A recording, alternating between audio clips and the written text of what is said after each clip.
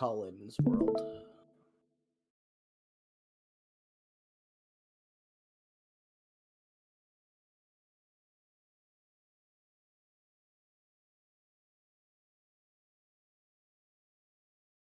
Lucas.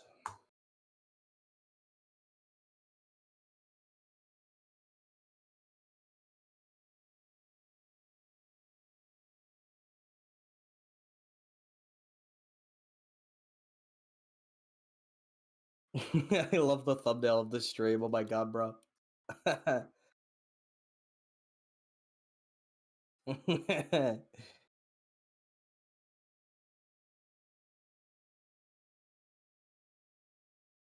Mary Jane, the school teacher.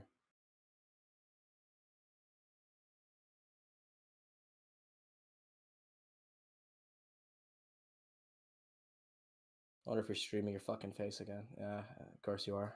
Of course you are, bro. It is. I didn't even notice that. Okay. Keep it that way. Is my mic... Make the audience more happy. Is my mic, what's it called? Is my mic too quiet? Hang on, let me hear. Oh, wait. It's a little too quiet, yeah. My voice is overpowering yours. Your voice scales higher. Shut the fuck up. It should be good.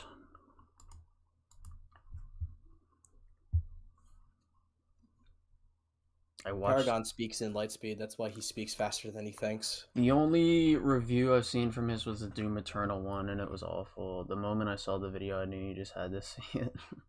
We're literally crying because females do anything considered manly in the game. I watched this review for like the first 15 minutes and quit.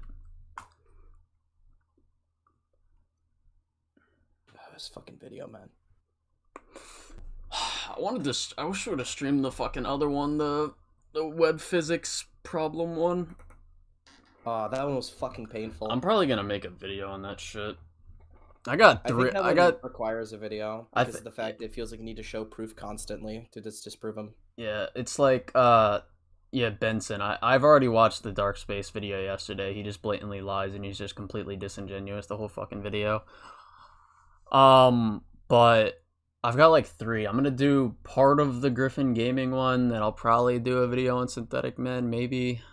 Woke. He's got a whole chapter, woke side quest and propaganda. Oh god. But yeah, I'll probably make a video on 3 of those and then my own review. Give me a sec.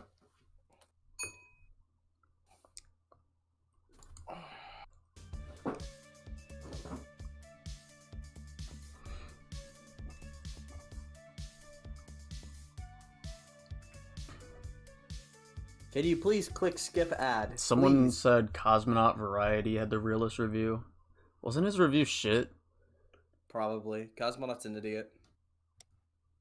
I remember he blatantly lied about TASM to criticize the first TASM 1 movie. Yeah.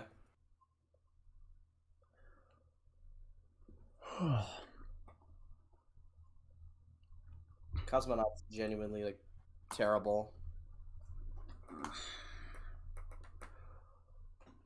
Alright, you ready? MJ was right. Alright, I have watched like I watched like 5 minutes of this yesterday.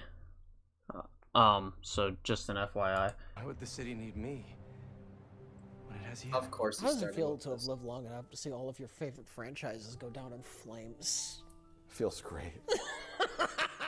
Another year, another Sony cinematic slop game that everyone's gonna pretend is a masterpiece. At the time of recording this has a 91 on Metacritic. Can you go back for a second? Just go back quickly. Yeah, go back. Yeah, just play it. Another Sony cinematic slop game that everyone's gonna pretend Pause. And got him. Alright, check in chat. the masterpiece. At the time of recording this, this has a 91 on Metacritic. Now, if you still trust Metacritic scores, you're probably an idiot, but still, the point stands that this game is obviously getting the Sony hand job from all the critics for pushing for social change. Even if you do agree remember, with he said, it is far now too I don't have the similar to best last reaction game time. Gameplay-wise, it really makes very few, if any, improvements. It has some of the worst pacing I've ever seen in a video game. Despite having significantly fewer cutscenes than God of War Ragnarok, it's actually worse because it interrupts the gameplay every 10 minutes. And even when you are playing it, you're either solving a brain-dead puzzle or playing some other mini-game, or you get a walking simulator mission where you're playing as a spider bot. Basically anything except swinging through the city and fighting bad guys. So basically anything but swinging through the city and fighting bad guys. That's interesting. Damn. I don't know. Let's just ignore the majority of the game. Yeah, I don't know. I guess we just played different games. I don't know. It makes absolutely no sense how this game is up there with all the greatest games ever made.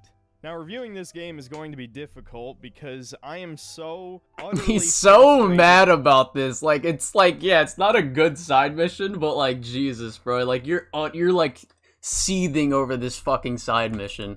Tired with all of the political virtue signaling that is in modern video games. And this is one of the worst cases I've ever seen, by the way. If you tuned into the streams, you know exactly why already. So it's going to be hard to actually try to give this a fair review because this game really, really pissed me off. I mean, I don't think I've been this mad at a video game, well, at least in Starfield, which really released not that long ago, but you might have thought that I was reaching on some of my points with God of War Ragnarok's story. And I'll admit, I was barely paying attention half the time because that game was so unbelievably boring.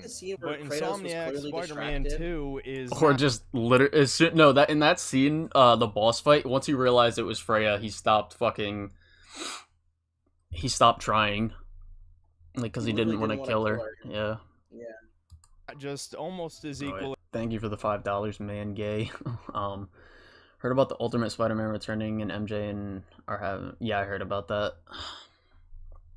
Boring as God of War, but also twice as woke, undeniably so. It'll be double the woke.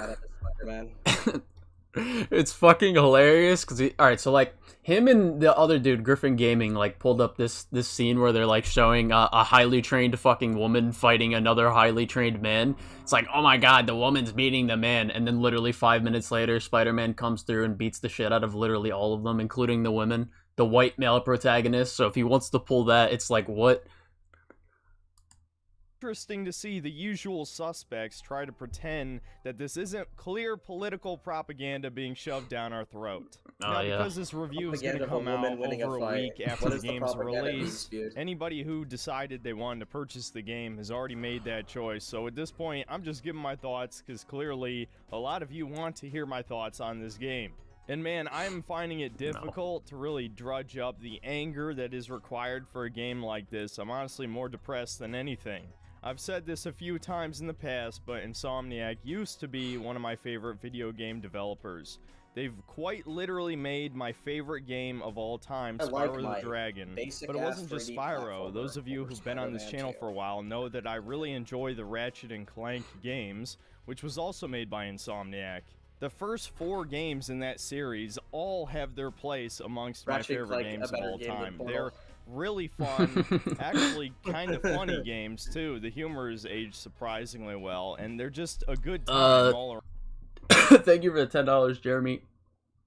What's my favorite suit? The No Way Home end suit, the blue and red one.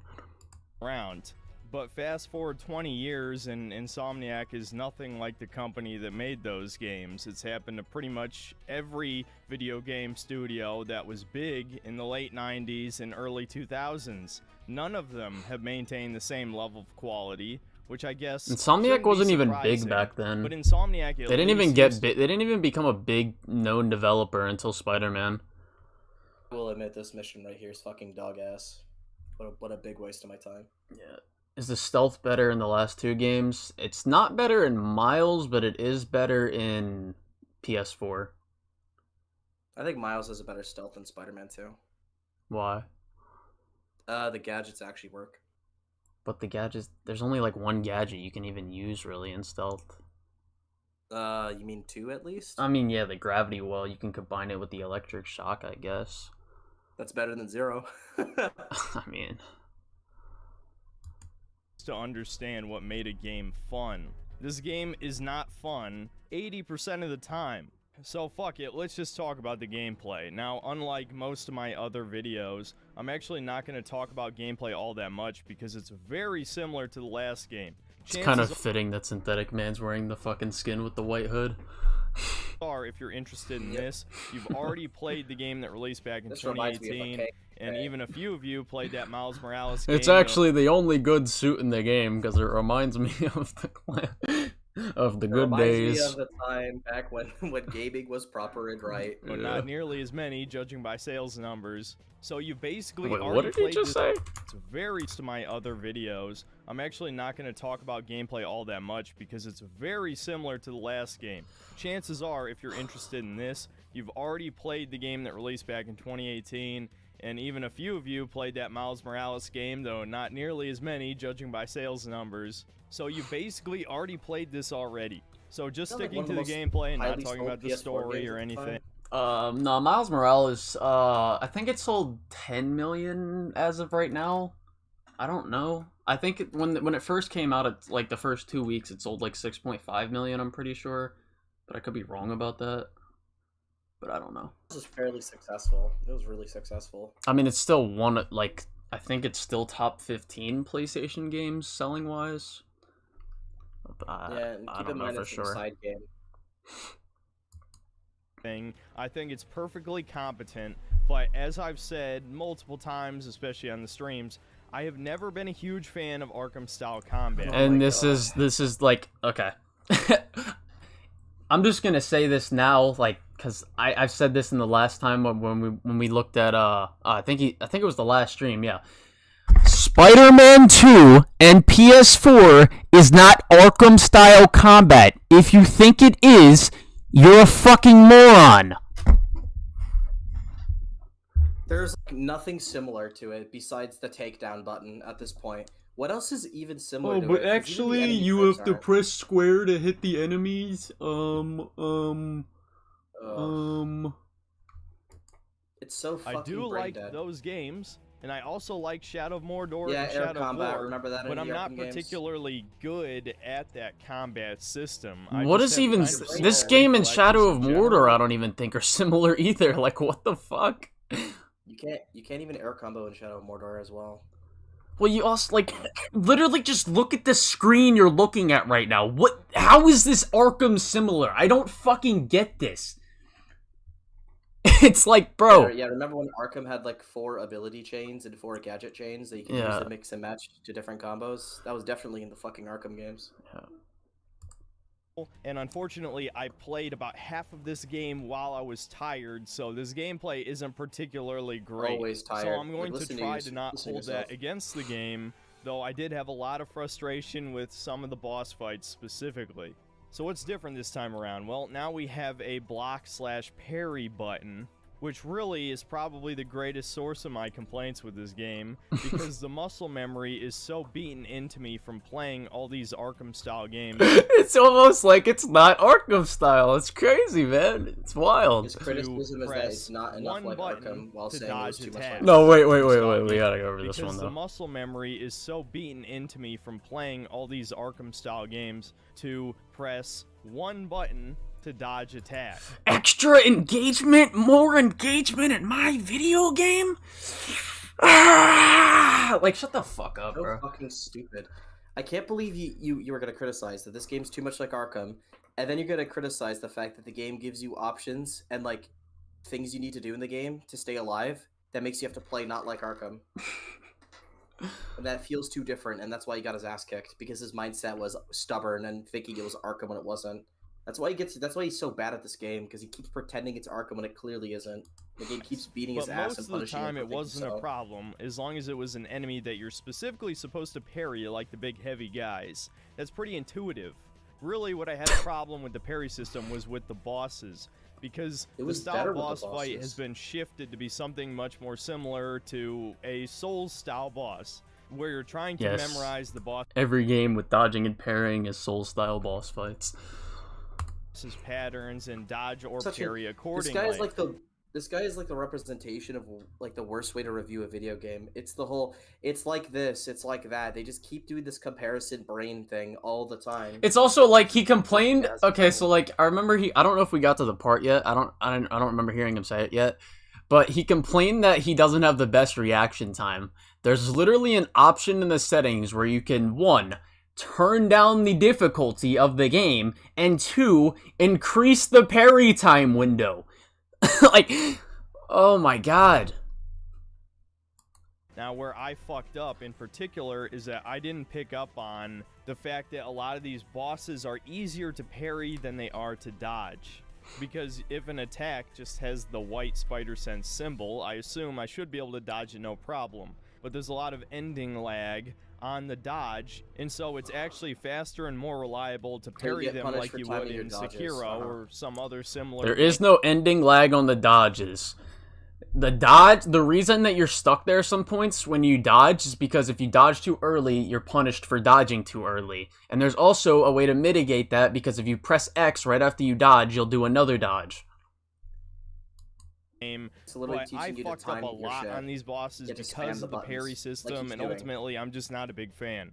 I'm not going to say it's bad game design, because I don't really think it is, but it personally made the combat less fun for me. And it's not really worth explaining the rest of the combat mechanics, because you should already be familiar with them. It's not worth explaining the rest of the combat mechanics, because it's so similar, despite the 4 new ability wheels that you can mix and match, the other new gadgets that work pretty much completely differently from the other gadgets from the first game, the multiple different enemy types that all have different movesets and different ways to challenge you. Yeah, there's nothing really here. It's like, shut the fuck up. Like an Arkham if anything, my personal complaint is that the game's too different, because I really like the first game. Which is this personal complaint.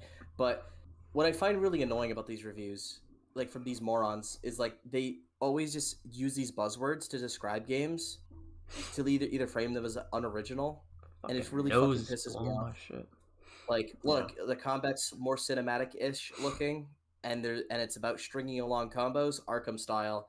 Oh, there's dodging and parry, Soulsborne. It's like, it's so fucking frustrating, because like those games didn't invent that kind of shit in the first place, and even so, these are the most shallow things you could compare out of all of these combat systems. Like, Soulsborne games are actually challenging too. Like, they're one of the harder games. They have a stamina bar for the most part you have to mitigate. You don't have to do that in Spider-Man 2. Like, they're so different. It's just brain dead when I hear this kind of comparison. Yeah, I mean, not all Souls games have a stamina bar. Well, I mean, technically, if they're labeled the Souls, like Dark Souls, yeah, they all have stamina bars, but like Sekiro doesn't have a stamina bar, and neither does Survivor and Fallen Order. But yeah. Isn't there like equivalence though, like with the force meter? Well, the force meter, yeah, but it kind of functions differently. Sekiro, instead of a stamina meter, you have like a block meter, so you can't. So like if the block meter gets too full, it's like you can't what's it called? You'll get hit if it's full and you get and you try to block. Yeah, like there's a heavy emphasis on air combos. In fact, air combos are just better than ground combos, but with the downside being that if there are any ranged enemies in the area, they will immediately target you as soon as you knock an enemy into the air. So he's playing on the easiest difficulty because all of these enemies just went out in like 2 hits. The downside being that if there are any ranged enemies in the area, they will immediately and he's still complaining. And he's still complaining about the fuck. Oh my god. Customize the fucking difficulty in this game, and we're still hearing complaints about the game being too easy. Red Goblin better not be Spider-Man 3 Victor, but thank you for the $2. As soon as you knock an enemy into the air. Now, to talk about the enemies, I was a little bit disappointed on this front. The enemy variety is somewhat lacking. It's not as bad as it seems. You're fighting fucking symbiotes! How is the enemy variety lacking, bro? Like, you're literally fighting fucking symbiotes right now. There's 4 different, no, 5 different symbiote types. You have the green ones, the yellow ones, the red ones, the purple ones, and then the brutes. Purple guy? Shut the fuck but up. In practicality, you're fighting the same handful of Craven goons about 75% of the time. And you've already fought most of these enemy types in the previous game. One, that's not true, because you also have the other enemy factions, like the Fire Guys and the regular Street Thugs, as well as the Sandman enemy types. So, no. And also, what's even wrong with... And hypothetically, if you were only fighting the Craven goons for the whole game, there's so much variety in the Craven goons, so it's like, okay. Well, yeah, like there's a difference between factions and enemy variety. Like the Craven Goons have a lot of different. They have 2 different like mini bosses. They have like the bear ones, and then they have like the armored one with like the shield and shit. Mm-hmm. You have like the guys who get like, you have like rocket launcher goons. You have people that like stick to like the walls and shoot the crossbow at you and all that shit. The sword enemy types. There's like a lot of different variety with like just the Craven Goons alone. And then you add the symbiotes, which are like even more dynamic, even though there's like only 5 of them. Yeah. With the exception of the new brute enemy types, now all having an undodgeable attack that you have to parry instead. Oh yeah. There's also a robotic panther that drones. Mm-hmm. Well, and the dogs also mitigate your special. Yeah. Can shoot and like out the bird a enemies wave have a ranged attack, and like they fly around and shit. Temporarily disables your abilities. That was a pretty good idea. I like that. But that's pretty much all I have to say about it. If you played one of these Arkham games, bro, how is he showing this gameplay and going the enemy variety is lacking? Look at well, this. He's saying the enemy variety, and he's like, if you've played one of these games, these Arkham-style games, what are you looking at? I'm just genuinely curious. Have you even played fucking Arkham? Look at your own gameplay. Well, yeah, he's just generalizing because he doesn't understand how to properly criticize things. He wants to find something to dislike about the gameplay because of the woke propaganda, so he just has to go because of the woke propaganda. Like the game. Well, yeah, that's why he's fucking insane. So he's just gonna go. He's just gonna go Arkham clone, just like the last game. At lacking enemy variety. Even though there's literally like a fucking gunship coming down, dropping in enemies that do 5 different things and can like deactivate your abilities and stick to like walls and shoot crossbow bolts at you. But no, lacking enemy variety. He's just saying temporarily disables your abilities. That was a pretty good idea. I like Not to mention there's like triple the amount of enemy variety in this game than there is in the Arkham games. Well, yeah, it's insane.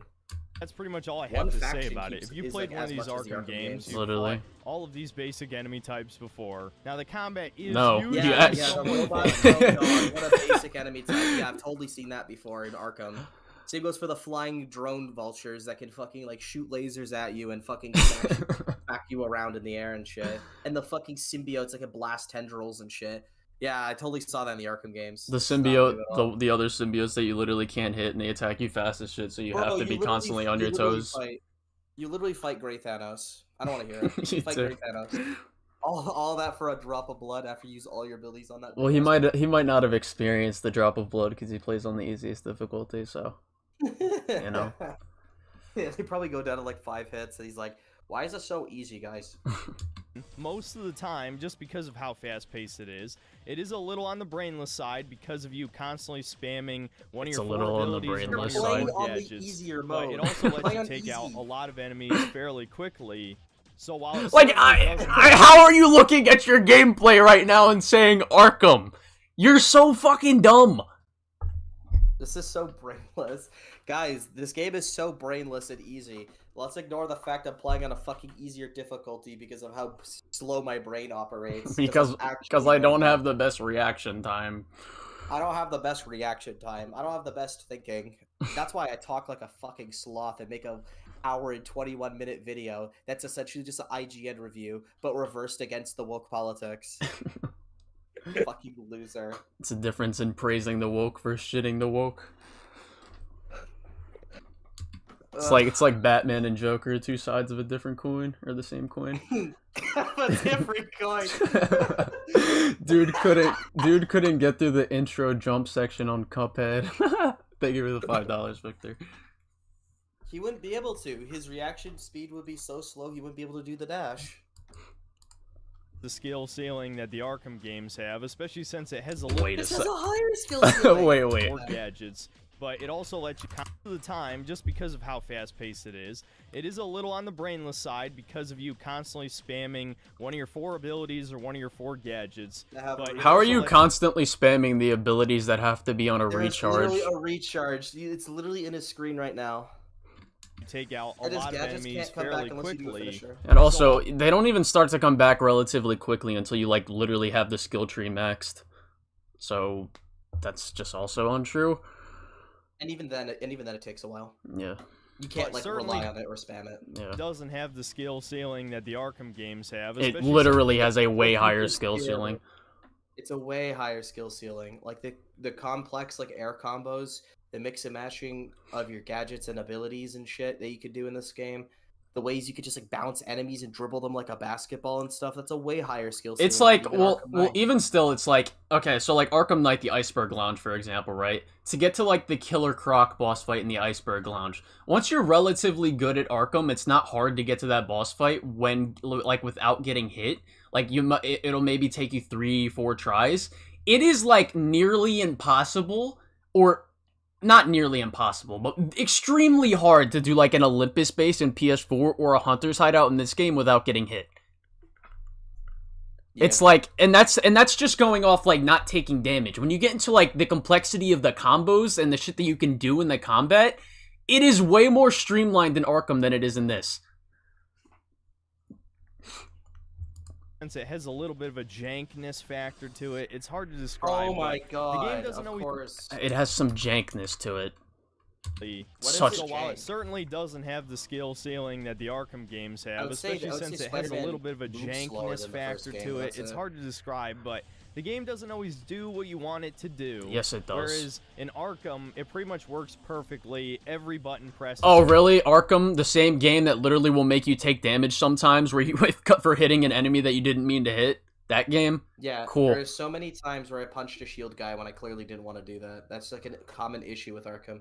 I'll admit, in this game, it seems more literal than the last game, which I don't like, but like you can blatant. still control Spider-Man decently fine. Well, it's like, even still, like, this game has the white out, like, you'll always know the enemy that you're about to hit because it has the white outline over the enemies. Yeah. Important. This game, it's much more mashy. Again, except for the boss fights. The boss fights are a significant challenge, and if I wasn't really tired while playing this game, I might have actually enjoyed them.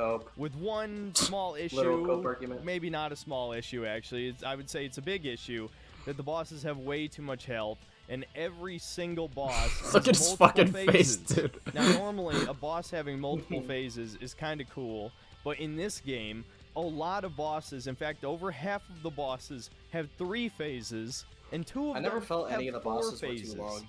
That's the only ones I felt like that with was Lizard and really? Scream. Lizard felt short for me.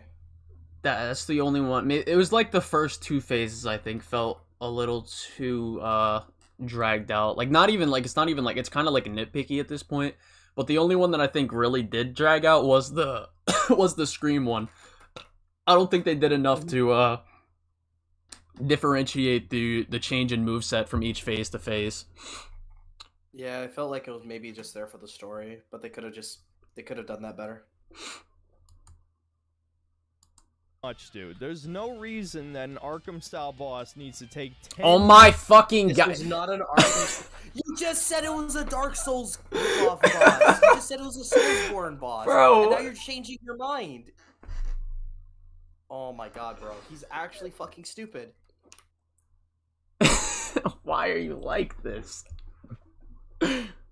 Minutes to defeat, especially since this is the type of game where if you sort of lose the flow and start fucking up, you can very easily die and then have to restart that phase over again. Oh no, you have to be engaged and paying attention to the boss. No, you have to not suck ass and beat the boss and not fucking die. Man, well, why don't they have easy checkpoints so it could feel more like a movie game, so I could bitch about it being a movie game?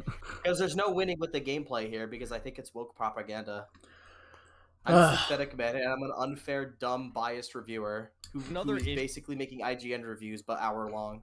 Issue is that some of the bosses can be stun-locked with your abilities and gadgets, I'm not entirely that sure need if a this is recharge, right? intentional, and it might just be given It's the not overly even fucking inflated like health what's it called? bars. Like when you use the okay, so I think the only ones that stun lock them is the 4 special abilities which need a recharge, and then the upshot and the concussive burst. And they don't even last they don't even last that long as a stun burst, and you can like if you start comboing them when they're in the stun lock, they can fuck you up if you're not paying attention. So like what? Also, those are resources that will go away, and you can't spam them. And yeah, like literally look at the bottom right of his screen right now. He doesn't have the concussive burst, and he's about to run out of the upshot. He has 2 abilities that he need to recharge right now. But normally you're supposed and there's 3 to dodge phases of or this boss. parry the Remember that. 4 or 5 attack You complain about the sequence, bosses being and too then long, you but then get you your also 4 or complain that 5 you have a way punches to, like, in. stun But them you can then and beat them use up an faster. ability and get another 4 or 5 punches, then use another ability.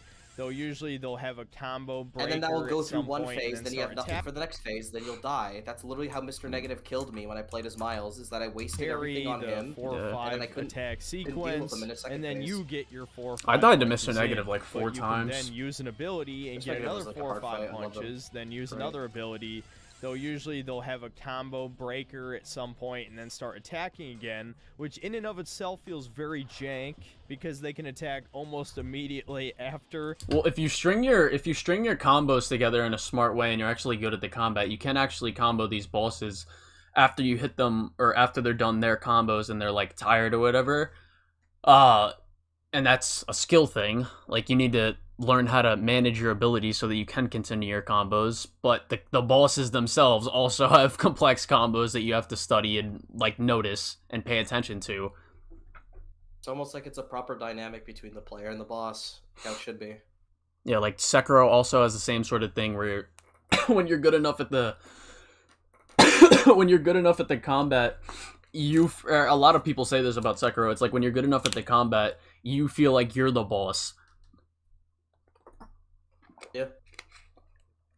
I just can't believe you said these are Arkham bosses. It's so fucking unfair and disingenuous. Well, they're Dark Souls. They're Dark Souls and Arkham bosses. That's what they are. At the same time. Yeah. Yeah.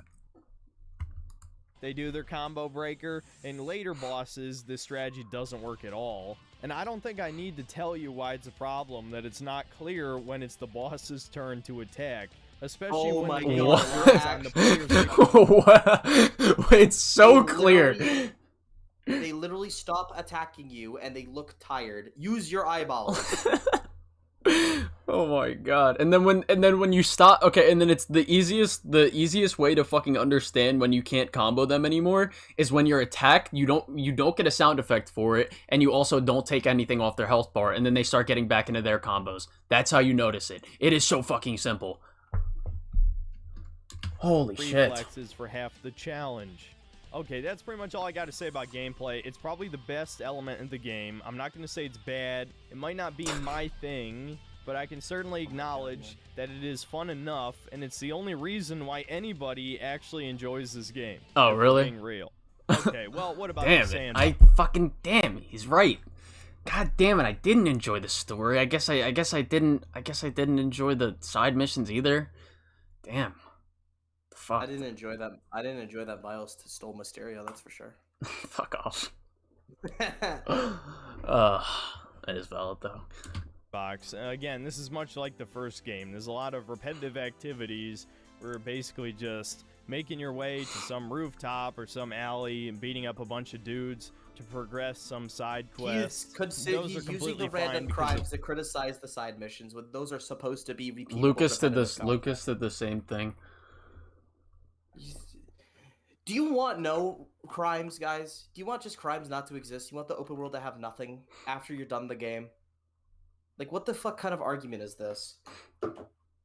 So fucking brain rot.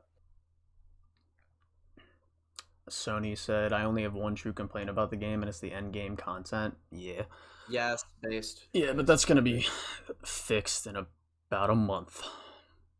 But it should have been there at launch. Yeah. Including the races? The races gonna be fixed? They're gonna bring in the races? They're not gonna bring in the races. Maybe DLC, hopefully. Better be in DLC. What if they just drop a DLC and there's like 400 races? They make a Mario Maker system or some shit? That would be fire. What if they just pull Arkham Knight and just have constant like challenge maps and races for like DLC? Yeah. Like a DLC pack. That would fix it. Sony, you can join if you want, but yeah, continuing. You're playing the game during those times. One thing I will guess I would say admit the is I Sandman, completed. He's cherry picking the first ever like side mission you get in the game, which is like I guess this one is repetitive because it is the same thing over and over again, but it's more about like the narrative.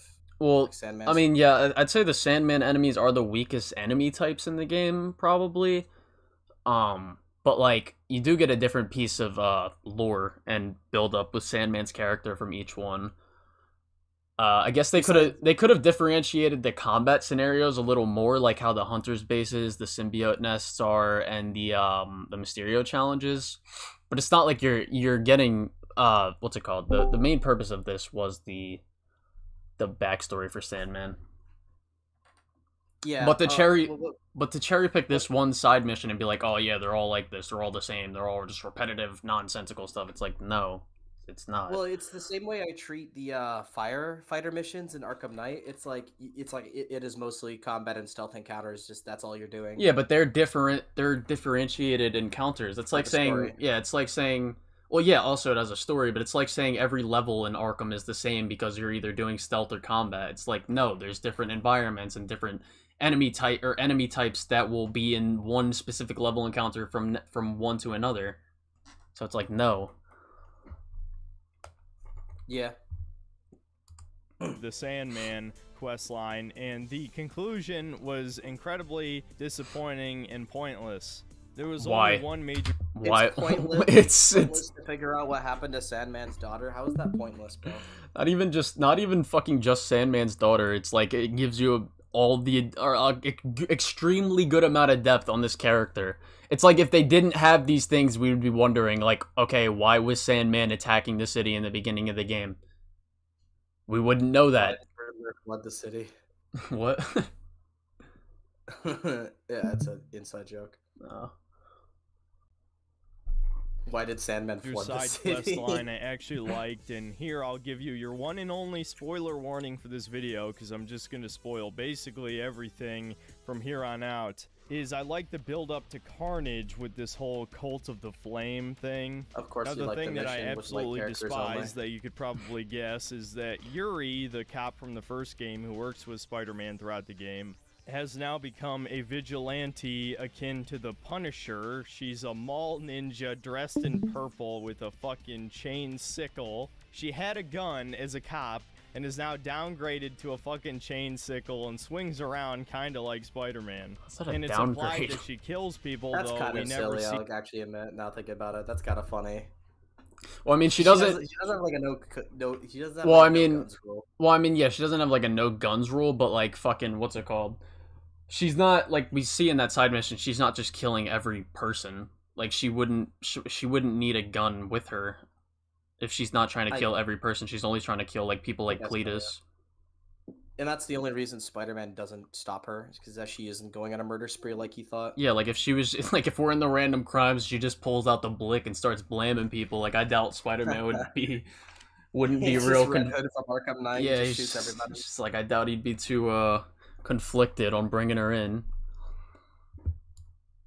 Yeah, that's actually fair. Her actually killing anybody, and there's multiple things that are cringe about this character. First of all, she acts like a try-hard edgelord. Another case of a strong female character basically just embodying toxic masculinity. Dude, what are you this is just pure waffle. Like, what the fuck are you talking about? Woke propaganda.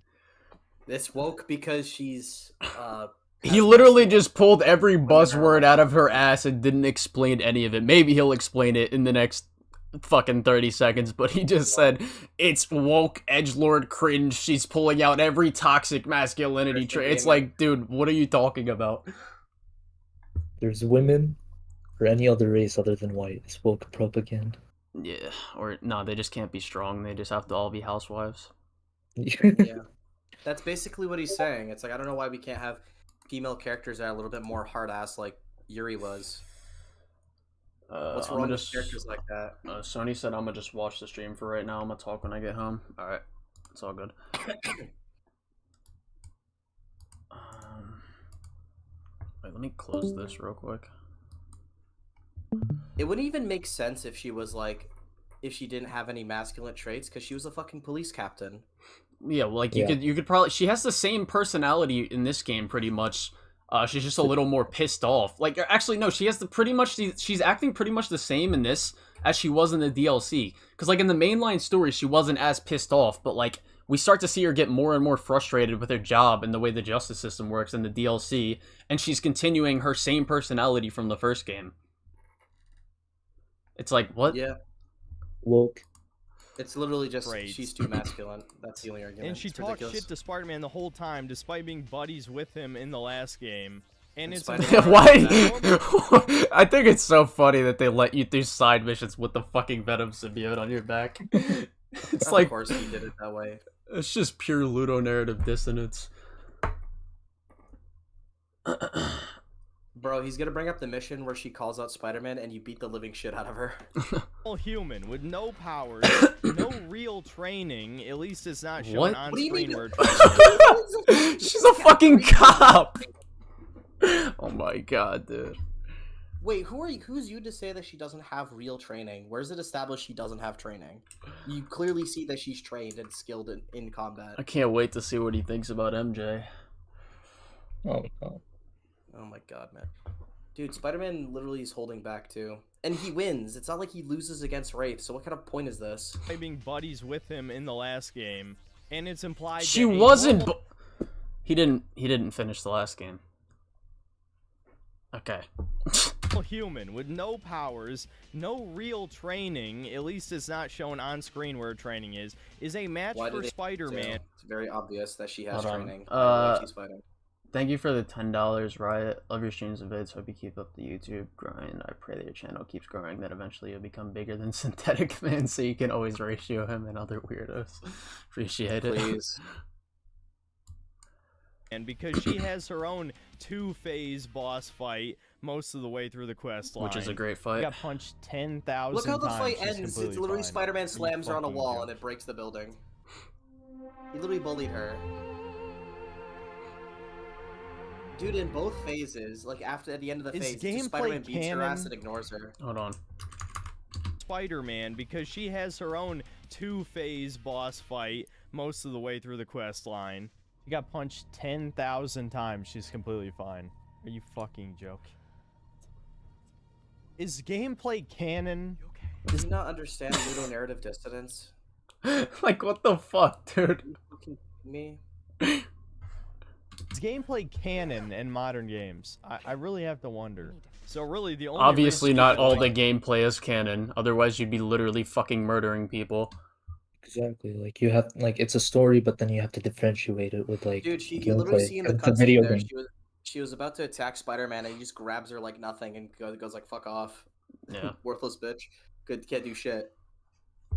Literally, it literally shows in fucking cutscenes that she can't take him at all. So I don't know what the complaint is. The final mission where Spider-Man has to defuse a bunch of bombs and then derail this train. The train ends up nearly killing him. It crushes him up to his neck. And Cletus nearly burns him alive while also obtaining a piece of the Venom symbiote. Damn, I didn't even notice Cletus had the dogs out. Says the word carnage if it wasn't any more clear at this point. Now, before I devolve into just talking about all the various aspects I hate about this game, I guess I'll give a very quick mention of the web swinging. Now, the swinging physics are still inferior to the original Spider-Man 2. Oh my fucking god. I just played Spider-Man 2, so I can absolutely verify that the swinging was more satisfying in that game because it took more skill. No. No. I literally just played that game. It does not take more skill.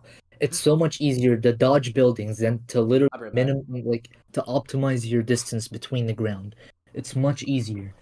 Like, no, this guy's a fucking re. It also just has way less variety. Or maybe not way less, but it does have less variety. Or yeah, Spider-Man has much more meaningful variety, like the wingsuit, the dashing, and the fact that the parkour works better. Exactly. And it integrates better into your swinging and stuff. And the fact if you wall run too much, it would fuck up your momentum. Is something that you have to keep in mind because you could still hit buildings in Spider-Man 2. Yeah. Like, I fucking hate everyone who says this. He's just trying to sound smart, more satisfying. Look at the haptic feedback using the web wings to gain speed and other ways of gaining altitude. Yeah, I know. Yeah, there's a lot of ways to gain speed, much Well, more like, engagement. It's like most of the shit I didn't. So like this was the main reason I posted this fucking YouTube video. It's like just to show off the crazy shit that you can do with this system and how fast you can go while also just being efficient and not running into buildings with like high skill play and shit. Exactly. Like you can't do. Let me just get to the best part, probably.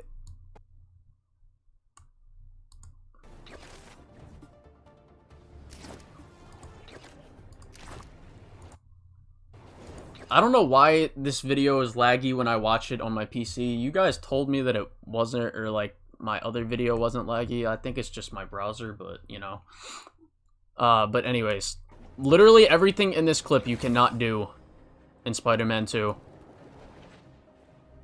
Yeah, corner tethering. Like, since when can you do that in any other Spider-Man game?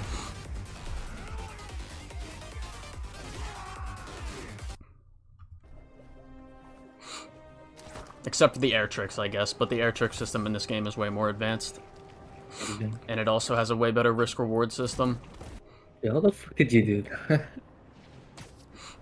Well, like, just look at the loop-de-loop, for example. It's way more smooth and clean in this game than it is in the fucking Raimi in the movie game.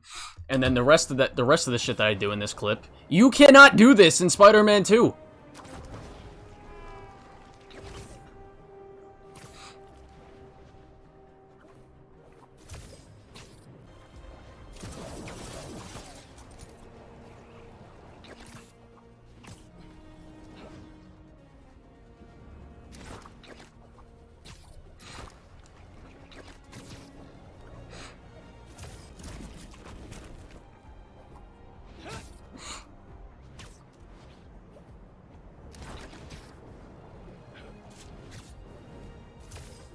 Dude.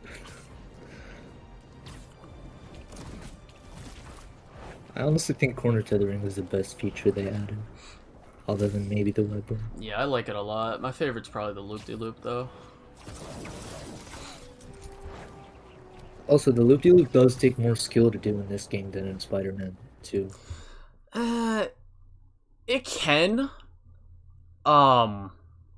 Sometimes it doesn't, I think, but most of the time. So like with Spider-Man 2, it's a very situational move because like you need to be pretty much going as fast as possible in that game to pull off the loop-de-loop. Plus the loop-de-loop just looks really janky when you do it in that game because the camera like completely fucks you over when you do the loop-de-loop because it like literally makes the camera look front facing you, so you like see the front of your body and you don't have like a wide FOV like Spider-Man 2 has. No, I'm talking about diving down with zero swing assist and not trying to hit the ground. Oh yeah. And, yeah. Also, I just realized the zero swing assist with Marvel Spider-Man 2 is just something that just like is a counterpoint to the people that want like web swinging, then you can run while web swinging like on the ground when you're close enough. Yeah, you can't run in this game on the ground. But like that just adds more to the skill ceiling. I'm back. What's been said? We were just talking about like the Spider-Man 2 versus Spider-Man 2 comparison. Thank you for the $5, Sans. People like Synthetic Man don't have your skills that do you or have the patience to practice all the skills and grind. Well, yeah, because he thinks it's fucking Arkham, so it's just... Dude, people who say that the swinging isn't as good as Spider-Man 2 literally just don't turn off swing assist. Much better physics. It just had not even I honestly, even if I was to turn swing assist on, it's the amount of variety that you can do and the shit that you can do with the new Spider-Man 2. It's just a better system. Yeah, I know. Yeah, it does take way more skill when you turn the swing assist off. But like, even if I don't turn it off, I still think it's better than the Spider-Man 2 movie game. Yeah, but the skill ceiling, bro. I'd say the most noticeable advantage that the movie game has over Spider-Man 2 is the fact that you can do two webs, like swing with two webs. Synthetic is the god you are all hating. What does the two webs actually impact in the movement system? So basically, when there's two buildings, you can like do a loop-de-loop that like literally keeps you into the center. I don't know. I find it cool, but like you can. There's a lot of things that you can do with it. Maybe. I just haven't seen the use when I played the game. Yeah. The That's what what? I'm asking. Oh, swinging with 2 webs. Oh. 2 hands. Webs on 2 hands. I just don't see the point in it when I played the game. Well, the only thing that swinging with 2 hands gets you, is the reverse slingshot thing. 2 sides of 2 different coins. Yeah. Momentum and felt faster than this, though in reality I don't think that's actually true. I believe people have done the tests before, and by default in the settings there's a swing assist feature that is maxed out that makes it pretty much impossible to fail at swinging. Even when it's on 10, it's literally not impossible to fail at swinging. Yeah. I literally already went over this in this video. Which one is it? This one. It will actually alter the momentum and the angle of your swing so that you don't hit the ground. Now, of course, about halfway through the game, I turned this off to see the difference, and it does feel a little bit better without the swing assist. But now with the addition of the wingsuit, it's harder to fail anyway, because you have to maneuver the... No. Oh my fucking god. Not only do you also... Yeah, you can also fail in the wingsuit. You have to maneuver it properly, especially when you're going through tight buildings. I've done it multiple times. Again, video exhibit A. What's it called? And then, what's it called? Like, so like, when you says, so let's say you're swinging and you're about to hit the ground. You're not just gonna magically whip out the wingsuit and it's gonna save you, especially when you're really close to the ground. Or if you're about to, what's it called? Like, let's say you're like beelining straight towards a building. If you just whip out the wingsuit, you're not gonna be saved. At the height of your swing, you can just break out the wingsuit real quick and glide, keeping most of your momentum. And then once you slow down, you start swinging again. So it's even more brainless. And Spider-Man with the wingsuit... What? It's even more brainless that you have to keep using all the mechanics in the game to keep your momentum. Yes. Makes sense. Just feels wrong. And man, I'm just really sick of wingsuits in general. Maybe because I've played so many modern games in the past decade, but I think the only time I legitimately enjoyed one was Just Cause 3, and even then, I enjoyed said wingsuit even more when you purchase the first DLC and it turns into an Iron Man jetpack with a machine gun and missiles. Ultimately, I just don't really like wingsuits that much anymore. What other game recently has had a wingsuit besides Just Cause? I can't think of any. I've played a lot of games.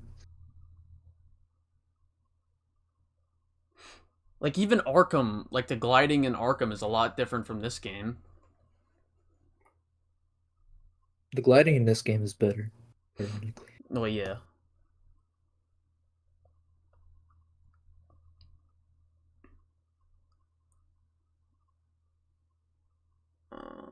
Riders Republic. Wait, Riders Republic had a wingsuit? I didn't even... What? I've never played that game. I only played it for like 2 hours, so maybe it does. Battlefield 2042. I guess, but that's also way different. I've played that game. It's not like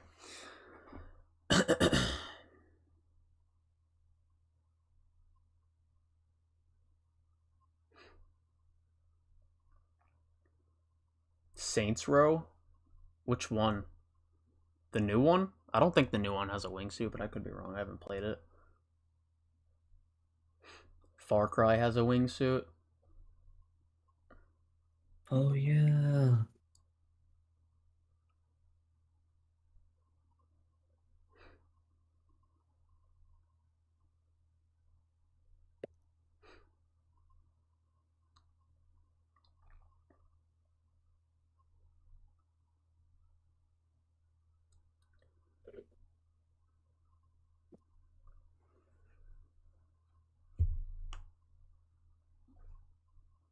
Like, well, what's it called? Like, even, okay, so, like, even hypothetically, right, we have another game, like, we'll use the Battlefield example, right? Just because another game has the same system, that doesn't mean the system works exactly the same. Guy only looks at it. Oh, wingsuit. That's it. It's the same thing. It's like he doesn't. It's like saying, there's so much combat in games coming out modern days. I'm just getting sick of combat. It's like, bro, what? Yeah. They're not the same. Like, just because both have the same name, that doesn't mean it's the same thing. Or like the same idea, at least.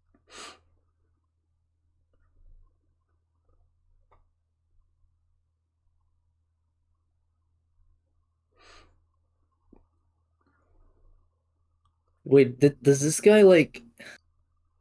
Does this guy like the first game? I think he said he did in his last video. It's weird. Liam, are you here right now, or are you just... Good.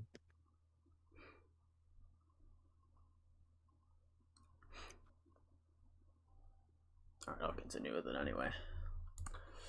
There's a cool novelty in that game and in Far Cry 3 and 4, but I've already seen it way too many fucking times. It doesn't belong in a Spider-Man game. Don't you literally like Resident Evil 4 Remake? That's like saying, oh, I've already seen shooting so many times, so I don't like seeing it in this game. It's like, what? It's like, you can get tired of a feature, sure. You can get tired of shooting in games because we've seen it for so long. But that doesn't mean it's exactly the same.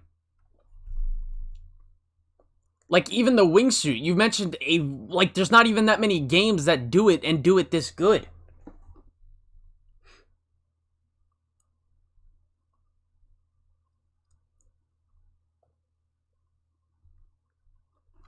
Web wings have been part of Spider-Man for a long time, hasn't it? Yeah. I mean, he doesn't use them often in the comics, but he has used them in the comics. He also used them in Far From Home and No Way Home as well. And we also just saw it in Across the Spider-Verse with Miguel.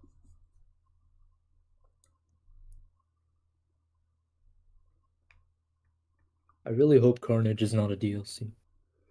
Why? I just don't think he's like a villain for a DLC. I think he's a little bigger than that. I mean, sure, but like it depends if they focus the whole. Okay, so like Craven, for example, in this story, right? Yeah. Like he's a villain that I think I don't think he could have lasted for the whole story. So like they spend a good amount of time. If you spend a good amount of time with Carnage, right? You give him his motives and you get a properly fleshed out story. It's like, I think they should say, if they're gonna have a really impactful Peter arc for the next game, I don't think Carnage would fit into it. I think Green Goblin would be the better fit. Especially I heard people say Red Goblin. Nah, not that. I don't know. I kind of want to see that. I'll be honest. I want to see Insomniac's. I think it would just. I think it would completely take away from Green Goblin, to be honest. Maybe, but here's where I'm like shaking my head for the future of the franchise. Where the fuck are they going with Cindy? Yeah, that's another thing I'm skeptical about. I just don't. Like, I'd rather if you not make her a spider character.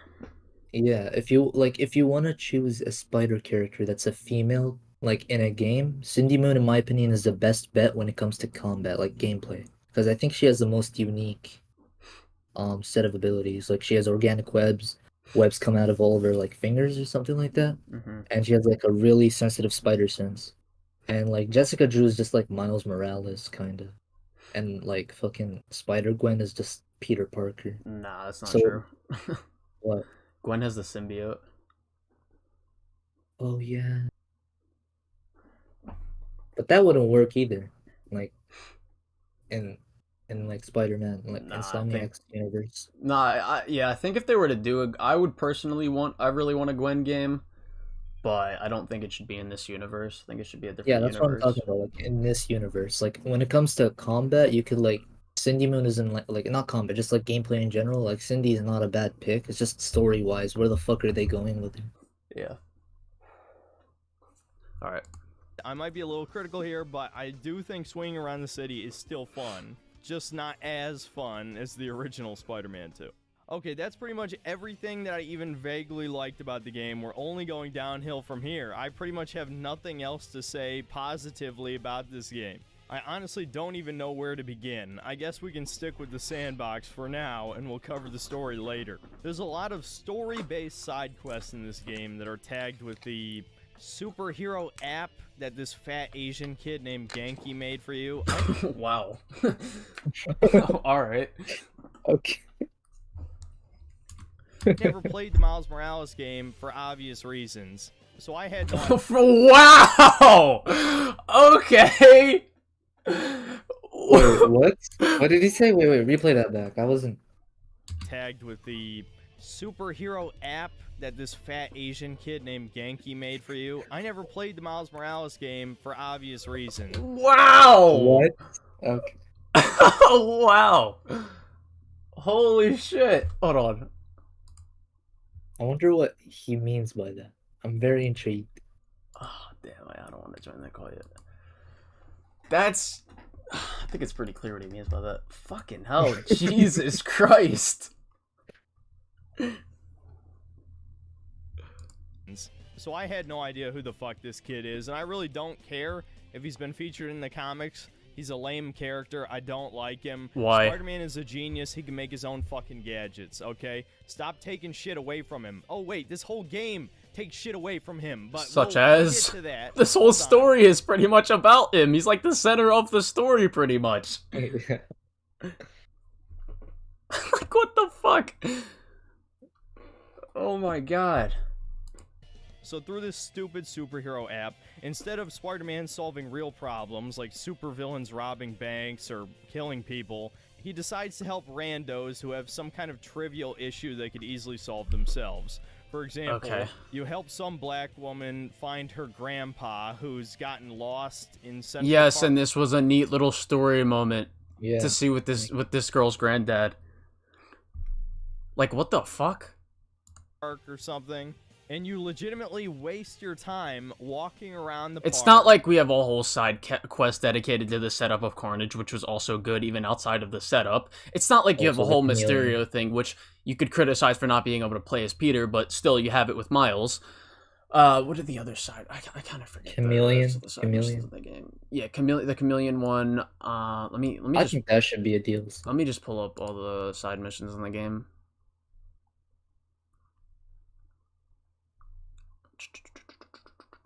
You have the Howard mission, which is fucking amazing. Yeah, I fucking love that mission. There are some bad missions, but like... Yeah, I agree. But where the fuck did I put it? I think it was this video. Dawn Power Wash has 3 cleaning boosters not found in traditional dish soaps.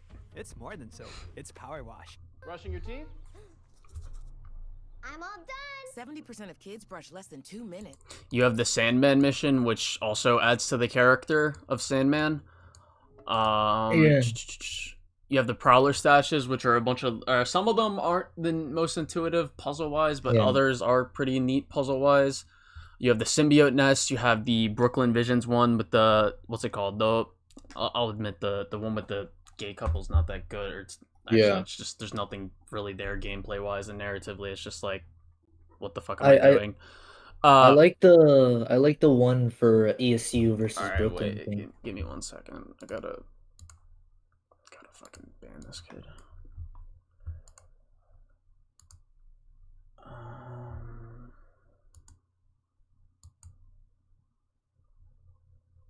Okay.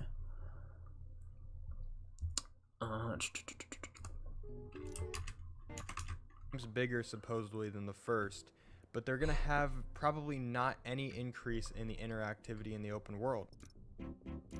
Okay, you've got the photo help one, which is a neat little thing. I think they could have did more with the photo help thing, like in terms of going back and playing as Peter. I think you could have implemented more actual Spider-Man gameplay into that.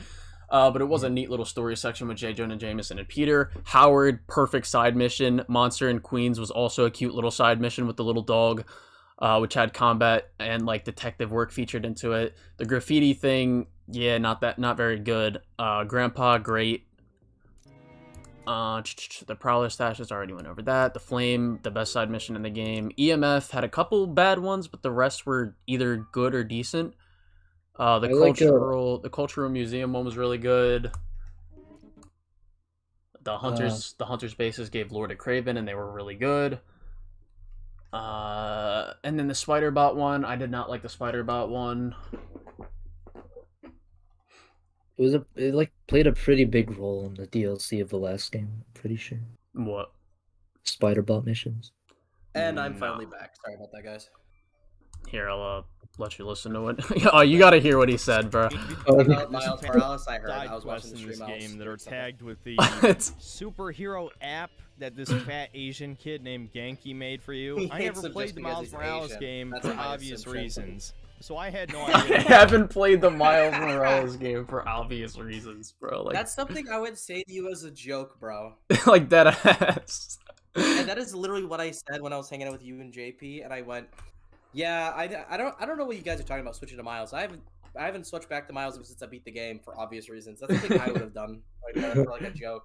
But he was dead ass. Fuck this kid is, and I really don't care if he's been featured in the comics. He's a lame character. I don't like him. Because he's Spider-Man Asian. is a genius. He can make his own fucking gadgets, okay? Stop taking shit away from him. Oh wait, this whole game takes shit away from him, but we'll get to that. Hold on. I already went over Stupid that. Superhero app. Gadgets. He makes the app, but I think that's about it. As in terms of gadgets he makes, I guess that's not even a gadget, just kind of something. His gadget is TikTok. Dead ass. Instead of Spider-Man solving real problems like supervillains robbing banks or killing people, he decides to help randos who have some kind of trivial issue they could easily solve themselves. He literally stops a For fucking example, fire cult. you help. Yeah, we are. Yeah, I went over the side mission stuff already. Help some black I can't believe he woman. hates the old man mission. Yeah. Oh, it's because they're black. Yeah, you know why he hates the old man mission. He probably hates the Howard mission too, which is literally fucking perfection. No, I disagree. I think he loved the Howard mission. Like that, he thought the ending was Find probably her. really happy. No. He's probably like, yes, finally.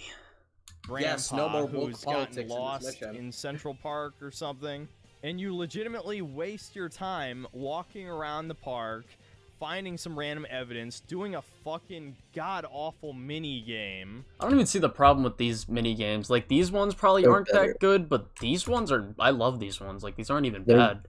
Those ones are I like better those than ones. like the first game. They're better than the Yeah, first game where you definitely, had to do like 100%. the device thing. Yeah. I like them more than the first game. Yeah. Yeah.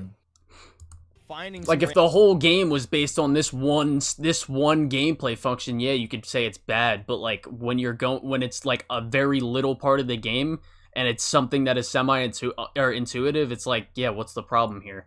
It's not bad. random This is like evidence, complaining doing about a Witcher 3 that you have to like use your Witcher senses to find a trail or something. I don't Yeah. know what the difference is. Well, it's like complaining about the fucking detective missions in Arkham. Yeah, detective moments in the game. fucking god-awful mini-game. And this game's full of shitty mini-games, by the way. They're just straight up padding. They add nothing. They require no brain power. Though I say A that. couple of these. Dude, are- you're literally speeding up footage of you fucking it up 5 different times. Yeah, I was about to say these things did make me think a bit, like a couple of them. Yeah, same. Yeah, me too. Yeah, funny enough, I did get stumped by an incredibly easy one at one point. Oh, Not that. You get stumped. Oh my god. Are you just acknowledging that you're actually retarded? You bro. just acknowledge your own inadequacy in brain function, so you just understand that it is easy, but you're fucking stupid. Is that Look what's at going on here? his face, bro. That fucking frame. Thank you for the $5, Vector. Seabird song while playing the Howard mission is the best side mission. Yeah, it's facts. That mission's dope. Guys, probably hates I'm it. feeling dumb. My dumbness is activating. Thank What is it you. not Retard activating? mode engaged. I guess that's another moment for the son of That ES. should have been the quote at the beginning of this fucking video. Retard mode engage. compilation. But of course, at the end of this quest line, you find the grandpa. look he how annoyed talks he about is. his wife. It's just because he's and black. That's it. That's the whole point of the quest, is to listen to some old man. I wonder how he's reminisce- gonna react when he figures out the person whose costume he's wearing is based off a Hispanic man. Bro, he is literally struggling to empathize with this character that lost his wife mainly because he's black, and nothing's changing my mind on that. about his wife when he was younger. Dude, I already But banned it's the much Sky worse than Kid. that. I don't. There's He's not another even in the quest where you chat. help some old black guy free his pigeons because he's about to die, and He so hates they them. need to find Oh a my new God. home. And all you do is just swing around the city with pigeons flying around you while a copyrighted song plays. That's the whole What's wrong fucking with mission. And oh, big shock, he's dead when you come back. Ooh, how sad. There's another side quest. That is. Oh wow, man. Yeah, that's just, you know. Dude, he is unironically unempathetic, and I bet it's because the character's black. That's the only thing I can assume at this point. He didn't like the side quest for obvious reasons. Fucking hell. Yeah, unironically. Where you help some blind woman because apparently there's a monster in her yard. It turns out it's one of these robotic panther enemies, and Genki reprograms it to be a dog, a heckin' pupperino, and you train it by What's the shooting problem? webs at shit in the environment. And of course you give the robot dog to the lady, which has a fucking rainbow painted on it for some fucking reason. This whole game's like that. That's What just he the literally tip of only the paid iceberg. attention. Make it He look only more paid friendly, attention to the. obviously. No, notice how he only paid attention to the rainbow. Thank you for the Wow. $5. Thank you for the $5, Froglin. Imagine if Synthetic Man played a Yakuza game. He would call it woke because you play as Japanese characters. In Y3, you help a trans person. Oh god, he would have a field day with that one. For that shit. Every time there's a rainbow in the sky, God's being woke. It's like, fucking hell. Based. Gets worse. It gets much, much worse. The Ice There's Spice another side mission. where you go to Miles' private school and help some Zoomer mutt who I couldn't Oh my god. Did he unironically just say that corny ass shit? even tell was a woman until I looked closely. Take What the pictures. What? What the fuck is wrong These with are you? his expert level analysis of these fucking side missions, dude. Like, what the fuck? He's around literally the just school, reverse IGN. including I of am their not fucking IGN. Some would say I'm the esports reverse. club. And then the quest all of you were waiting for me to tell. Yeah, like this was the part I was Go. this was the part Let's get ready. No, this was the other side mission, the Brooklyn Visions one I was telling you I thought was good because you have to like Yeah. explore around the thing and find the specific picture that you need to take and then you chase the drone around. Like this was good. I like this one. Not as good as VJ. Yeah, you're right. Sports club, and then the quest all of The electric spider. Fucking hell. you were waiting for me to talk about, where you help a gay kid ask. Look at his this fucking dude- face, dude. He hates the. He's so homophobic, bro. It's hilarious. You could just tell with his facial expression. Like no, I will admit, like Insomniac could have did a way better job with this side mission because this is the most stereotypical gay guy, like ever created. But this guy is literally just fucking seething. Like, look at his face. He's like fucking. Oh my god. for me to talk about, where you help a gay kid ask this dude out to homecoming. Spider-Man is wasting his fucking time helping some gay kid ask out another gay kid. Are you Wow, fucking Spider-Man's a nice kidding me? person. How dare he? What the hell, man? It's not like this is fun. No, you just jump around some rooftops and shoot some webs at some shit, and the game forces you to watch. I literally tried to leave, and the game forced me to web back onto the lamppost over and over again. Yeah. This is what I'm talking about. This is how you know it's propaganda. They're shoving it down your fucking throat. And no, it being an my online side God. quest is not an excuse, especially since you had no way of knowing what you would see what this quest contained unless you read it on the internet. It's just a random side quest called Homecoming. But arguably, that's not even the worst side quest in this game. Oh no, there's one even worse. There's a side quest where you play as Miles' deaf girlfriend walking around spraying graffiti on walls.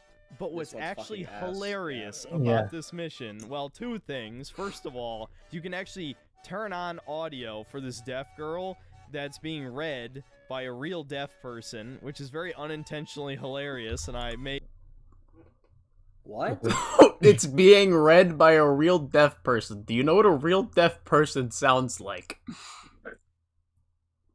Okay. I'm so confused. The most lowbrow humor jokes imaginable here. Black history and black futurism. The girl pink reflect better and Oh my god, wait, it actually sounds like that? What the fuck?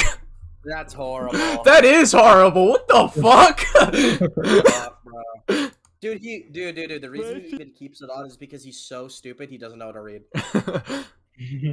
Futurism. I want my futurism. Wakanda forever. But in Insomniac's Did you Infinite just say Wakanda Wisdom, forever? because they couldn't have this character talk to herself, at least out loud, because she's deaf. He's throwing rocks at the cat because it's black. Video game, so the protagonist has to comment on what's going on every 5 minutes, or the fucking soulless golem zoomers playing the game would get bored and turn it off, I guess. Instead of It doesn't even come turned on. You have to physically turn this thing on. Dude, he is literally spending way more time in this side mission than like Howard's death, like the best Howard mission. He is spending more time on this than fucking like taking down the fucking flame with Wraith, where there's a boss fight. Well, no, he's got to. Well, no, he's got to spend more time on this because the woke propaganda. Making her just think. Emojis pop up on the screen. Deaf people apparently can't think. They don't have words in their head. They can read, but they think in emotes. You can't think. You should understand them. You can't. I don't even. What the fuck is the problem with the emotes on screen showing Haley's emote? Like, what the fuck is the problem with that?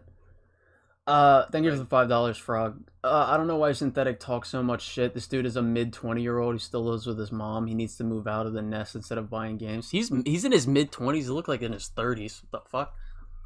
Yeah. Well, that's what happens when you rot away in your mom's basement all day. It's so woke, it circles back around to being like racist, sexist, ableist, whatever, you know. What? What? Oh my god. So the school members decide to throw a big prank, and they kidnap the school mascot, which might be a setup for an okay quest. In reality, you're just solving brain-dead puzzles the entire time. Light reflection puzzles that wouldn't be out of place in a shovelware PS2 yeah, I don't game. even think these were About too halfway shit. through, they have to virtue signal to you and throw in a mural saying how great BIPOC artists are, and we all need to stick together. Because, you know, women think all minorities are the same, apparently. How dare they and say you might that, wonder why I'm singling out women. Well, the lead writer of this game was a woman, and we'll get into that a little bit more later. Of course you would know that. Because it's kind of important, actually, believe it or not, to the plot of this game, or at least one major mission in particular becomes pretty obvious. And not long afterward, you go to some African art section of the city, and there's a whole other side quest line about retrieving stolen instruments from this black art museum. My god, this game is full of shit like this, dude. This is What is even the problem with the fucking music side quest? Like, it's literally just like, oh my god, they're a different skin color than me? Woke. What? What am I looking at? For the main story, but you meet a scientist chick like nothing who else has to the it. non-binary flag. Like, I didn't even notice this shit. You have to be active, bro. You desperately need some fresh air. Like, holy shit. Yeah, that he had to like. If you're like fucking searching for it, then it's not a problem. If you're searching, okay, if you are actively searching for this shit and sitting, like, if I was to look at this, I would be like, okay, moving on. It's like, what the fuck? Holy shit. And the monkeypox flag on her desk. There's a pawn shop with the Ukraine flag on the inside, which this is a fucking comic book. This reminds me of what Ackman said about the woke shit when the pronouns of Starfield came out. And he made it very clear the reason the woke shit was a problem back then was because it interfered in good writing and like quality. Like the Haldo plot hole is a good example. The like, what? They clearly just did the Haldo shit in Last Jedi. Oh. Like that's basically because of like woke propaganda, and that hurts the story because it makes the writing fucking stupid of why like she had to lie and all this shit. That like, you know, makes it not nonsensical. And that's based off of politics. That's why they did it. That is when it matters. It doesn't matter when it's oh, there's some black people in the game. Miles is in the game. I guess shit like I that guess is so every fucking time, like, real. what does he say whenever he walks outside and sees anybody that's not white? Is it woke? Like, is your fucking street being woke now because they allow fucking different people of color? Like, what the fuck, dude? That's why he's inside all day.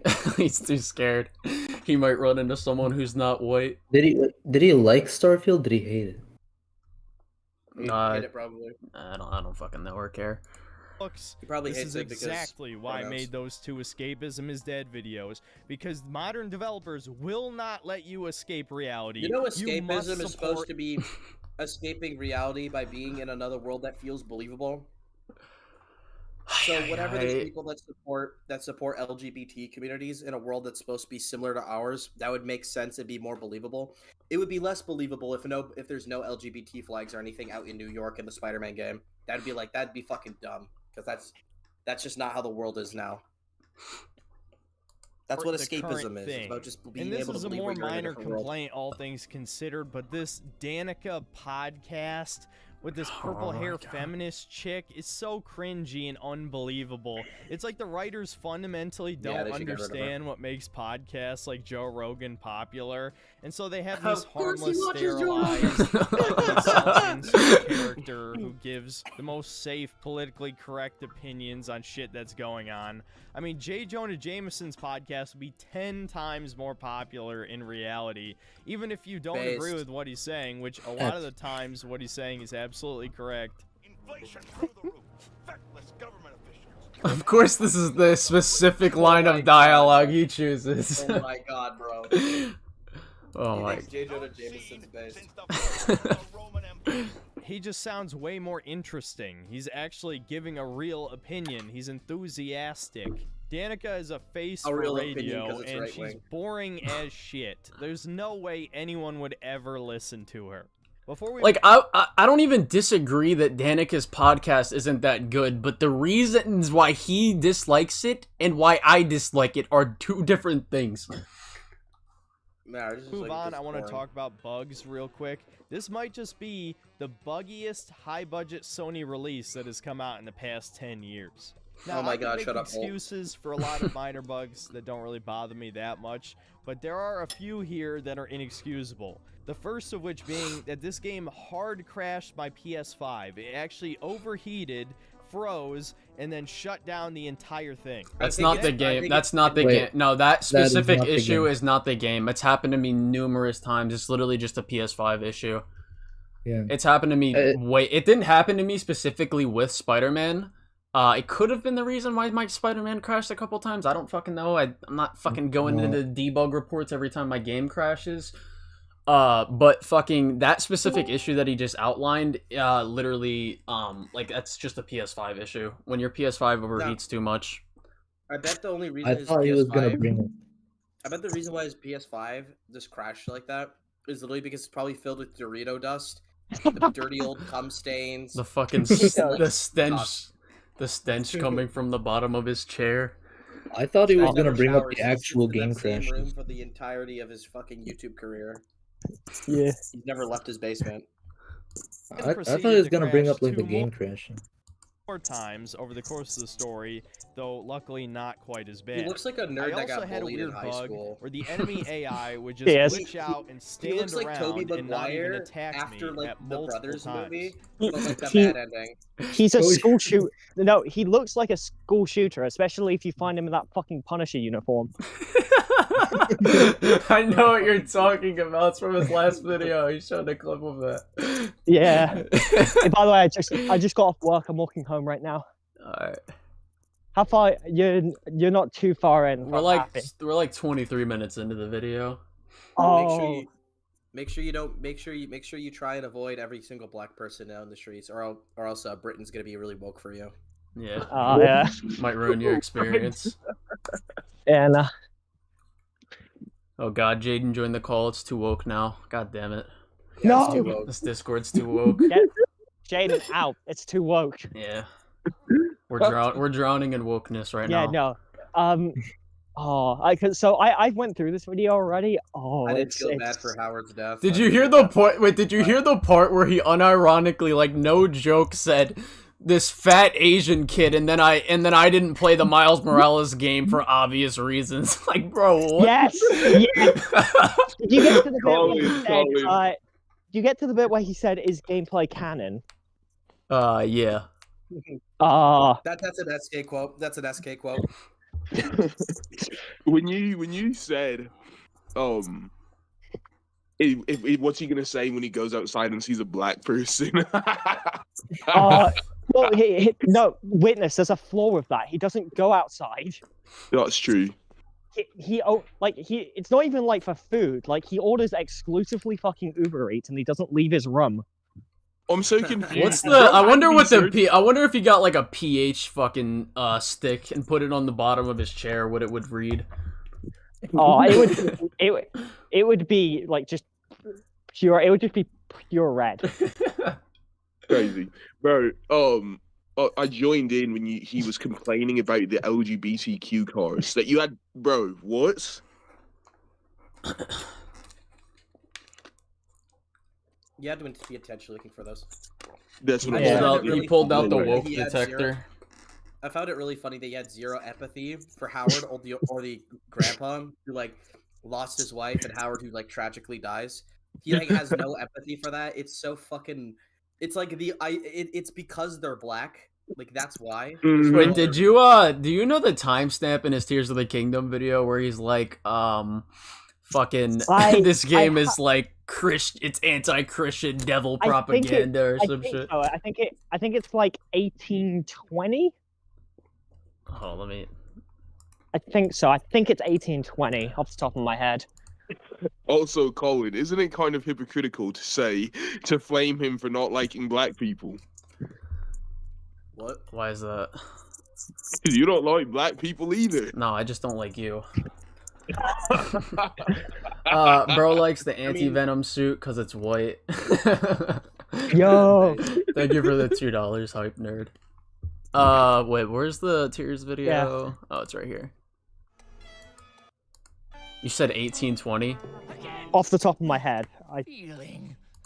You know, despite my reputation in the wider gaming sphere as a bit of a contrarian... I think that might be this because the fucking... because it's the most replayed section of the video. Yeah. It doesn't even feel like a sequel. 80% of the characters who have no idea who the hell Link is, despite the fact it's only been like 5 years. Yeah, okay. I don't even like this game's story, and that's also not true. Literally, pretty much everyone you see in this game knows who Link is. What the fuck? They're fucking stupid. Your players from Breath of the Wild remember Link and know he saved the world, but there's no evidence of Calamity Ganon's damage. The Divine Beasts are gone. What? That's the whole point of this game! What the? Why am I... in dialogue. Oh my god. You're going over this bit. This bit is tame. We need to get to the fucking insane bit.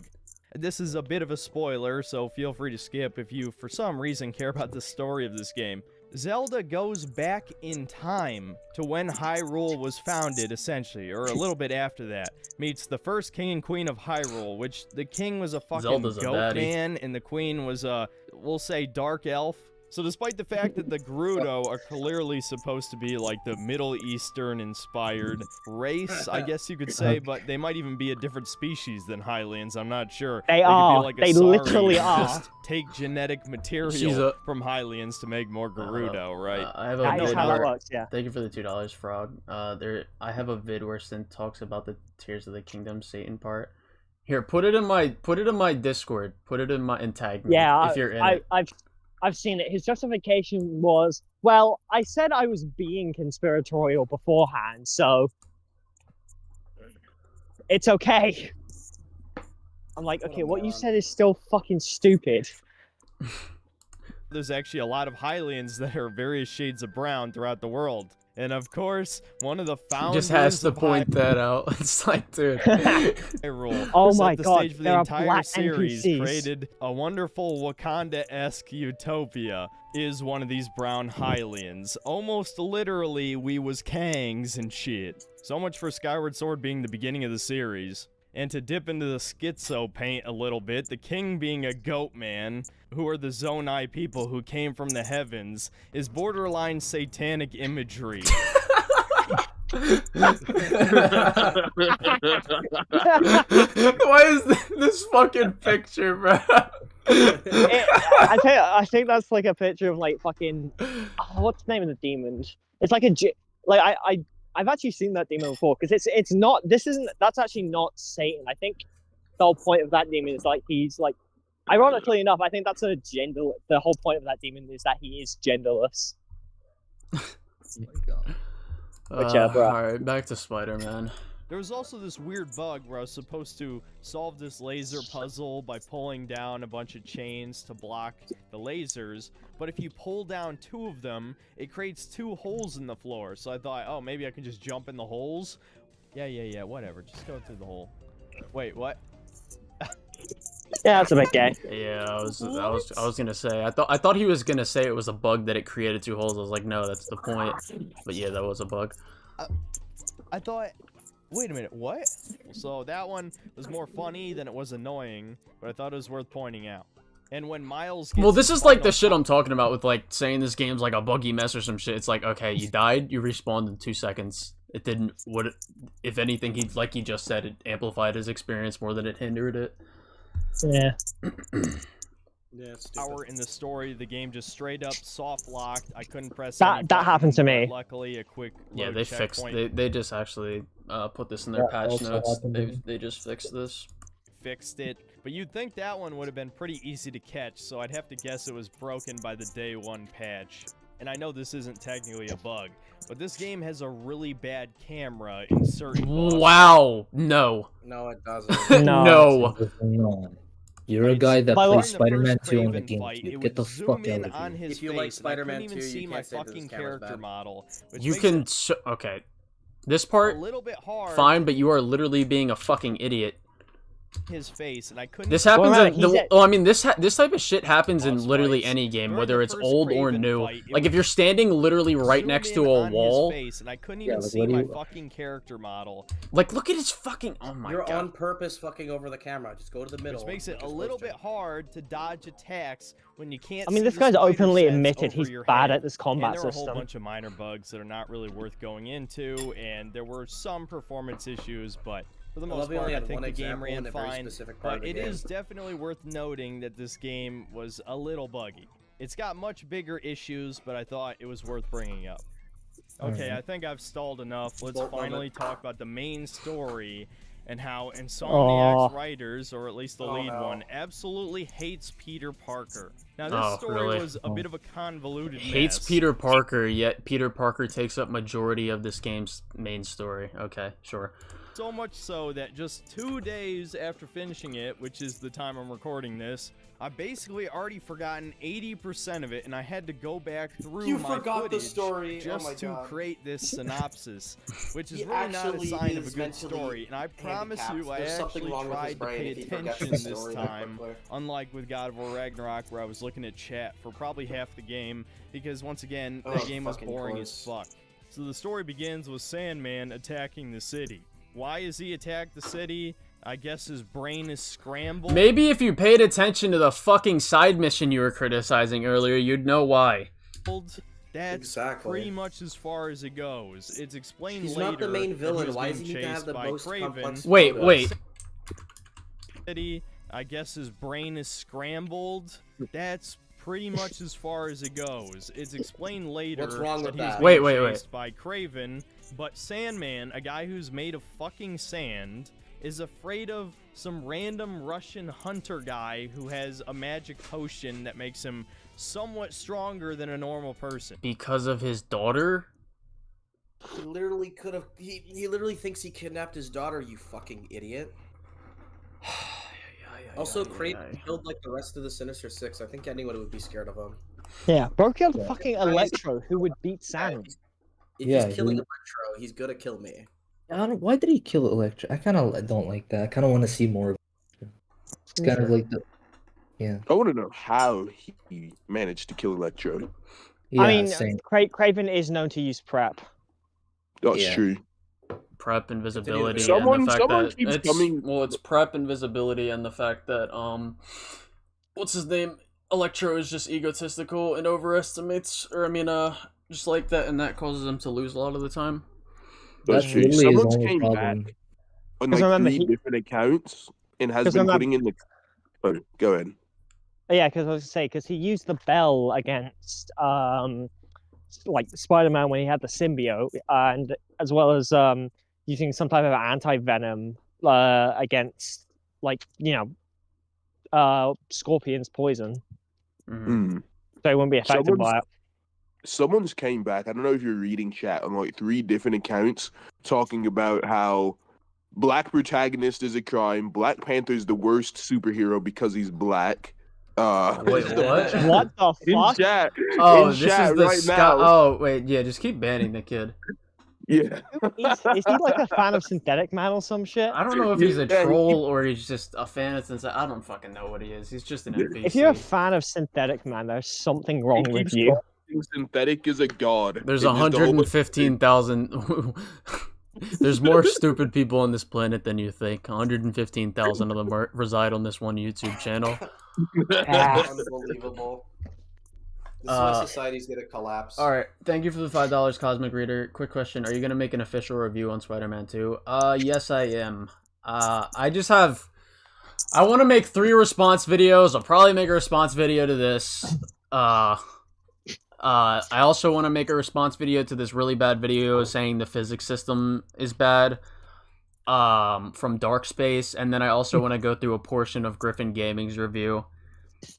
And then I'll probably, like, after that, I'll probably, because I kind of want to, so, like, what I want to do is I want to do the whole gameplay separate, or, like, the gameplay, side mission, boss fights, level design review separate from my story review.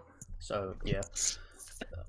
Thank you for the $2, Hype Nerd. Craven gave Shocker some respect in his recording. Yeah, it's because Shocker's smart. I like Shocker. Or, I mean, Are he's, they gonna add replayable bases like post story? yeah. They're gonna add it in the next update with New Game Plus. Let's go. Nice. Let's continue this shit. Now, of course, because we needed a new villain faction in this game, Craven also has 1,000 fucking goons working for him. I mean, seriously, why does he have so many badass hunters that are full of women and people of color? He goes across fucking countries to hire these people. Why would they all be white, you racist moron? He has like, bro, like, full of women. How is he not? I just don't know how he's like. Have they banned people like fucking Andrew Tate? Yeah, this guy's like way worse than Tate. He's way more off base than Tate. He just says shit that's blatantly fucking bigoted. Like, it's like, what the fuck? Like, why did... Oh my god, dude. Like, I don't think he should be banned, like, same way I don't think Tate should be banned. But, like, holy shit. Well, no, I don't think he should be banned, because it would just, like, he's just a punching bag for people to laugh at. But, like, bro... Oh, yeah. but like, bro, if they're gonna... Well, yeah, but if they're gonna ban other people and not ban this guy, like, what the fuck? Yeah, So, I don't think from what I've seen from this guy, like his goon in the comments, apparently he doesn't like black people, he doesn't like gay people, he doesn't like trans people. The guy said Haley's disabled, so she's bad. Like, I'm so I wonder how he feels about the white Christian blind man. It's like, how are we even supposed to, like, fucking... Named Daredevil. Like, there's no way to counter this because it's just so dumb. It's like, what is there to say? It's like, wow, Craven has women and black people that work for him. It's like, okay. Bro would play BioShock Infinite and actually think Columbia is, like, a good place to live. Yeah, he would. Do you think Spider-Man 2 will be Game of the Year? No.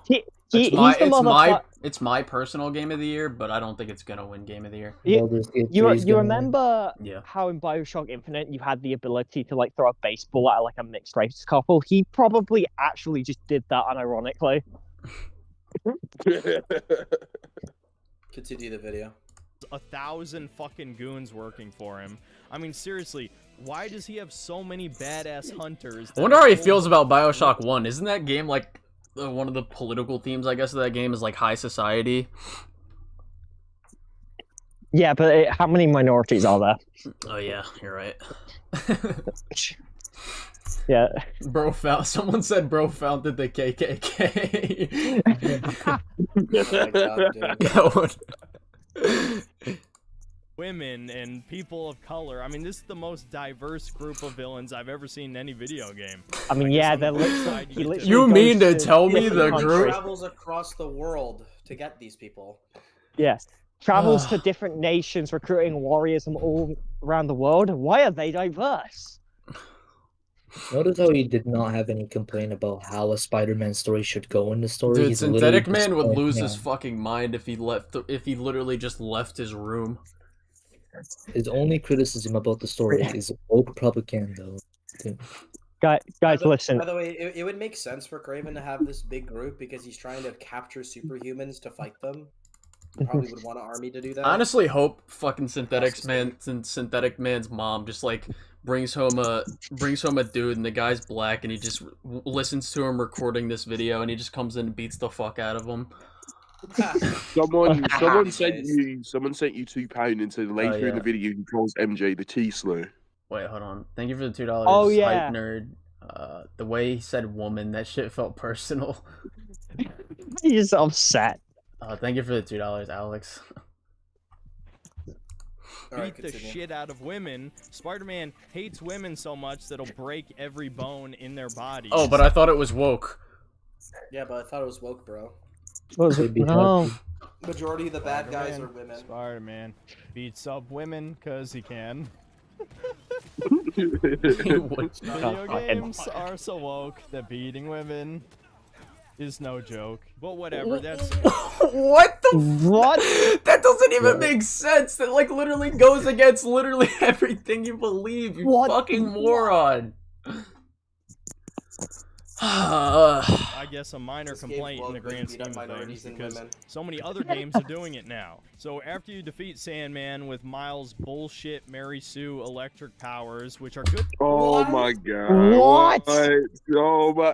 It's Ray, but black. Disney got him again. The difference is Ray actually. The difference is Ray actually is a fucking Mary Sue. Yeah, no, he actually genuinely thinks Mars is a Mary Sue in this Well, he game. thinks Frey is a Mary Sue too, in fucking Ragnarok. Miles gets his ass kicked so many times in this game. What is he talking about? He literally gets captured by Kraven. He gets captured by Kraven and then has to come be saved by the white man. In his mind, this should be the opposite of woke. Like, I don't... It's because these weirdos always have a negativity bias. They look at the things that they think are woke, but they don't look at anything that contradicts or counters that. I mean, I want to bring this up. Like, you're gonna say, yeah, beating up minorities and women, and they are the bad guys, and you are morally righteous as a white straight man, beating the fucking shit out of them. Yeah, I mean, later in the video, he thinks the Scream boss fight is woke. What? He thinks it's. I do think it's funny how everyone.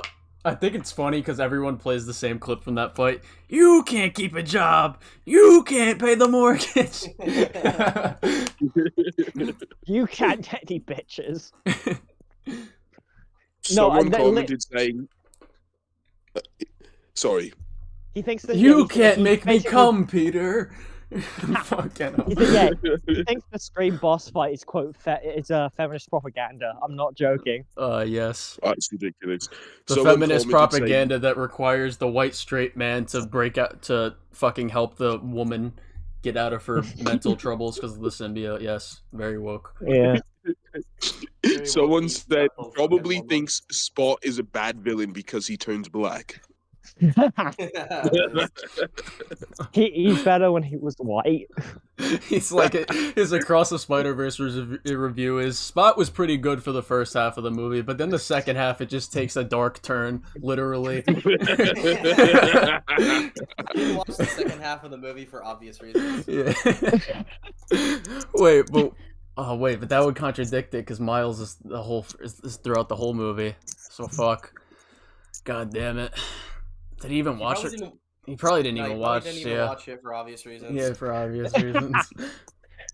Good against everything in this game. Seriously, Spider-Man comes That across wasn't even some Miles gun that beat goons Sandman. That was Peter. Peter's the one who created the idea, and it was his arms that blasted Sandman. That Well, it was a mix of the two. Yeah. It was mainly Peter. He's the one who took charge. After you defeat Sandman... Listen, I think they both fucked up. I think they both got fucked up in this fight, and they both got their licks in. And then by the end of the fight, they team up and fucking do it. Younger. Man with Miles' bullshit Mary Sue electric powers, which are good against everything in this game. Seriously. Except Peter's anti-venom fucking abilities are literally better against the symbiotes. Yeah, cool. Makes sense. Except Venom himself. Venom himself literally doesn't mind getting Venom blasted. Spider-Man comes across some gun goons who are the least diverse enemy group in the game. They are not only mostly it's funny. Just listen to his description. It's so funny. He's going through every fucking faction in this game. These are the least. He's just analyzing. He's analyzing the skin tone of every faction in the game. Here's the thing. Take away how retarded that is.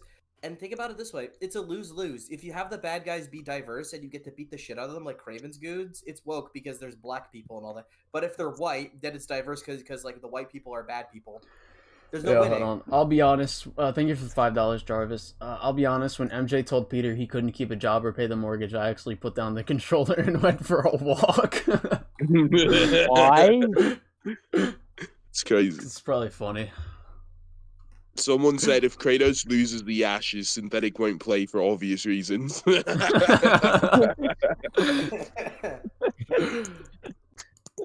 They are pretty much all men and they're jacked, which just made me like them more and want to be part. Pause, bro. Pause.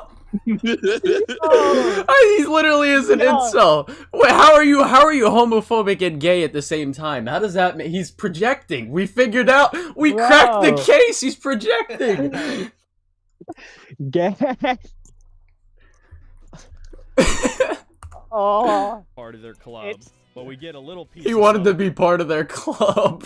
He wanted a violent, evil, synthetic man. He's during their preparation phase of all their plans. He's like, "All right, guys, you guys want to pull out your cocks and analyze our sizes? Fucking hell, bro would literally, bro would. Under this justification, he would unironically join the KKK. I'm not joking. I know, that's what it seems like. What the fuck? I wonder what his reaction to that side mission is in Red Dead. He's probably like, these guys are based. He's actually brainwashed. I think it's more than brainwashed. I don't even know what it is at this point. Who's stupider, Synthetic Man or the Amazing Lucas?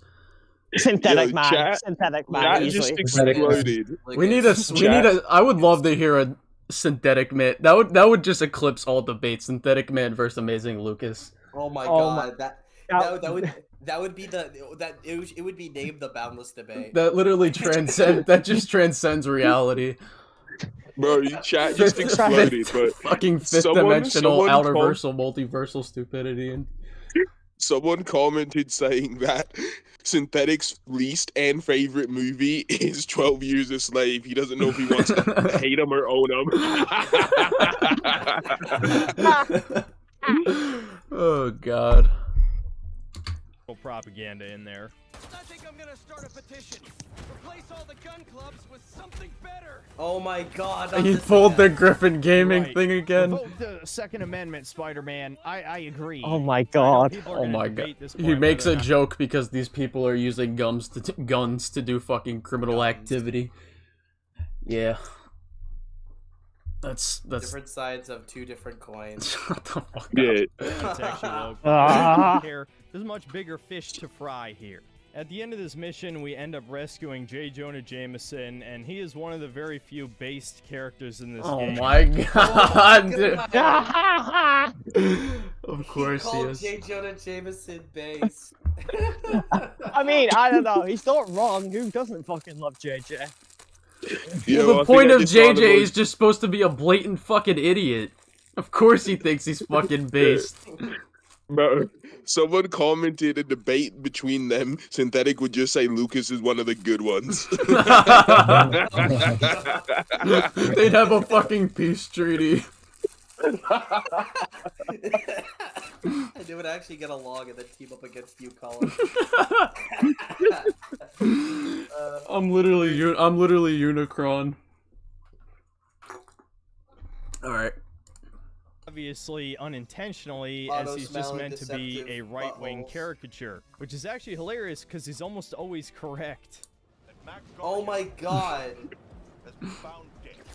His stinger removed like a trophy. One can only assume this was at the hands of the hunters.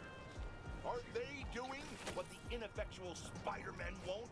And removing these dangerous... He agrees with murdering prisoners! Oh my god! With gruesomely executing prisoners. Yes. Even, like, J. Jonah Jameson is based because he would character assassinate Spider-Man if Spider-Man did what he actually did. Yes. Oh yeah. Wait till he. There's some amazing story like issues he brings up later. Unironically, I think one of my favorite ones is. I think I remember this. He takes issue with Spider-Man not killing people in this game. Bro. And shortly after this, we get to meet... How does he feel about Batman, then? Yeah, Batman. He probably thinks Batman should kill, unironically. I mean, he agrees with the Punisher. Swell. Don't worry, Colin. We'll trade the amazing Lucas for you at the cookout. Appreciate it. Fat Asian kid Genki and He just has to, every time Genki comes up, it's just fat Asian kid. Like, alright, bro. Girlfriend. This is just fucking cringe, man. I got nothing to say about it, really. This is also where the pacing of the game starts to drop off of a cliff. I know you're probably familiar with this already, as it's a Sony game, but I think specifically Spider-Man 2 is especially bad about this, because even though, in terms of the actual number of hours of cutscenes, are not nearly as much as God of War Ragnarok, there's so many things that destroy the pacing, whether it's the walking simulator sections, which we'll get to soon. The like 3 sections in this game that aren't even that long, but okay. And it also doesn't destroy the story pacing, but you could probably argue the gameplay pacing. Well, mini games and puzzles, like I mentioned earlier. There's so many moments in this game where you're not just playing as Spider-Man, aka swinging through the city and beating up bad guys, which is the reason why anybody would want to play a fucking Spider-Man game. You're mad at them for diversifying the enemy, the fucking level design, and what you're doing in the gameplay. Okay. What is he saying? He's mad that they're adding variety to the levels. Moron. The original he Spider-Man supports 2 murdering Scorpion, so better than this game. The main storyline of this game is somewhere between 12 and 15 hours, depending on what you consider. What did he just fucking say? Hold up. Which is the reason why anybody would want to play a fucking Spider-Man game, and exactly why the original Spider-Man 2 is better than this game. The main storyline of this game is somewhere between 12 and 15 hours, depending on what you consider part of the story, 4 hours, which is more than twice as long. He's talking about he's not talking about OG. I've seen this section. He's talking about like current Spider-Man 2.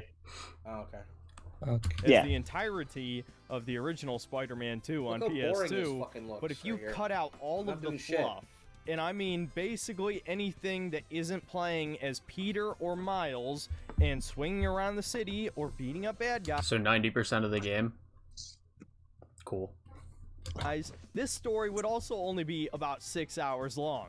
That's this cutscene. What? Right that's cope, honestly. How much padding is in this? It is absolutely insane. And this mission right here, after he's done the spider drone bit, he's gonna go right into a combat section. The spider drone part isn't even bad. That's kind of boring. A little bit too. Better than the DLC from the first game. They're way better than the DLC ones. Will ya? Inexcusable. Okay, enough stalling, back to the story. So, soon afterward, Peter goes back home, and we finally get to see the new Mary Jane, and oh my god, she's hideous! What's wrong? I want to know his. I would love to see his actual reaction to someone who looked like that, like actually trying to hit on him, if that was ever even possible. Yeah, someone commented he has a girlfriend, and then chat's like, "No way." If he has a girlfriend, I'm actually Superman. I want to see what she looks like, honestly. Mary Jane, more like manly jaw. She looks old enough to be Peter's mom, and with a giant fucking man jaw. That is a man. A giant dude. man jaw. Look at that body, wide shoulders, no hips, flat ass. That is a man. Wow. And the worst thing is, we know she's a face scan model. We also know what her face used to look like in the old game, and this is what her model actually looks like, okay? Now here's the big twist. This is what the lead Oh my god, of course he brought this up. like. Of course he brought this not up. A coincidence. Mary Jane Right, is well, bring this up. 100% a self-insert in this. Can I pause? I actually spoke to my girlfriend about this. She has done like mocap for games and is a literal has done face modeling. Like she's actually doing it for a game at the moment. And also just general modding. But here's the thing: all the pictures that come out about the face model for Mary Jane, all of them are modeling photos. Well, the one picture he just showed, right? This does not look like MJ. They have noticeable differences. Yeah, but I want to bring this up. That photo, it's a modeling photo. They're in heavy makeup, and they usually are shot from various angles. They're very, very misleading. I can use that. Colin, don't show this on stream, but I'll DM you something. Is it some nude? Is it some like nude shit? No. It's completely safe for work. So. Oh my god, Colin, you're such a fucking dumbass. Yeah, you're nudes. Hey man, I wouldn't be complaining. I'm just asking, you know. Colin, check Snap. You want nudes of Borgie? Yeah. No, I'm just gonna use my girlfriend for. Not gonna like you. Because I want to. I bet he's gonna see that. I bet he's gonna fucking see this and then title the video, "Woke Sony fanboy is mad at my Spider-Man 2 review." Who's also bisexual, and that's disgusting. What happened? Yeah, I'm not gonna show this on stream, but what I'm gonna do. I'm gonna send you two pictures of my girlfriend. One's just a normal photo of her, and one's her doing actual modeling for a professional thing. And just notice the fucking active difference. Don't show this on stream, just DM. Yeah, just can you send this to me? Sure.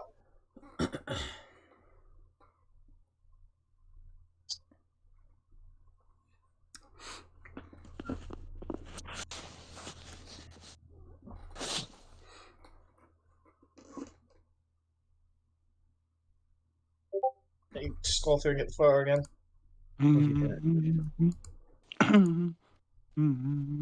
Yeah, but it's a case of there's no actual. From what I can tell, there are no pictures out there. From what I can find of the model, that isn't just a casual photo. So and again, modeling photos can be misleading. Did you get the DM, Colin? Should have sent through by now. Yeah, I saw it. Yeah, I don't have you see. DM. Yeah, I'm trying to find the picture again. Get an Ultimate Spider-Man middle part. No. You don't. Here, this is what I look like with a fucking middle part. Look like a fucking idiot. I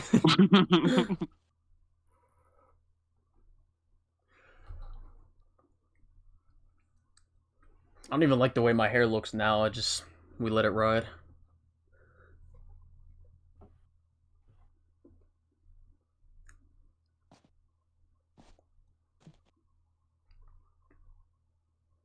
How does Norman have waves? Because he's just wavy like that, bro.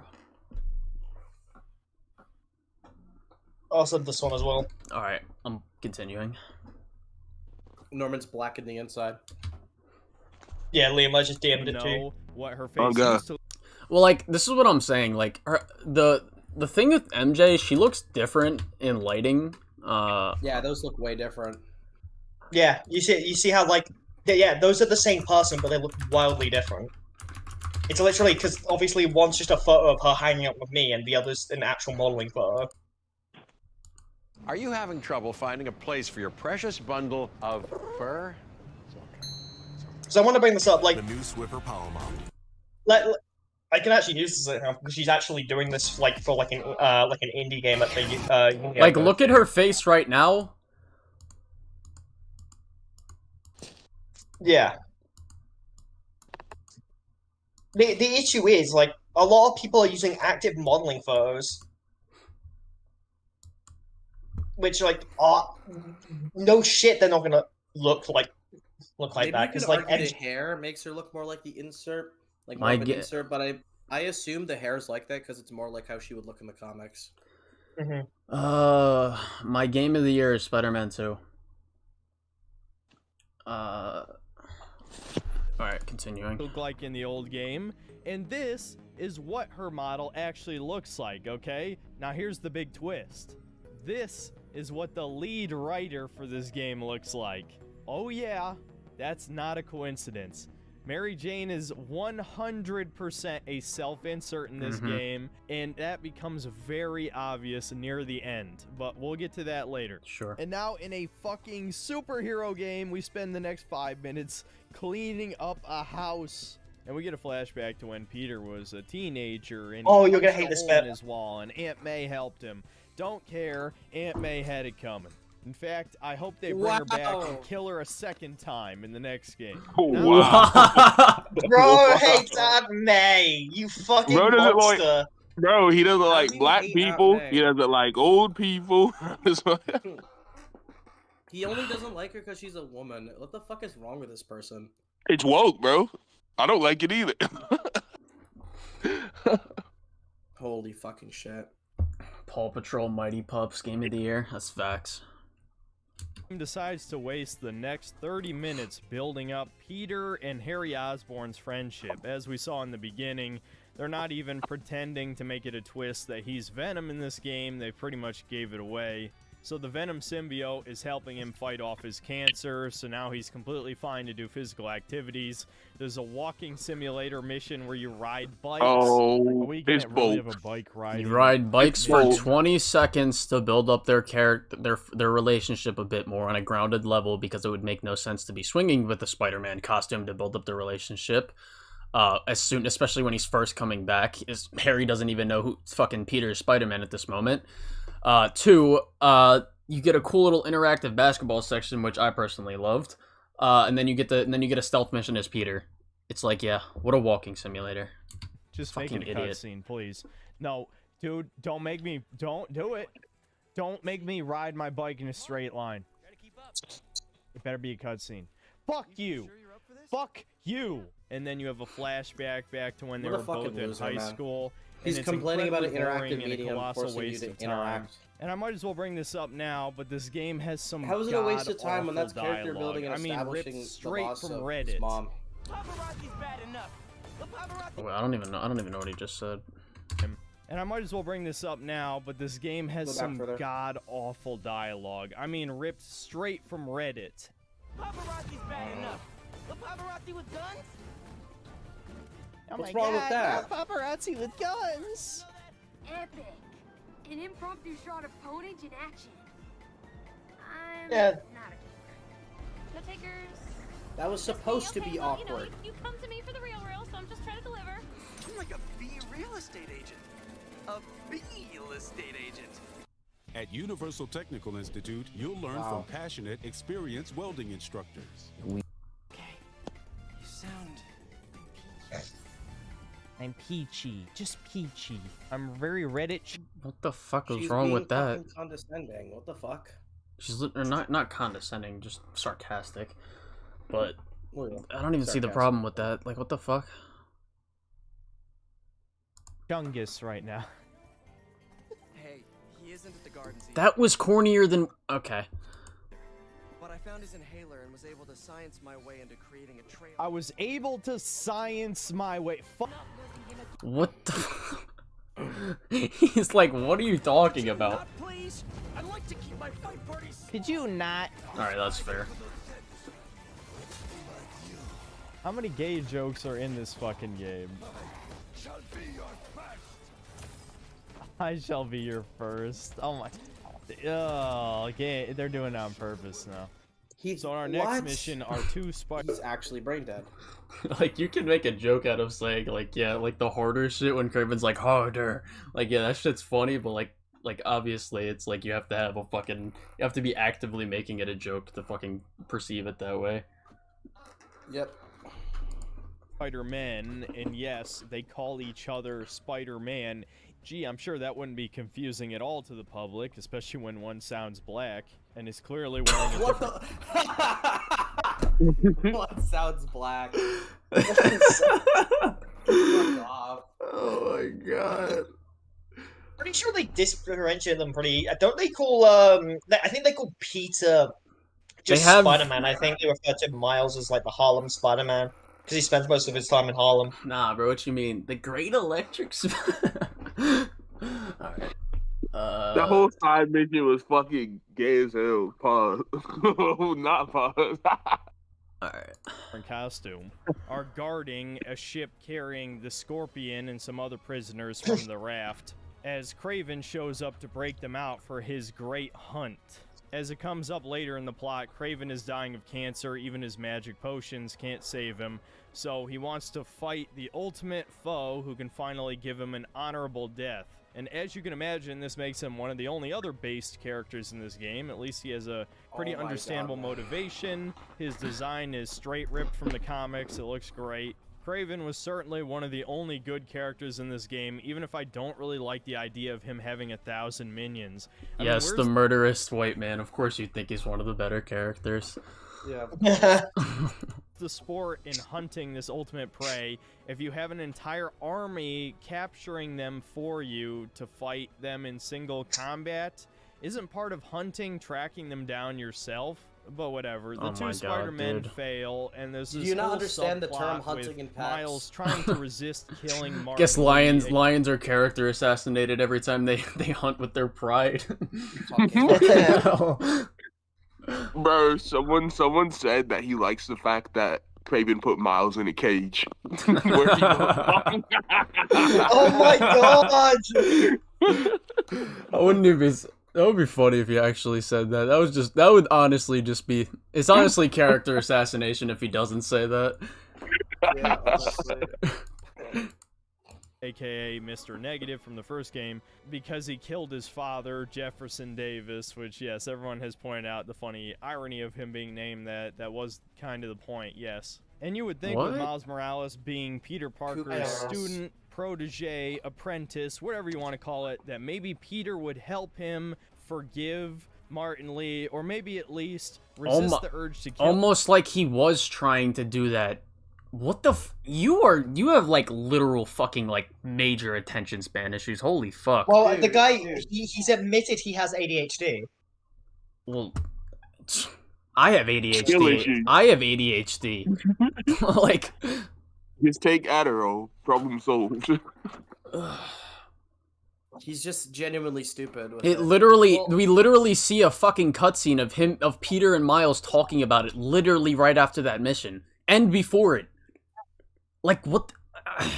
Well, another thing is, it's like, why is it an issue that Miles learns to become better by himself? Like, Peter does that in the game as well. No, Mary Sue. Nope. Yeah, like, how'd you call fucking Miles and Mary Sue and then literally point out his point of conflict in this movie and how he struggles with, like, okay. Miles does this all on his own. In fact, Miles takes care of all of his problems on his own, but not just his, but also Peter's problems. And people say he's not meant to be a replacement. Well, this game basically straight up tells you that he should replace Spider-Man. So you're just fucking lying to yourself. Peter's hyping up Miles. Wow. Almost like that's so in character for Peter. Holy fucking shit. Like, what do you want him? Like, what do you want him to actually say? Yeah, good job, Miles. It's like fucking. It's like, yeah, whatever. You did a cool job. Fine. It's like, no. Obviously, Peter's gonna be happy for Miles. Like, you're so fucking dumb. And it's an embarrassing lie. Now, I hope you enjoyed that mission, because the next one is another walking simulator. Especially since Miles has helped him get through the fucking the symbiote shit, which is literally a theme of addiction, which using the theme of addiction, you should be having your inner circle and like the only people or friends and family help you get through that. Like, how do you fucking miss that? Hooray! At the Emily May Foundation, where they shove another environmentalist message into your head. By no exaggeration, this was 20 straight What's minutes actually wrong with of that? slowly He's walking probably a around climate and denier. listening to all of Climate change isn't real. Fucking hell. He probably would not surprise me. Thank you for the $2, Gabriel. Peter downplays himself almost all the time. Lol. I mean, yeah, he does. One of his really cool inventions that are gonna save Oh my the god, guys, world. Spider-Man's humble. It is some of the most boring shit I've ever done in a video game, man. It is straight up awful, and there's only so many times I can say that, but I didn't care about any of it. The end result is Spider-Man gets a job there. Wow, hooray. Not too long after this moment, Scorpion gets killed by Kraven, which was a legitimately kind of enjoyable moment. Though something I've noticed that this game series has in common with the MCU is they have no problem with killing off villains. Apparently, Shocker, Electro, and Vulture all get killed off-screen in this game. So by the time this game is over, half of Spider-Man's rogues gallery are either dead or reformed. Because yes, there's multiple reformed villains too in this. And I know some people are going to disagree with me on this, but I really think it's a waste of potential to just kill off almost every villain after their first appearance. Especially since, even though Spider-Man has one of the greatest groups of villains of any Marvel character, Like, it is wasted potential, I guess. I can agree with that. But, like, I don't even think it's a problem with this story. It's just wasted potential. It's just it sucks as like a meta thing, I guess. Not in writing though. Thank you for the $1, Ren. It's just super gay that they fucking killed off all these characters that they could have used at least in side missions. Only so deep. I don't think Green Goblin's gonna be enough to carry the third game, but I guess that's a problem for years down the line at this rate. I'm sorry, Green Goblin's good enough, yeah. Well, not only is Green Goblin good enough, but there's gonna obviously be more villains. Like Brian Intihar himself literally said, "Yeah, we're never running out of villains. We're gonna be fine." You have a lot of villains. Finally get to see the return of Black Cat, and guess what? Peter doesn't even get to interact with her. He does, This not is in a real life. Miles Not in like Morales person, but he does talk to her. for some reason, and they Also, there's a good reason for why. It's just they literally state why. Felicia can get into Peter's head easily. She can't do that with Miles. Look at the chapter. It's called Black Cat Rants because she has a girlfriend. Oh my god, bro. Strange is gonna show up, but no. Oh, whoa. It's just Black Cat stealing a teleporting scroll, and you'll never guess why. Apparently now she's a lesbian, and she uses the scroll to teleport to Paris so she can get with her girlfriend. Are you fucking joking? And what adds insult to injury is Black Cat is one of the only vaguely attractive women in this entire game. Oh my god. Oh my god, of course. Bro. Listen, no guys, I can't jerk off to the fucking. I can't jerk off if she doesn't want to fuck me. I can't get my fucking fix of female interaction through a screen. God damn it! My mom disabled Pornhub on my internet browser. Fuck. What explanation for this except that the writers hate Peter Parker and they hate Peter Parker's Oh my god. How does this mean they hate Peter Parker because he's gay? Certain nerd people who Spider-Man was literally made for. That's why he's one of the. Yeah, why doesn't he talk about how MJ looks in the fucking Spider-Man 2 movie game? Like, what the Look at that shit. Bruh. He's like cheesing right now, but like when it comes to the woke agenda, it's like, no, what? She ugly. That's why he's one of the most popular superhero characters ever since his creation, is because he is the perfect self-insert for the nerds who are reading comic books. And so Peter Parker's life is shit, man. So many bad things happen to him. It is a almost like that's something that is very compelling about the character. book Almost like series. that's the And so what did they do? They gave him a supermodel girlfriend so that he has one thing in his life, one good thing to keep him going so he doesn't just blow his fucking brains out. And what do they do in the game? You know that wasn't the narrative purpose not, of MJ. Yeah, that's not. He didn't The even narrative purpose He didn't of even. MJ. Well, he didn't even initially like MJ in the It was comics. originally Gwen Stacy. It was Gwen, and then it's like MJ and all that stuff. Like Peter has his Aunt May that he cares about. His best friend Harry for a long time. He grew a friendship with Flash Thompson. To say that the only thing he has to live for is one baddie is the stupidest thing I've ever heard in my fucking life as a Spider-Man fan. Unbelievable. They take that away from him by making her a fucking 50-year-old man-jawed and although Black Cat is still somewhat attractive, in the comics Jesus she was Christ. a fucking bombshell, dude. Easily one of the most attractive characters. Just like, you know, Catwoman. God, who his she's fucking blatantly- Spider-Man comics are definitely sticky. They are. A rip-off of. And while the Arkham games came out before the wokeness explosion... every Oh my development god, studio- dude. We need a fucking woke counter. It's like a that's crazy counter for fucking Jaden. Watch a fucking Synthetic Man video and take a shot every time it says the word woke or mentions, Dude, I'd fucking die.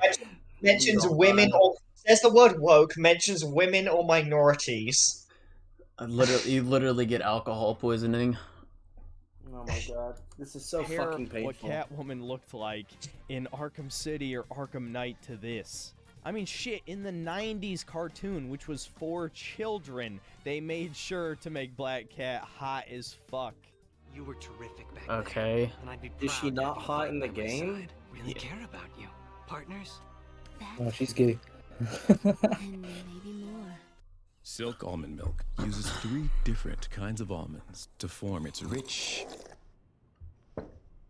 And so, you know what? This isn't just a slight against Peter Parker. This is a slight against me specifically. Fuck you and So the Insomniac. point of fucking- Oh my god! Loser. Literally, I can't jerk off to it. it's a it's slight still like. against me. I Is it can't a jerk slight? off to Black Cat Is it all? anymore. I wonder if I don't want her to just be wait a till he gets to the point in the fucking comics where he breaks up with Black Cat. Holy shit. Thank you for the $10, Drip Lord. I'm just salty we didn't get a 1980s Spider-Man animated series. Shocker. It was 1994, but the Shocker callback, yeah, that would have been funny. Who praises, encourages, or even is just okay with ugly art. Because that's exactly what this game is. It's You think this is a disgusting. Green Goblin reference? Shut the fuck up, Colin. Demoralizing propaganda trash. And the little cherry on top was an especially bad bit of dialogue that I had to hear Demoralizing because I 4 can't jerk times off because to I it. kept dying during this part. Of course you kept dying. You're playing on easy, and you kept dying. Wait, was he actually? I wanna see the sea lion. Oh my god. Sea lion. Are you fucking joking? I seriously have to ask you if you're one of my black viewers, which, believe it or not, is 12% of my stream audience at the very least. Do you How do you even know that? Like, what the fuck? How do you keeps a even? counter. He keeps He track literally- of it. He keeps track of the race of his audience.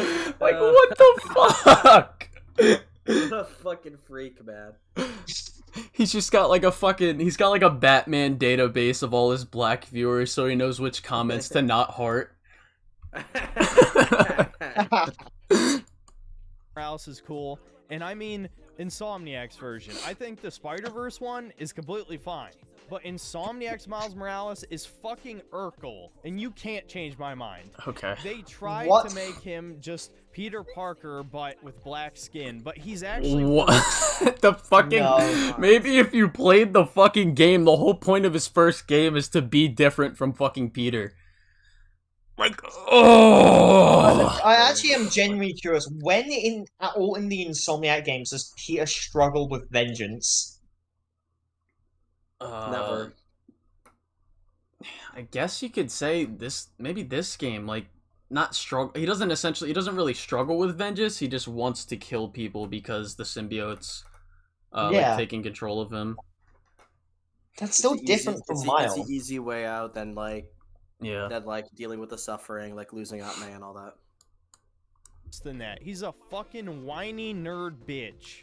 Now this is about the How is time he when a the whiny story nerd starts bitch? to just become pure padding. We get a mission at an amusement park where we get to see that course he hates this Mysterio mission. and Tombstone are now good guys. Now, do we get any real explanation for how this happened? Of course not. What the fuck it are you would actually talking be about? cool Mysterio if doesn't I- want to be Mysterio because that's the only thing he feels like his name is attached to, and he wants something different from that. Tombstone, I'm pretty sure he's just like, yeah, I'm sick of doing this criminal shit. It's like, why do you need more than an explanation than that? He clearly wasn't even that evil in the first game. Well, yeah, in the first game, he is kind of making steps toward reformation. I mean, the first game, he literally asked Peter, "Oh yeah, by the way, how did you recover after our last fight?" Yeah. See how these Which villains kind of redeem implies he probably themselves. doesn't They even try to kill Spider-Man. would actually have to earn it. But no, not one villain that gets redeemed earns it in this game. What the Oh my god, No. dude. Fuck this guy, dude. What a fucking moron. The other two I can understand. Mr. Negative, you literally go through a fucking story with him where he like earns his redemption. Which completely impacts Miles' arc in a fucking amazing way. By the way, in the first game, once again, you can see like the chinks in the armor. That he's not fully evil either. Well, It's yeah. a conflict thing. Yeah. He literally made Feast. It's not that hard to believe he would reform. The third one being Mr. Negative, which was pretty fucking obvious. Anyone could have guessed that. And after Miles goes into this weird VR universe that Mysterio came up with and fights some guys, then it just becomes a walking simulator mission as Peter, where you get to do a bunch of carnival mini games. What the fuck is wrong with this one? I like this one. Same with the basketball one and the hammer one. Yeah, the ones where there's the same interactivity. I'm Yeah, the only ones that I didn't even like were the spinny, was like literally just the rides. Those were the ones that I thought were And bad even then, because you're you can literally just not cancel doing. those ones. Yeah. You can go on them and immediately cancel them, and it still counts. Yeah. Pretty half-assed, and some of them are literally just watching someone enjoy a ride.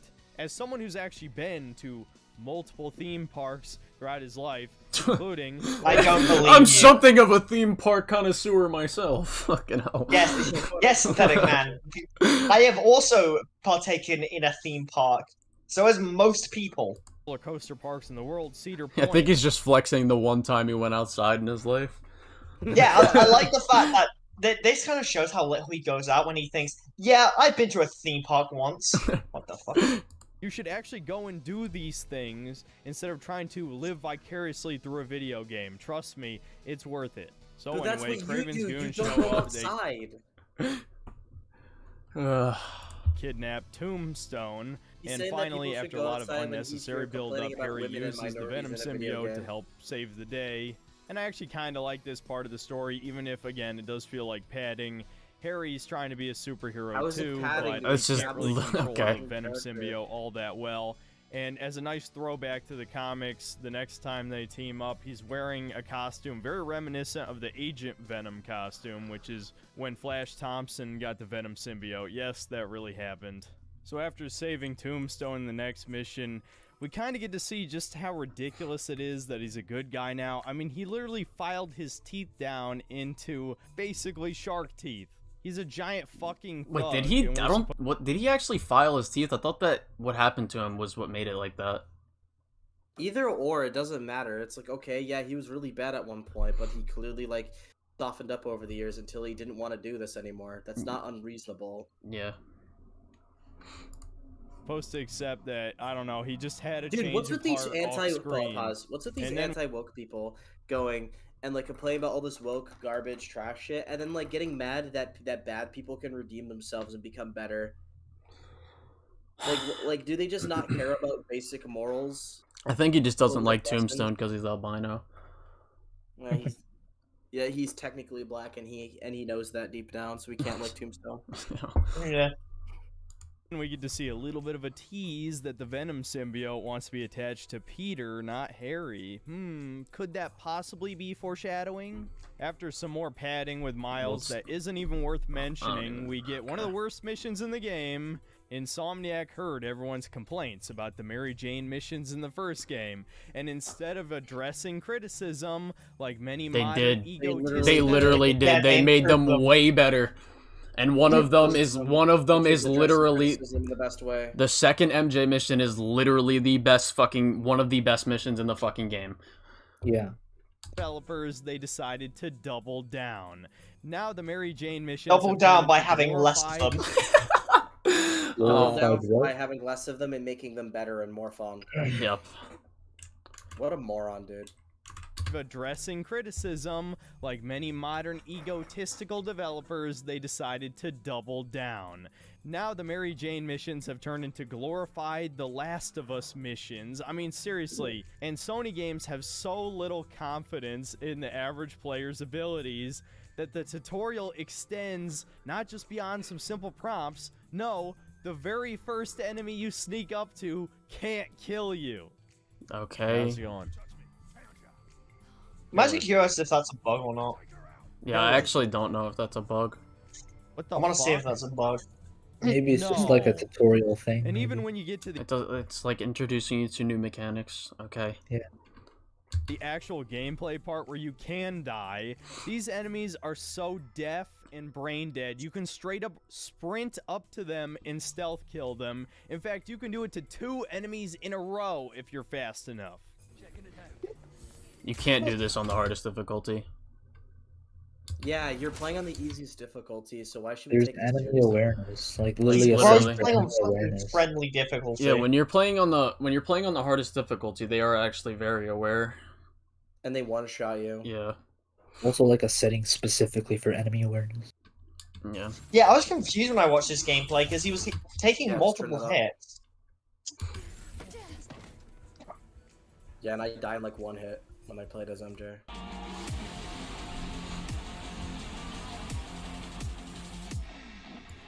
They're so dumb. Guys, why As is the soon as- game easy when I'm playing on the easy difficulty? Because and the thing is, he died so many times. They're so dumb, as soon as Mary Jane takes cover and goes around a corner, they lose sight of her and are all confused and don't keep tracking your location. That literally All of this on top happens of in the fact- every stealth fucking game. Well, like, isn't he gonna look right now? With a single taser to the neck, knocks And them again, out, he's when still normally playing on the easiest difficulty. it takes like 8 punches to knock out a basic And enemy. you literally, even on the difficulty he's playing, you literally see the enemy walking towards where he last saw you. Yeah, he cut it out. He edited it out like a piece of shit. He's lying. Punches to knock out a basic enemy as Spider-Man, who has super strength. Now this Who's is the also part where some playing- nerd Narrative says, dissidence, you actually, fucking he moron." holds back against normal No, humans, no. otherwise he Remember, would- is Oh my gameplay God. canon? basic enemy as Spider-Man, who has super strength. Now this is the part where some nerd says, actually, he holds back against normal humans, otherwise he would kill them. Yeah, but he holds back so much that it takes 8 punches versus 1 taser. Why doesn't he It's a just have fucking video electric game. It's literally, oh my fucking god. Like, if you This want is literally MJ, a criticism that you don't need to address because of how fucking dumb you are. Like, it's SK did the it's a same thing. nothing burger. SK said the same thing. I thought this dude. guy, I thought this guy cares about like gameplay and all that. He's been like this epic fucking reviewer for video games for so long, and he doesn't understand the basics of like sacrificing some realism to make the gameplay fun.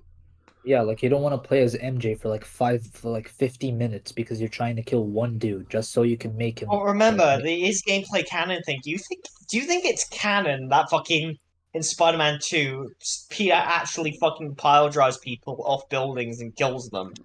You think it's canon that he fucking crushes someone's windpipe? The fucking... Like, I'm serious. Yeah. Like, the is gameplay canon bit kind of opened that like fucking hot like wormhole, and Synthetic Man is stupid enough that I can buy him thinking that. Like, for example, in the Arkham games, like Batman does not move that fast with free flying. Like, it's obviously not canon. Gameplay does not Fists at resonate this with point. fucking In fact, story. Miles Morales could just electrically charge his punches to knock out people instantly. This gameplay is Except so one, he does do that. 2, his fucking Just like pretty much all iterations of Miles Morales, it's a stamina thing. He can't just constantly spam Venom abilities, except maybe the comics. I don't fucking know because I haven't read them. His arguments are so thank you for the $10. His arguments are so brain dead about it taking 8 hits to take out an enemy, which it doesn't, mind you. Watching his gameplay is genuinely stressful to boot. Yeah, it's like this is literally the same thing that fucking Griffin Gaming was talking about. Why is it taking too long to take out enemies?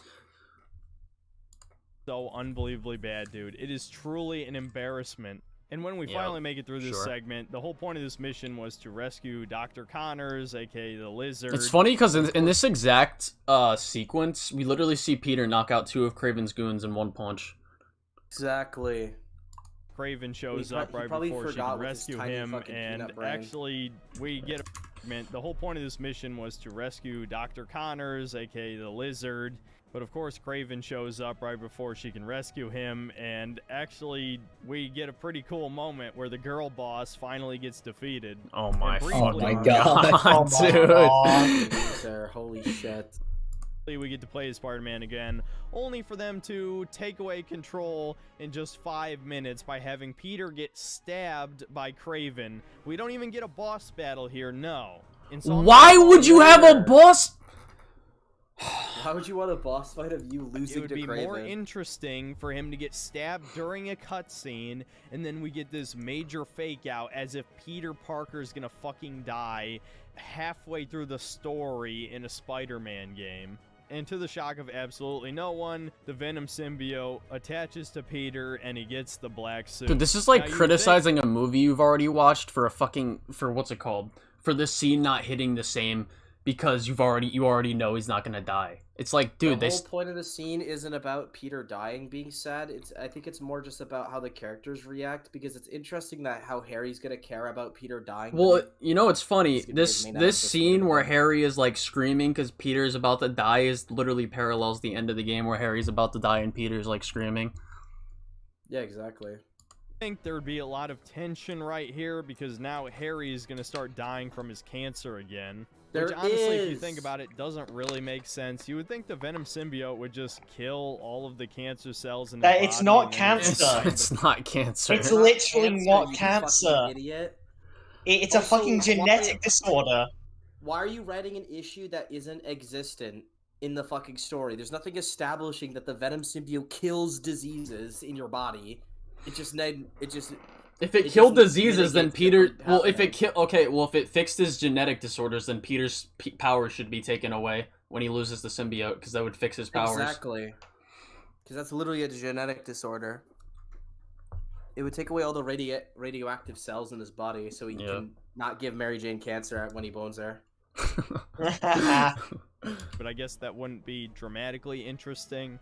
And I'm fine with the route they chose. What I do have an issue with is that it takes far too long for Harry to start turning evil. Instead, we get a very... What? Fair. What? Fair. Why is that fair? What? Well, he only starts to transition right before he gets Venom. Like, right before he gets Well, Venom. no, he's sick, and he needs the suit, and Peter's constantly neglecting him. And then when Peter sees him in person, he fucking treats him like a dickhead, and then we get that scene with Norman where he feels like his father's just accepting his death. Yeah, that's the scene. That's the scene I'm referring to. That's like no, but I'm talking about like time before he's Venom, you know. No, I know, but he's like Peter's still like kind of neglecting Harry, throughout the story, like with the phone calls and shit. I mean, yeah, I guess so, but like we don't see Harry descend until that very, very scene, and then he's Venom. No. Because he does that. That happens later in the story. He becomes Venom. Yeah, that's what I mean. Well, no. Oh, wait, hold on. Thank you for the $10. The symbiote literally suppresses Harry's disorder to the point of not affecting him while he has it. They implied this in the game itself. How does he not know this? I don't fucking know. He's a fucking moron. Yeah. Alright. Very half-assed Bully Maguire sequence. Because the writers are giant cowards, most of the time Spider-Man isn't even an asshole, and it doesn't help that Yuri Lowenthal is... He's been an asshole since... Oh my god, dude. He's literally been an asshole since the 90s show established this. one-note voice actor who has only managed to have such a prolific career despite his lack of any vocal range for purely... Oh my fucking god. What? Are you fucking serious? Like, dead ass. He doesn't like him because he's woke, man. He didn't support Trump on Twitter one time. He supports the writer's strike, so he's woke. And he supported Ukraine. nepotistic reasons, and no, I'm not gonna elaborate on that. You'll just have to look it up. But voice acting aside, Peter's steady decline into being a total chud was very sloppily handled, to the point where Dude, he he's goes saying from the game's being fun when you're relatively invincible in Mash Square. What a fucking moron. This is somehow a game reviewer. This is IGN. Like, this is what I said in the beginning. He's IGN, but like reverse with longer videos. But slightly This more is an confident IGN into a review. complete sociopath and then a monster over the course of like one mission. It actually No, it's not. Dude. Like, what the actual fuck am I watching? Synthetic Man video where he hates black people, minorities, and complains about non-issues. She felt like Like multiple an missions IGN were reviewer. cut from this game's story because the change happened so suddenly. So next up we have a spy infiltration mission. As Peter discovers the location of where Kraven's goons are hanging out, having a party, and we get to see yet another Notice how huge Peter's still woke not an moment. asshole in this next mission. average Almost office like it worker doesn't. uses Well, yeah, almost they like have like a small good. world. Oh, I thought. Oh, is that what he was saying earlier? I thought he was saying he didn't act like, he didn't act like an asshole, in this story enough. I don't know what he's saying at this point. Yeah, He just contradicts himself every 5 seconds. Thank you for the $10 again, Drip Lord. The lack of vocal range. He literally is Sasuke, Uchiha, and Spider-Man, and has done amazing in both roles. Heck, he even did grunting noises for the male characters in Fallout New Vegas. Yeah, he's a couple NPCs in The Last of Us too. You motherfucker! That shit. But like, his vocal range in this game alone literally hits every emotional beat possible. 1,000 sheets of paper each year. Be a champion for a group. Dude, look at... Oh my fucking god! He's showing it again. Oh my fucking lord. Why? Who cares? He's so upset! And everyone just thinks this is okay, this is fine. This totally means nothing. Yes, because it's a non-issue, you fucking idiot! Such a non-issue. I legitimately want to watch this woman beat the fuck out of him. Like, dead I ass. think I would get beaten up by a woman IRL. Dude, is he the kind of We guy need to who call thinks up. We need to call up fucking Ronda Rousey to beat the fuck out of Synthetic Man. Dude, is he the kind of guy who would get upset that Black Widow beat up fucking Happy in the second Iron Man movie? Probably. Probably, yeah. What a fucking loser. Your lying eyes, your pattern recognition, that's just schizo shit. Oh yes, almost like the white male protagonist right here literally comes in a second later and then beats the fuck out of her and everyone else in this room. Cool, I guess. Disgusted when I saw this. And it doesn't help that most of Yes. this mission is yet another walking simulator mission. You get into a couple fights. Of course he walks up, like, dude, he literally, of course he walks up to this specific, it just had to be this specific NPC. Black one. Oh my god. Like, dude, this is just like, oh my god. I want to say it's like blatant, but like, we've already established this. Like, it literally is just like, it's baffling how blatant this is. He is literally counting the black people all around this fucking Kraven. He took a mental note. Actually counting the black people. Again, this is how you know he keeps a fucking percentage of his black audience. This is how he knows it's 12%. He counts the black people. Oh my god. He probably went through this whole mission again on a second playthrough just to analyze the white to fucking black ratio, or the fucking the white male to woman and black ratio. It's like, dude, fuck off. Listen, Colin, we may argue about power scaling and scale like attack potency and speed and all that, but he scales how many black people are in a fucking Spider-Man game, dude. Fucking weirdo. Dude, after this walking section, you get a massive fucking combat encounter. Oh no, he complains about Combat that. Encounters. He complains about that. Of course he does. What does he want? Walking simulator mission. You get into a couple fights at the end, and it almost seemed like we were gonna have a reenactment. What? Like, I'm pretty sure this dude likes Bioshock. Is the beginning of fucking Bioshock a walking simulator? It's like, dude, literally pretty much every game, unless it's like the most gameplay focused thing of all time, has these types of moments. It's like, oh my fucking god. Famous. These are literally Bolt arguments. Like, fucking hell. Scene that I'm sure we all remember.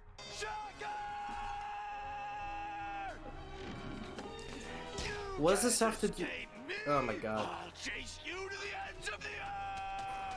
But no, the actual Kraven fight is a lot more lame than that. The whole point is Spider-Man way learns better. that What? the Venom symbiote is weak to sonic frequencies, but we're yes, the memed on bad voice acting thing literally is better than this.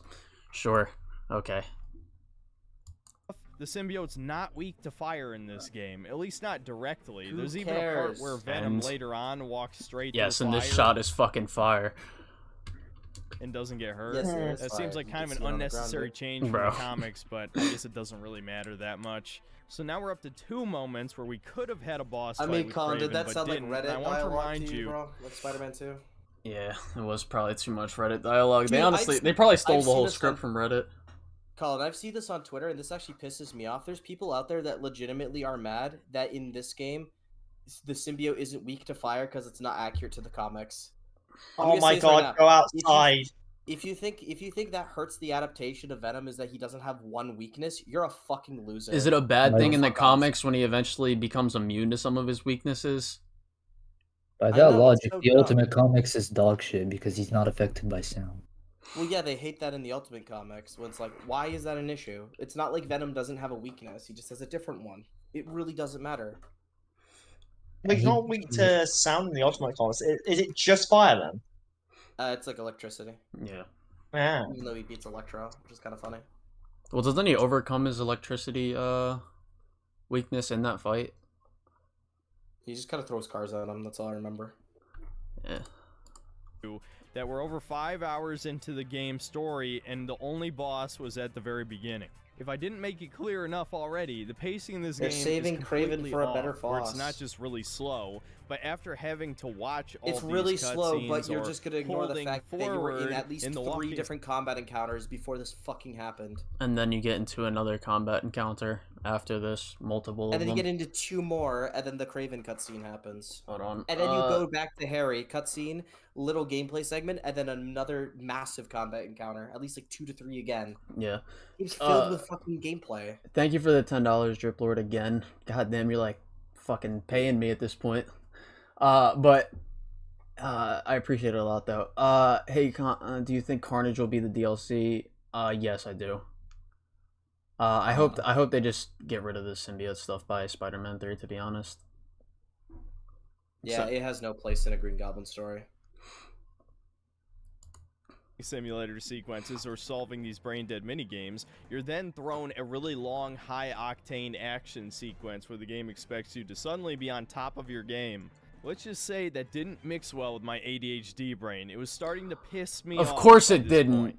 Of fucking course it easy, didn't. and you're failing at the combat. That's because your mother and father never loved you and never helped you with your fucking problems, so you can't even get through a basic combat encounter in a fucking video game. Oh my On the God. easiest difficulty. Fucking actual bigoted weirdo loser who lives in his mom's basement for the rest of his fucking life, near his 30s, playing this game so fucking badly, ranting about women being ugly when you can't even get a fucking decent Complains that there's not enough gameplay, then complains about the gameplay sections. Like, just existing too. He's just complaining that they're pushing him to be good at the game. What a fucking loser. Next mission, Peter returns to the Emily May Foundation to team up with Harry to create a serum to return the lizard back to his human form. But since Kraven is now trying to hunt Peter, the hunters attack and destroy the Foundation. And this is where it's implied that Harry starts turning down the path of evil. And now we finally get to the E3 demo mission, Sure and did. you've already seen all this already. You know exactly what happens even if you didn't play the game. So it's not really worth covering. You chase down the lizard. It's a huge cinematic sequence where you're barely even touching the controller. Nice cherry picking. He's literally pulling a really Lucas. cherry-picking. He's literally This is pulling a cherry-picking. Lucas. Yeah, this is the amazing Lucas cherry picking the one little section that's supposed to be like at the end of the fucking thing. This is after he was web swinging around chasing fucking like boats and shit as both Peter and Miles after like a big combat encounter near Dr. Connors' house and all this Mhm. other crazy shit. And then you immediately after this transition into a boss fight, and then another chase, and then the end of the boss fight. It's like, what the fuck are, like... You know it's a good God, game dude. when you can play it with one hand. Finally, next mission, we catch up with the lizard and get a real boss fight. And my only real complaint with this is something I didn't mention back in the gameplay section, but every single boss fight has an insane amount of dialogue during it. And look, I'm not It's a narrative-based video game. What do you expect? This is what I'm... You'll love this. He says something that's so fucking telling. Doing this on the basis of realism, I couldn't care less about that aspect, to be honest. What I do care about is most of the dialogue is shit, or just completely unnecessary. Most of the dialogue is shit. Peter literally says, no wonder your family left you in this fucking fight. Like, that shit is fucking... great. That was so fucking good. And it feels like this is there to hold Zoomer's attention. But I feel like dude, you literally just... Oh my god, you just admitted you have fucking ADHD! They're going for you! Like, what the you have worse attention than anyone else I've ever met. And you can't be criticizing others for bad attention. The only thing you pay attention to is how fucking diverse the game is, and whether it's woke or not. Like, shut the fuck up. Absolutely misplaced here. If you're fighting a boss, that requires you to pay attention to what the enemy is doing so you can react accordingly. The talking is just a distraction. People can say I have a skill issue with this game. That's like a completely normal fine by person. me. But I am not lying to you when I tell you that the talking unironically distracted me and made me worse at the game. My God. That's your issue. I don't know what to say about that. That's just because you're genuinely brain dead. Hold on. Just turn off the dialogue. Literally just turn off the dialogue setting if it's really affecting you that bad. Even though it shouldn't. The dialogue is making me worse at the game. And he's playing it on easy. I play on the hardest difficulty and the dialogue never caused me any issue. Well, not the hardest, I played on spectacular. Exactly. That's because these people are fake gamers. Like him, Griffin Gaming and all that. They're like dog shit. Like every time you see them go, this is woke, blah blah blah blah blah, and then they try and criticize the game. They criticize it, show footage that contradicts it, and they see their gameplay and they're fucking dog shit. They're not actually good at these fucking games, and they never try to be. That's not how a fucking person who should be reviewing video games should be acting. This is why I call you an IGN reviewer. Because that's what Dude, I'm gonna be honest, IGN's better than this, to be honest. IGN is better than this. Yeah, at least IGN doesn't play Count the Minorities. I was about to say that. He's like literally playing Where's Waldo, but instead he's like find the white people. He's the reverse IGN.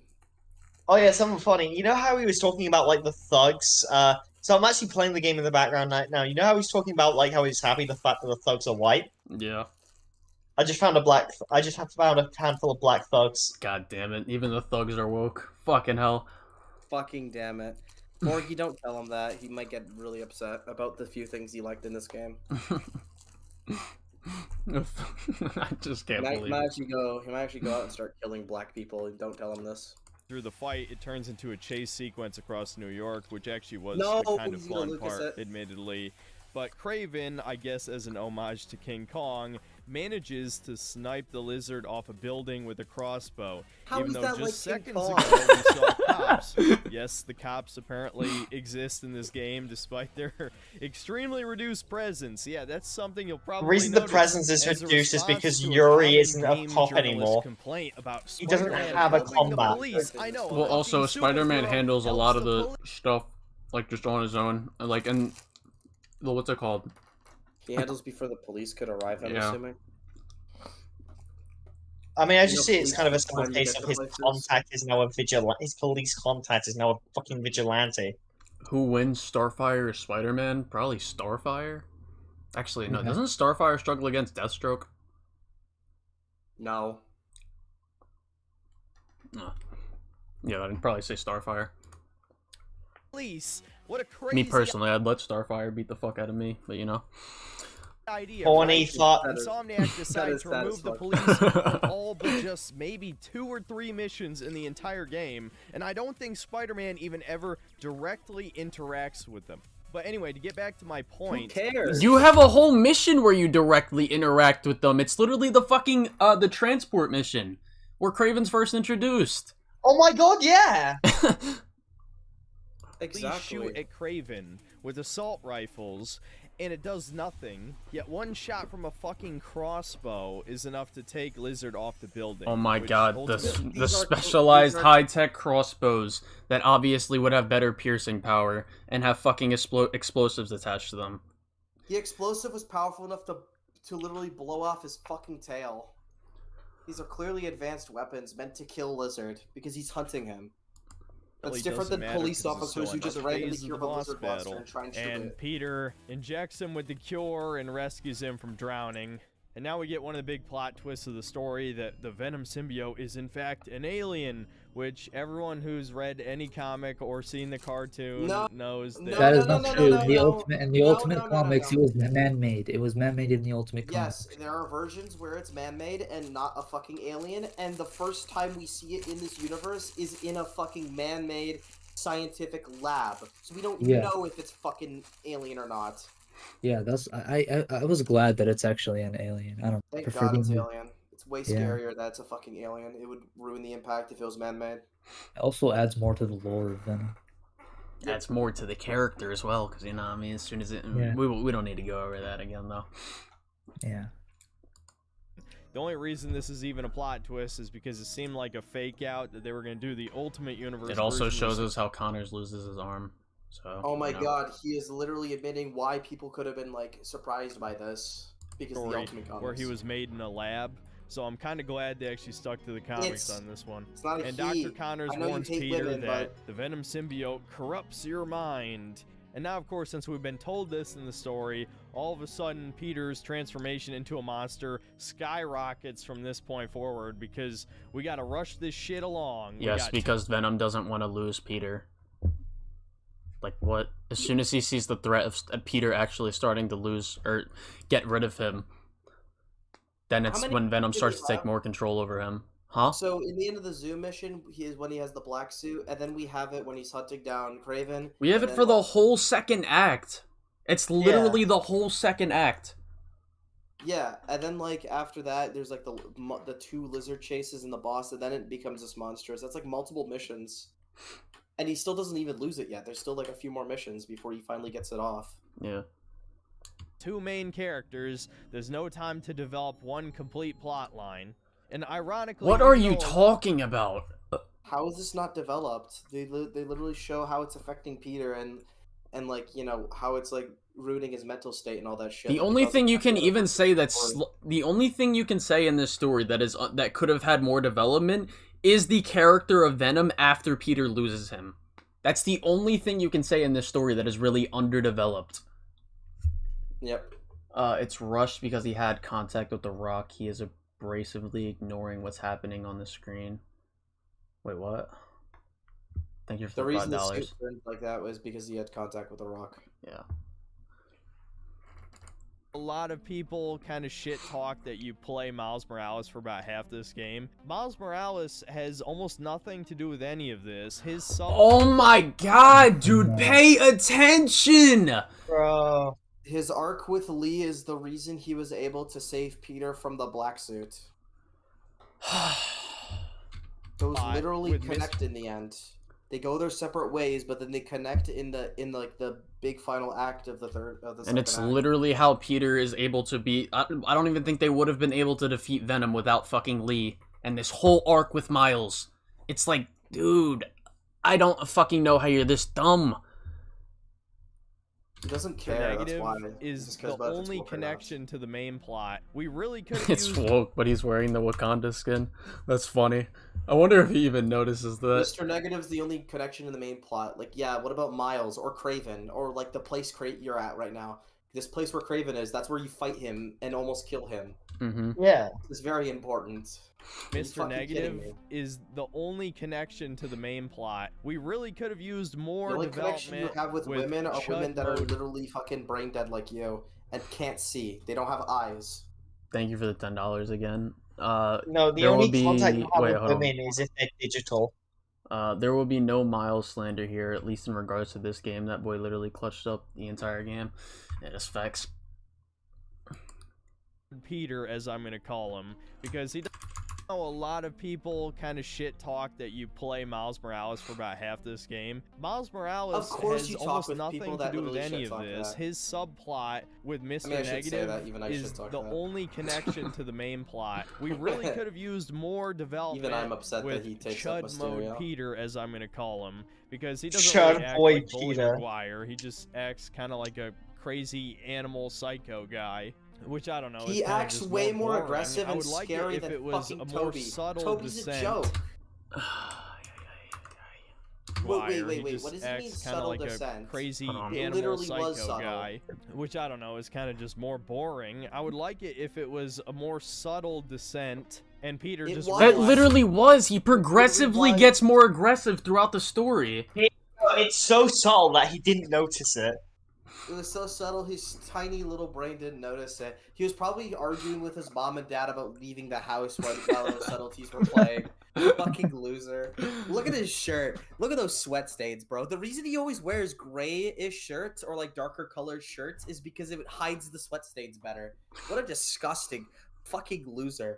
Look at his hair. His He looks fucking like he he's couldn't trying- he couldn't pay attention because his mom was trying to tell him to wash his clothes for once. With his hairstyle and that fucking terrible ass fucking forehead, he looks like he's trying to be the whiter Napoleon. What a fucking ugly ass motherfucker. He's got the Worthless goatee. society. He's got the goatee going crazy. That's his new name. He's whiter Napoleon. That terrible ass haircut that his mom gave him. I'll be back.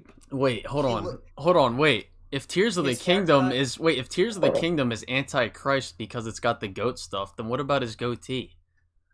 Is Synthetic Man now Antichrist? Holy shit. His haircut gives me. He's projecting in every review. His haircut is giving me the impression that he was homeschooled as a little kid. Normally turned out like such a racist, moronic bigot. What a fucking that the loser. suit was making him evil, not it being so You blatantly praise Tobey obvious to Maguire's the audience version. and in Fucking your shut up. face. And I actually want to suggest a secondary option if you don't want a Oh, more yes, in your mature, face. serious route. You could just do what the 90s cartoon did, believe it or not, in the original comics. was a whole the lot black less suit subtle. didn't Are you actually shitting me? corrupt Peter's mind. That was an idea the The 90s cartoon came up had him with almost first. kill Rhino. Let me give you a little bit of a sample of what Dude, that sounded like. moment he has the suit, he's just aggressive. Like, what the fuck are you talking about? What I want. That's funny. I give up too. I give up trying to be a friendly neighborhood Spider-Man. That comes out of No. nowhere. I want to bring this up. Pause. Oh, wait, hold on. Let me just get to the ad. And I Alright. Pause. I want to bring this up. That comes out of nowhere. I watched those episodes fairly recently. Why does he become more aggressive? Because the suit's evil. That's it. In the game, there's like a lot of reasons why he becomes more and more aggressive, and it's well written as hell. Because in the beginning, he's a little bit like arrogant with it, but he's not like aggressive to anybody. When he had the black suit, he's Mhm. even still joking like he normally does. Yeah, But like then the when- honey joke. Yeah, but then once the Emily May Foundation goes down, something that reminds him of Aunt May, and reminds him that like Harry's in a bad situation. You know, he noticeably gets more aggressive already, and then he starts to realize like how bad Dr. Connors has it, and how Dr. Connors would remind him of someone like Otto. Mm-hmm. Like that's when he gets worse and worse because of shit like that.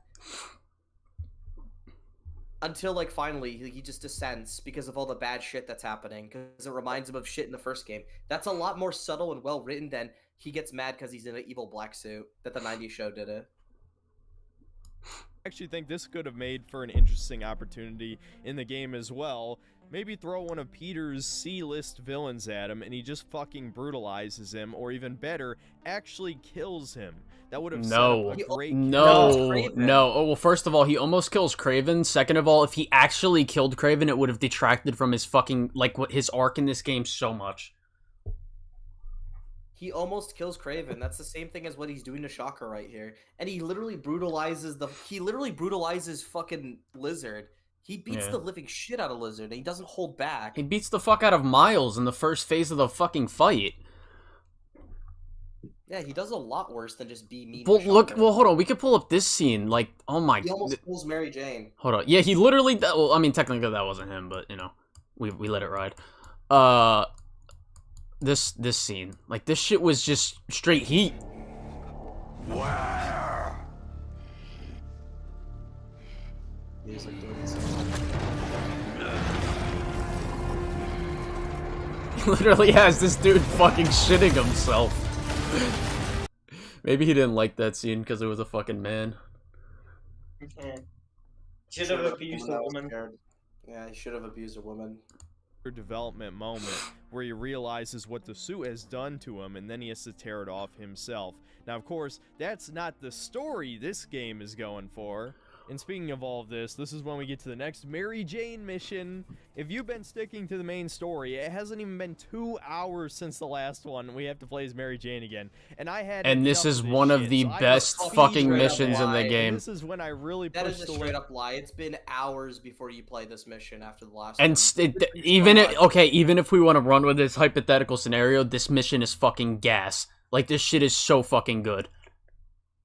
And this is basically the last mission you do. And he's still playing on easy mode. Limits of how bad the stealth system was.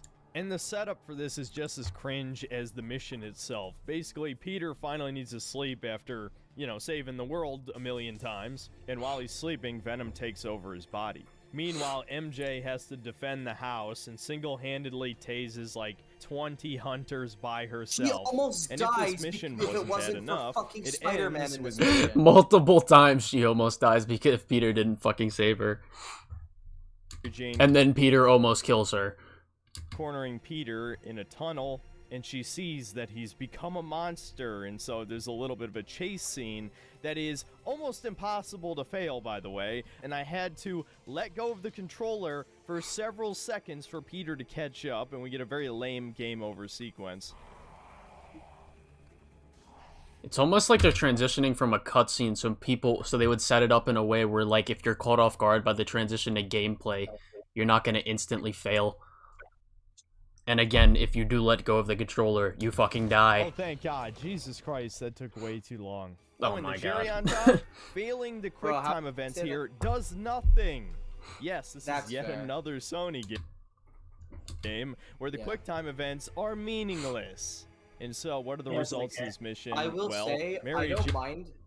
I'll say this. I don't mind that she, you know, we had this like linear chase sequence.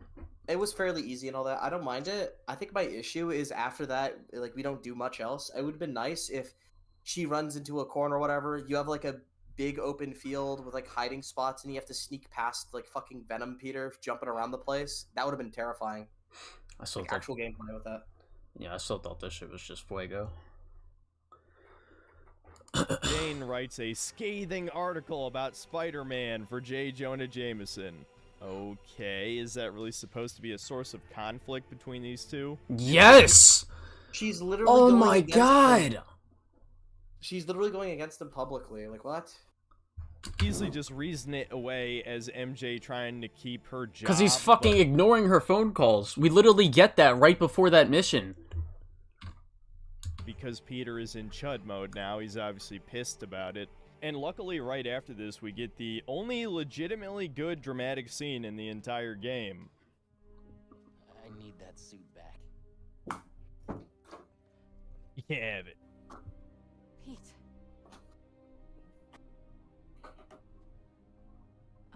Venom's my waifu. What do you remember about last night? I just remember feeling tired. Universal Bruh. Technical Oh Institute my God, offers bro. You hands-on gotta get welding that block. training right in your backyard. Go down. Collins. That suit is changing you. Disgusting. Stop zooming in on her. She's so gross. Oh my fucking god, dude. Bro. What the fuck is wrong with him? Many things. I said don't. I think he's just genuinely the most unloved person alive, and this is what happened to him. Like, he went to school and made 0 friends until he became an adult, and now he's doing this for the rest of his life. The truth is, I'm the hero here, not you. Yeah. Everything he's saying is correct, though. Am I supposed Oh to? my God. Actually being objective. Such a moron. Holy I have shit. no He's genuine- literally Lucas, bro. Peter should have kept the black suit. He's literally Lucas. He should have kept the black suit. Oh my god, dude. What did he critiques say? here. If even half of the scenes in the game were like this, I wouldn't complain about all of the cutscenes and the walking simulator sequences. This is why I wanted more of Peter with the black suit, because we get to see one of our favorite heroes, our friendly neighborhood Spider-Man, who genuinely tries to be as good a person as possible, slowly be corrupted and become more arrogant. It's just inherently pretty interesting. Unfortunately, this is pretty much all we get, outside of him acting like a weird sociopathic rage monster in just a second after this. Oh Not my to mention, God. that little scene right there is a massive source of drama. Well, that and the fact that he was neglecting his butt buddy Miles. Yes, that is a real plot point, that he wasn't answering Miles' calls, and so now he's upset at him. problem? And so the writers force Peter... I'm now realizing I forgot to mention Miles got captured during the last mission. I just kind of forgot that even happened. How do you forget that? That's literally what... the next mission's about him being caught, you fucking... You didn't forget that! You complained about a bug that happened in that mission! So fucking stupid. What is... God, the layers of his stupidity is so insane. He literally- I never knew this video would be this bad. It's He's actually fucking insane. he literally is Lucas. I need to hear him and Lucas have a People like to conversation. just like, why is there 12k likes? Why? I don't know. People are actually fucking stupid. He's boundless stupidity and lack of self-awareness. It's infecting everybody. Like why the do you? Venom He symbiote literally in the is the game. fucking Venom symbiote. Like fuck it up. He's the fucking. Mountain. Instead of like Venom, it's just called Mountain Dew. He's just the Mountain Dew symbiote.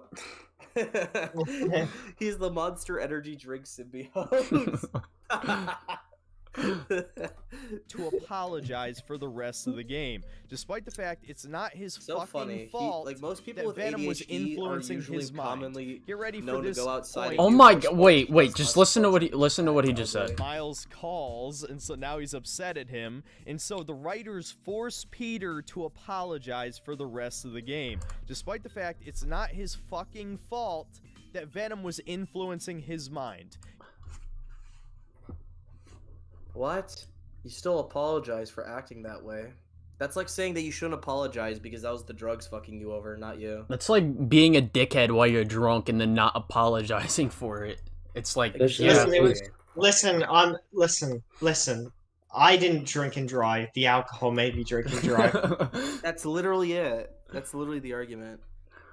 Plus, his consciousness is still there, Get ready just for fighting. this point to come back up later. And this next mission was actually pretty solid as well. Basically, Miles ends up tracking down Mr. Negative. You just said. Well, hold on. No, he just said. I forgot this mission even happened, and then said, "Yeah, this next mission was pretty solid." Ah, how are you this fucking dumb? Yeah, that's the problem. I think he forgot that Miles got captured, but he remembers that Miles, like, Dude, he's literally fucking he has 2 different personalities like Lucas. He is literally fucking Lucas. I think he has more than 2, to be honest. I think he has like 5 different personalities that keep contradicting and keep distracting him with his tiny little peanut brain, so he keeps getting hit in easy boss fights on the easiest difficulty. Look at how conflicted he is in this boss fight. Look at his face. He's not only forced to play as the black that is the black face. wait, he's not only forced to play as the black character he hates, but he's conflicted on whether or not he wants to fucking beat up the Asian guy because he's playing as a black guy. You can tell that there's 5 different personalities arguing with his head that's preventing him from playing the game, and that's why he's like getting his ass kicked from the You ever seen Inside Out? Yeah. All the emotions are just flaring inside his head. He They're is just having like a literally red alert. Out. Dude, in Inside Out, instead of it being different emotions, it's just different forms of bigotry. It's just racism, transphobia, sexism. No, all of them. yeah, you remember at the end of the movie where they go into the guy's head, when like the reaction to Riley's freaking the fuck out. That's like his Bing Bong. Head whenever he sees a minority. No, his Bing Bong is the creator of the KKK. Fucking hell. His Bing Bong is David Duke. Craven. They have a 1v1 boss battle where Miles decides obviously not to kill him, which I think is definitely the wrong move. It's way too boring. Oh my god, dude! I don't want to watch. I don't want to watch this anymore. I really don't. We gotta finish it. I like how we want, dude. It wouldn't even be interesting. It just would have been tasteless if we like have Martin Lee go, just do it. Like he's clearly guilty. That would ruin his arc. It would literally ruin his fucking arc. That would literally be shit writing. That would be so bad. It would be like, where the fuck did that come from? I fucking can't, dude. It's like, yeah, we just have this badass moment where fucking Miles is overcoming his conflict and realizing, like, yeah, I can't keep letting this happen. Oh, yeah, now I'm gonna kill you. Like, yeah, that makes fucking sense, right? You know what's funny? I bet he hates The Last Jedi, and he would criticize that Luke would try to kill Ben when it's like, isn't that more interesting that he tried to do that? That's an interesting decision. It's not boring that he was like deciding not to kill him. That'd be boring. That you could use the same thing there. Look at his face, man. He's literally like, please kill the Asian. Please kill the Asian. Please make the black guy look worse than the white guy in the main video game. Please. You could tell that there's 2 different forms of bigotry. Like, they're just arguing what he wants. Alright. Dude, he's still wearing that green makes t-shirt. Miles He's way still too trying to hide similar the to sweat Peter, stains. but without any of the character flaws. He's way too similar to Peter anyway, because he's not instead a of fucking killing murderer. Mr. Negative, Okay. he helps him escape, and so off-screen, Borgie's Miles too similar fights to me Craven because he's 1v1, just a and British spoilers, version of me who doesn't kill people. Yeah. So anyway, instead of killing Mr. Negative, he helps him escape, and so Can't believe he advocated to off-screen, kill Mr. Miles Negative. fights Craven 1v1, and spoilers, he loses. Remember that for later. So of course Peter shows up. What? He goes ballistic. Let's see it. And again, this just shows the writers are completely toothless because despite beating the absolute shit out of all these goons, he never actually kills anybody. So anyway, you fight your way there. You fight Craven in a 1v1 boss Bro battle. just that's wants actually Peter to be a admittedly murderer. pretty good, even if I was pissed off at the time on the stream. The second phase of the fight is one of the only boss fights in the game with a legitimate gimmick, that being the symbiote's weakness to sonic frequencies, so you have to like web up this bell, right? But just as Spider-Man might kill Craven... You mean to tell me a boss fight is getting progressively more mechanically interesting? Who would have guessed? Holy shit, it's almost like that's good boss design.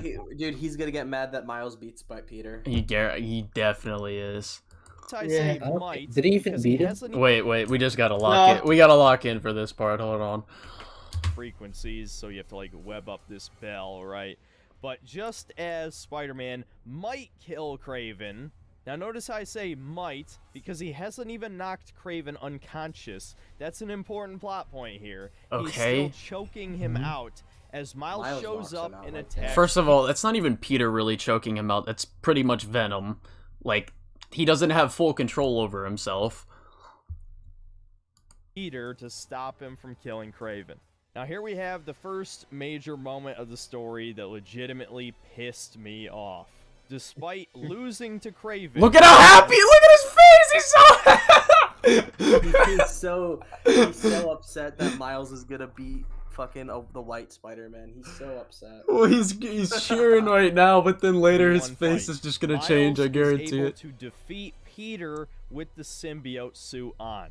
And I just know there's going to be people making excuses for this, saying that, oh, well, Miles' bioelectricity abilities are more effective on the symbiote. No, not even that. I just think Peter was holding back. Peter was conflicted. Peter's holding back. Miles is using his weaknesses. Gameplay is not. The whole boss fight is probably not how this fight actually went down in the canonicity.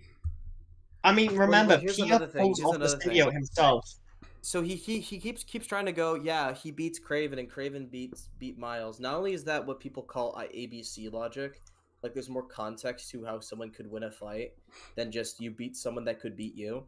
Yeah. Another thing is Kraven beats him because he's tired out after fighting a marathon fight with Mr. Negative and having to use all of his bioelectricity to take out all of Kraven's men. Kraven beat a tired, weakened Miles, so that wouldn't even be a reason. Ring the bell in the arena. Well, first of all, it's fucking stupid that his electricity is good against everything in this game. Yeah, not a single enemy resists his powers in any way. It's not even good against the symbiote. That's not why he wins. He wins literally because he doesn't even beat Peter. That's what's so fucking dumb. Wait, hold on. Thank you for the $10 again. Mind you, Miles won because Peter was heavily conflicted. This was the Spider-Man version of Anakin versus Obi-Wan. Pretty much, that's honestly a good comparison. Way. In fact, most of the time it's the opposite. And while the bell argument is fine, I still don't think it should have been enough. Miles already. It should have been enough that he basically has his kryptonite on him. What do you think Miles is? He has the same power set, you fucking idiot. It's literally because he's black? Is that your argument? It probably is. Yeah. Dude, I don't even care about the experience thing when he has generally the same power level as Peter. Has other abilities that he could use to his advantage. Well, no, you could argue that you could even argue that fucking Miles's base powers has just gotten more powerful than Peter's base powers. Mind you, they did get bitten by two different spiders. And Miles is able to Miles, while also fatigued and probably holding back too, is generally able to contend with an amped version of Peter. Like, not even like there's no issue. And the problem is, again, Miles does not at the end of the day, Peter. Peter doesn't beat Miles. I mean, Miles doesn't beat Yeah. Peter. Miles doesn't win that fight. All that happens was that he holds off Peter long enough, he talks him out enough, and he just keeps ringing the bell to make sure Peter can't attack him anymore. You literally see in the end cutscenes just spamming Well, the bell. yeah, in the cutscenes, right? Like in the beginning, Peter's beating the fuck out of Miles. The next cutscene is when Miles starts to get through to Peter, which makes him more conflicted, thus weakening him more. But this it's literally a case of you're assuming that Peter's going full force on Miles. When I want to bring this up, he didn't even go full force on Kraven. Why would he go full force on Miles? Yeah, it's even established he's holding back against Kraven. So, like, he would definitely hold back against Miles.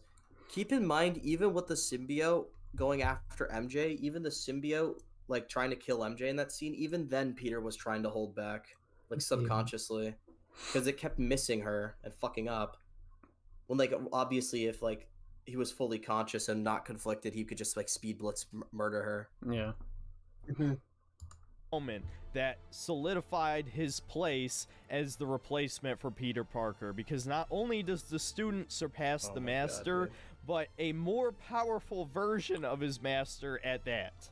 And again, it robs Peter Parker of a great character development moment he could have had. It literally is!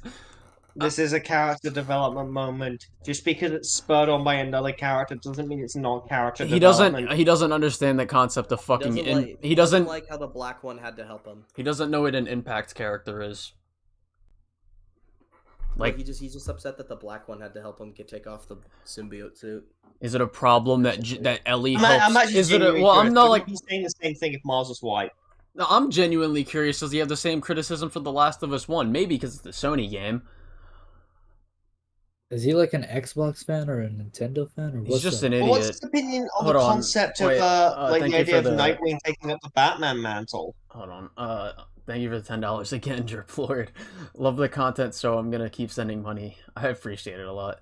But if you really want to take this from a narrative perspective, Miles helped Peter beat himself. Yeah, like essentially. Wait, I want to get your opinion on this. What do you think his take is on the whole Azrael taking Batman's place in Arkham Knight. Do you think he complained about that? Couldn't tell you. Well, dude, it's so. Does he have a fucking problem weird when Dick Grayson or any of the other Bat family members take up the mantle of Batman? I want to bring up something. Usually, when Spider-Man overcomes the symbiote in every version of the story, he can't do it by himself. Like in the comics, he had to go to a bell tower and almost kill himself just to take it off. In the '90s series, he Does had the same thing pretty much. Yeah, he needs the bell to take it off. Like he doesn't overcome it or anything. He just uses the bell to make it fucking screw off. Spectacular, he doesn't overcome it by himself. He needed the guidance of Uncle Ben to beat it. Well, even in the ultimate universe, he fucking slammed into electricity lines, and that's what helped him get it off. Yeah, like there's never ever a story where Peter by himself, just without any guidance from any of it, like without any guidance or anything, just kind of rips off the symbiote.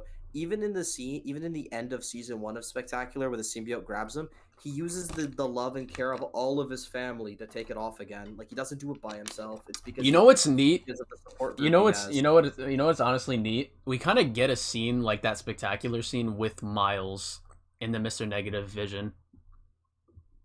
Yeah.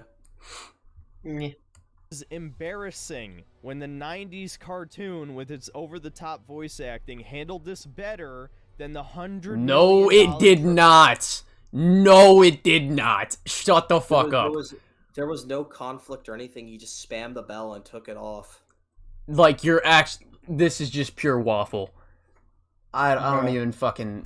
I really don't want to finish this video. He can't use Spectacular because Uncle Ben helps him.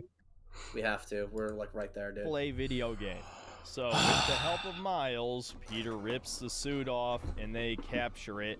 And they have a conversation on a nearby rooftop, which is the beginning of Peter's various groveling, apologizing moments that you're going to get for the rest of the story. Oh my god. It was his fault. Venom was he almost murdered MJ and Miles. Yeah, I think I would apologize. Well, you kind of do have to acknowledge that there's you kind of do have to acknowledge that there's an element of truth in what's going on with these negative emotions. Like there is an element of that. Not all of it is like them, obviously, but there is an element of truth, like in this boss fight and some of the stuff that Peter says. It's like there's not always Peter is being a dick. You can't just be like what are you're not gonna apologize for that? Like it's such dumb logic. It is like abuse of actual drugs. There's still an element that is actually you. There's still an element that you're the one who believes a bit of what you said, maybe somewhere deep down, possibly. Also, once again, one of Peter's character flaws is that he always blames himself more than he should. It's one of his core character flaws. It's been established ever since the first game, and has been a thing in the comics ever since his creation. It is literally how he becomes Spider-Man, is that he blames himself more than he actually should. Because he didn't kill Uncle Ben. A fucking robber did. A robber he would never expect to murder his uncle. His fault. Venom was manipulating his mind. Peter didn't choose to put the fucking suit on. Venom latched to him to save him from dying. Take it off. So remind me how the fuck. Hold on. Thank you for the $10. Incels getting mad over the way MJ looks is so funny to me. Like, apparently no female character in a video game can look like a normal person. They all have to look like high school DxD characters. Exactly. Any of this behavior, any of his actions were his fault when he was being mind controlled. So anyway, Peter decides that they need to destroy Venom. Is he going to talk about how MJ also apologized? Yeah. No. He also apologizes. Thank you for the $5, Cosmic. If Peter doesn't apologize for almost killing MJ, then I guess a drunk driver does not have to apologize for running somebody over. Exactly. Too dangerous. You can't afford to give him back to Harry because Norman is working on a different cure, which, of course, as you could probably guess, is the Goblin Serum. So Peter makes his way back to Connor's lab alone, which is kind of stupid. And Harry is there waiting for him. What he's working on? Yeah. I imagine it is. I mean, it's called the G Serum. Yeah. I think it's pretty obvious foreshadowing. Right here? No. I mean, like... Smoke. The G serum, like at the end of the game when he's like, get the G serum ready. Well, yeah, I know pronto. that. I'm talking about in this scene right here. Like, there's like some green gas in the tube thingy. Is that the Goblin formula? I don't know. Maybe it's just green. Okay. Maybe just set up some LED lights in the tank. Symbiote just kind of breaks out of containment after a dramatic moment between the two of them. And in yet another contrived moment, Venom is born, and he is How is it way contrived? Yeah, it's not That- contrived. That's That is not literally contrived. the opposite of don't- contrived, because it's literally You based don't on know what cause and contrived. You don't know what contrived means. Dude, his family not loving him is contrived. No, I think that was pretty well set up. I don't know. Yeah, there's a good reason to not like him. Then he was being attached to Peter, which is not explained in any way, but I will let it slide because it's a rule of cool moment. And this Venom What is? more overpowered. I'll let it slide because it's a rule of cool moment. Go back. What is his criticism? That it's attached to contrived? Peter, which is not explained in any Go back a way, little more. but I More. after a Just play dramatic with it moment down. in Connor's lab alone, which is kind of stupid. And Harry is What do you there mean waiting alone? for him. Connors and the didn't Venom's come yet. Oh my because God. Norman is working on a different cure, which, of course, as you could probably guess, is the Goblin Serum. So Peter makes his way back to Connor's lab alone, which is kind of stupid. And Harry is there waiting for him. And the Why is it? symbiote- First of all, he was going there to meet up with Connors. It's literally established before you walk into this fucking mission. just kind of breaks out of containment after a dramatic moment between the two of them. And in yet another contrived moment, Venom is born, and he is way more powerful than he was. Doesn't explain how it's contrived. He's saying it because he's way more powerful. Yeah, than and then they he's are. saying way more powerful, literally an SK criticism. Fucking hell. It's Dude, literally, they it's literally literally say in the game that Peter would have became that if it was on him longer. It was yeah, clearly just they, growing. they in power. also explain this like an hour later. I'm pretty sure, maybe it's shorter. I don't fucking know, that they achieved full symbiosis. Thank you for the $5. 90s Peter literally is conflicted with his brutality with Shocker. Uncle Ben also helps Peter, and his attempt to kill Shocker pushed him over the edge. Yeah. Is being attached to Peter, which is not explained in any way. It but is. I will let it slide because it's a rule of cool moment. And this Venom is more overpowered than the comic book version, at least in the 90s comics that I read anyway, because he's now I like kind of agree 12 with that. feet tall and basically unkillable from this point forward. You're going to see a lot over the course of this game. They wanted Venom to be a planet-wide threat, which is kind of a problem because Spider-Man is a street-level hero, and it's already been confirmed that the Avengers and Doctor Strange exist in this universe. Venom's so not this is a little too much. It's not to like ask. Venom is fucking planet level or anything. Like, what are you talking about? He's an idiot. I mean, I guess he would be if he could spread his symbiote tentacles across the planet. So yeah, I guess he would be, but he doesn't reach that point, so no. Like the meteor. Even like the Green Goblin could be a threat to the world if you gave him sufficient resources or power amps. Well, yeah, anybody could. So like I don't know. You think Spider-Man doesn't stop this kind of stuff? Like any hero would try and stop that. Well, like Electro, he could be a very big threat, and Peter stops him. Electro could possibly blow up the entire city fucking electrical line and kill everybody. He could turn into the Red Skull Sun from the 90s series. Shut the fuck up. I mean, apparently dumbass Spider-Man fans are more accepting than Harry Venom, even though I would say that's way worse than Harry Venom as a decision. Ask for someone in Spider-Man's power level, but I'll admit this is actually just a minor Venom complaint. has never been 'cause on for me Spider-Man's power personally, level. The I whole thought point is that everything he's a that better, stronger Spider-Man, but Spider-Man uses his intellect and his advantages to not having the weaknesses Venom has to beat him. Yeah. happens from this point forward was actually pretty cool, even if a lot of it was poorly written in certain ways. It's not and poorly Venom written, is but one of my okay. favorite anti-heroes slash villains, though don't expect him to come back as an anti-hero. He is clearly fucking evil in this version. I'm guessing Yeah, this can be I don't like explained away that. by the fact that Harry Osborn is If dying. I'm gonna be so pissed if they make a spin-off and they make him an anti-hero. I'm actually gonna be livid. I would not understand it because clearly the symbiote has an invasion process embedded into it. So it just wouldn't make sense. It's just impossible. Wanted to unless they do save the Venom movie route, world which would through be lame. environmentalism, and so this is influencing Venom to have this global plot to turn everyone into symbiotes. Well, it wouldn't even make sense because like the thing in the Venom movie that makes him turn is seeing like Eddie, like him connecting with Eddie. But with Peter, like he would have already gotten that with Peter, so it's like it wouldn't even make sense if they did the Venom movie route. I don't know because Peter did reject him, so. Well, Peter would reject him, but he would still see Peter's morals and how he looks at the world. And how he still rejected him in the end of the day. Yeah. Eddie Brock just hated Peter Parker, and the Venom symbiote acted like a scorned ex-girlfriend in the original comic book version. He acts like that in this game, too. There was obviously a lot of potential for redemption there.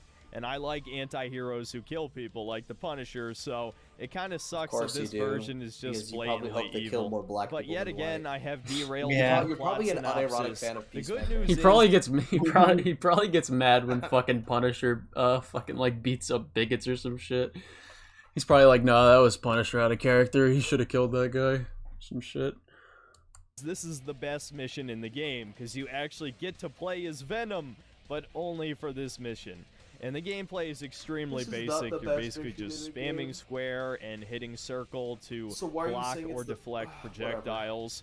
But it actually feels like a superhero game, like Hulk Ultimate Destruction. Oh my the only God, thing it's dude. missing is being able to pick up and throw cars, but doesn't it's when pretty you're much got the Spider-Man rest. easily, like, And you beat bouncing the enemies like a absolute fucking shit out of like basketball, 100 of or whatever Norman that is, Osborn's shit. goons. Then you beat up a bunch of hunters, and finally Kraven shows up. You get another boss battle. You absolutely wipe the floor with him, and then Venom chops his head off, which is easily the best moment in the entire game.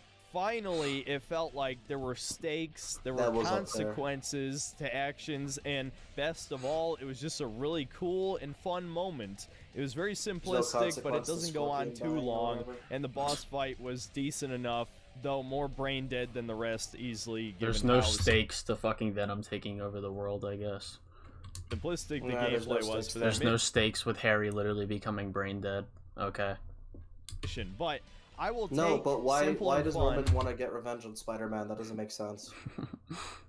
over complex and overly drawn out boring crap, which a lot of the rest of this game is composed of. The only real problem I have with this entire sequence is that it just makes the entire Kraven plotline feel kind of pointless. He existed. Bro, oh my God, dude, you're so fucking dumb. It's literally the conclusion of what fucking Kraven wants. Like, what the fuck is wrong with you? What did he say? I was actually kind of zoning out. He said it makes Kraven's entire purpose in this story pointless. How? You tell me, dude, because I don't fucking know. Half the reason Venom even fucking happened is because of Kraven existing. If Kraven wasn't in here, then it wouldn't be Venom.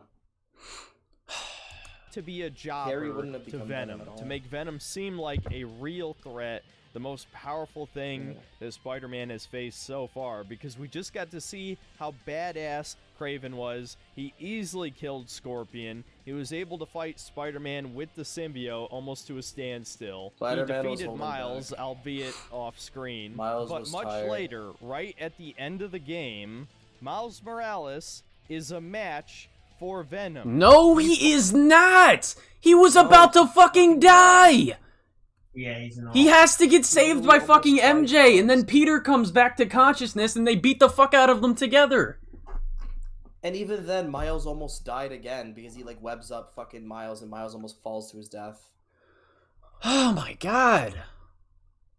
Fights Venom in single combat and is able to fend him off, and Peter gets a plot device power that allows him to fight Venom. There's a real reason. Miles does not.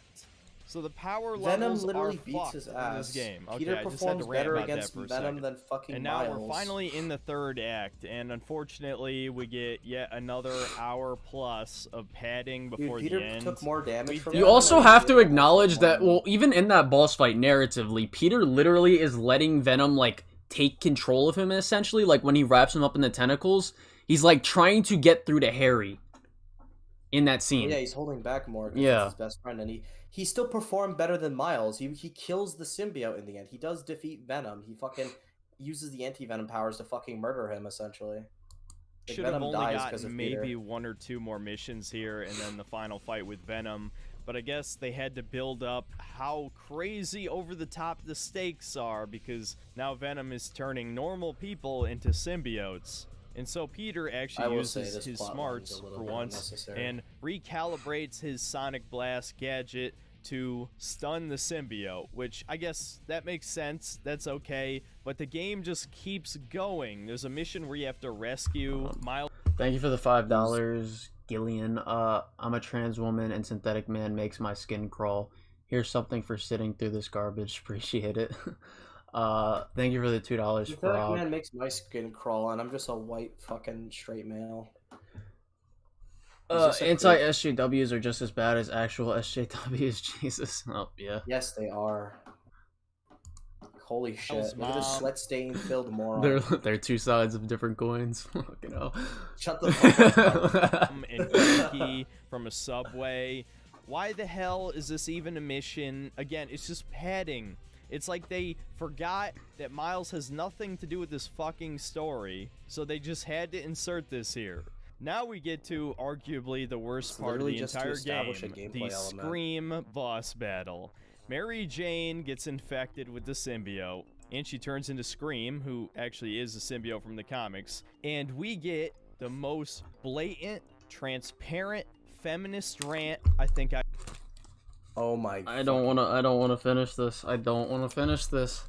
We're 20 minutes. I've Keep ever going. heard in a video game. I'm just gonna play some clips from the boss battle, and you can judge for yourself. Of two different coins. This isn't fair. Everyone everyone fucking does this, dude. They play the dialogue out of context from the actual moment, and it just makes it sound funny.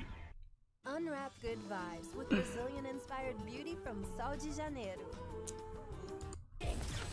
Done begging for validation from you, from anyone. Validation? If this is about your job, It's about me. Hey! It's not my job, stupid house. Typical woman. Me. Oh my Oh god. my god, dude. It's so fucking annoying because the whole point is that this isn't good. Like, this isn't a good thing that Mary Jane's acting this way. This is when she's the bad guy, Scream. He doesn't why are fucking people, like- notice the irony in this shit. Is fucking... He has literally no self-awareness. She literally has to overcome her, like, jealousy and insecurity of, like, being inadequate compared to Peter as Spider-Man. That's the whole point. That's why she's like, yeah, you're just upset I'm more powerful than you. Clearly that she's insecure about her own lack of power. It's almost like she's just as flawed as he is in this fucking boss fight. Always about you. You can't keep a job. You can't make a mortgage. Did he do without Spider-Man? Look how it's doing with you. I can still fix this. I always do. We always do. I always come second. I live in your shadow where my dreams turn to dust. Remember your book? You said you want to help people. Nobody read it. Yeah, because there's shit. Oh my god. I think most of this dude. game was written by a woman. No, it didn't. Shut the fuck up, Peter. You're such a bad liar, really. Your book helped me, MJ. What a fucking simp. Bro. It's a simp to, like, fucking Let's have try your and get your significant other girlfriend actually help back. you. He's literally just jealous. Because he doesn't have any female fucking contacts. He wishes he was Peter. I was wrong. You don't have to trust me. me, but please trust yourself. Let me do what I have to do. You're right. I've been selfish. I was so wrapped up in my own life, I never thought about yours. Fuck. You just want to stay the stronger half. What? Don't feel special anymore? What? No! You're stronger than me in so many ways. Bro. Why are people upset about that? That has been a thing ever since the creation of these characters, is that she has strengths that he doesn't. One of the main ones is that she's able to keep a stable fucking career when he's ruining it as Spider-Man. Yeah. Jonah? Kiss my ass. I quit. James. What's up? That's so good. What's wrong with that? What the actual fuck?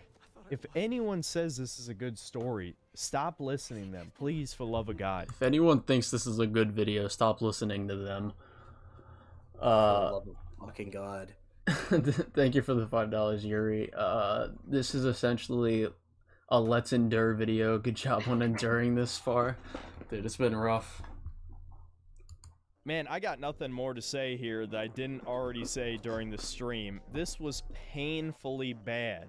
Mary Jane is obviously the self-insert of the lead writer for this game. Yeah. And this rant must be directed toward her I'm sure. ex-boyfriends or some shit. Oh my because god. this is some of the most out-of-touch, narcissistic bullshit I think I've heard. That's literally the fucking point. Is that you're showing her fucking flaws, dude.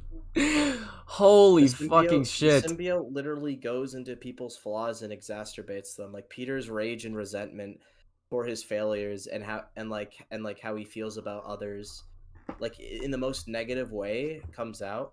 Like how he thinks that Miles is just an inferior version of him, and that he doesn't want Miles to like overshadow him.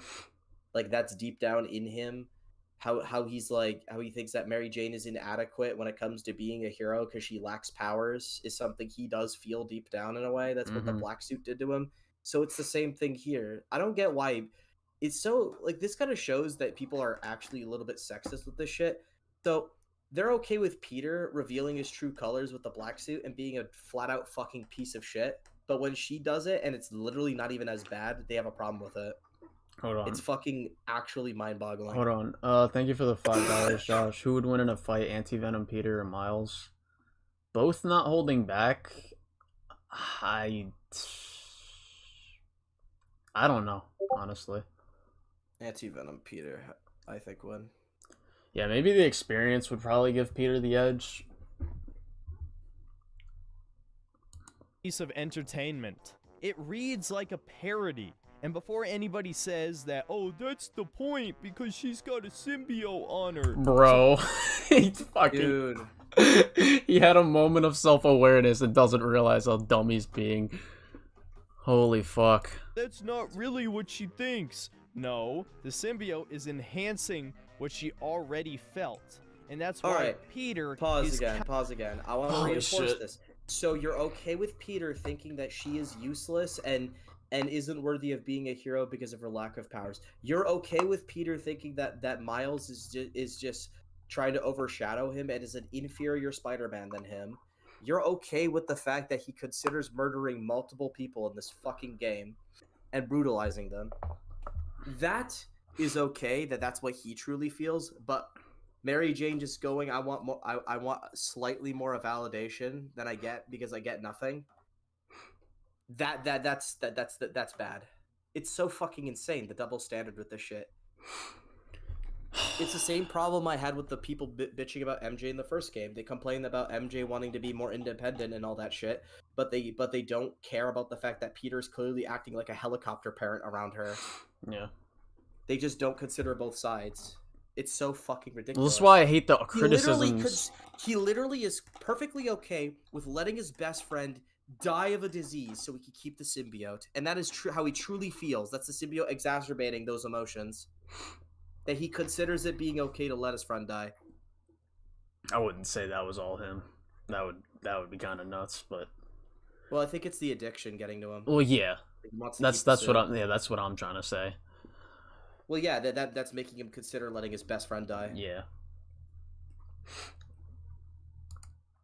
constantly fucking apologizing and acting like a bitch the entire time.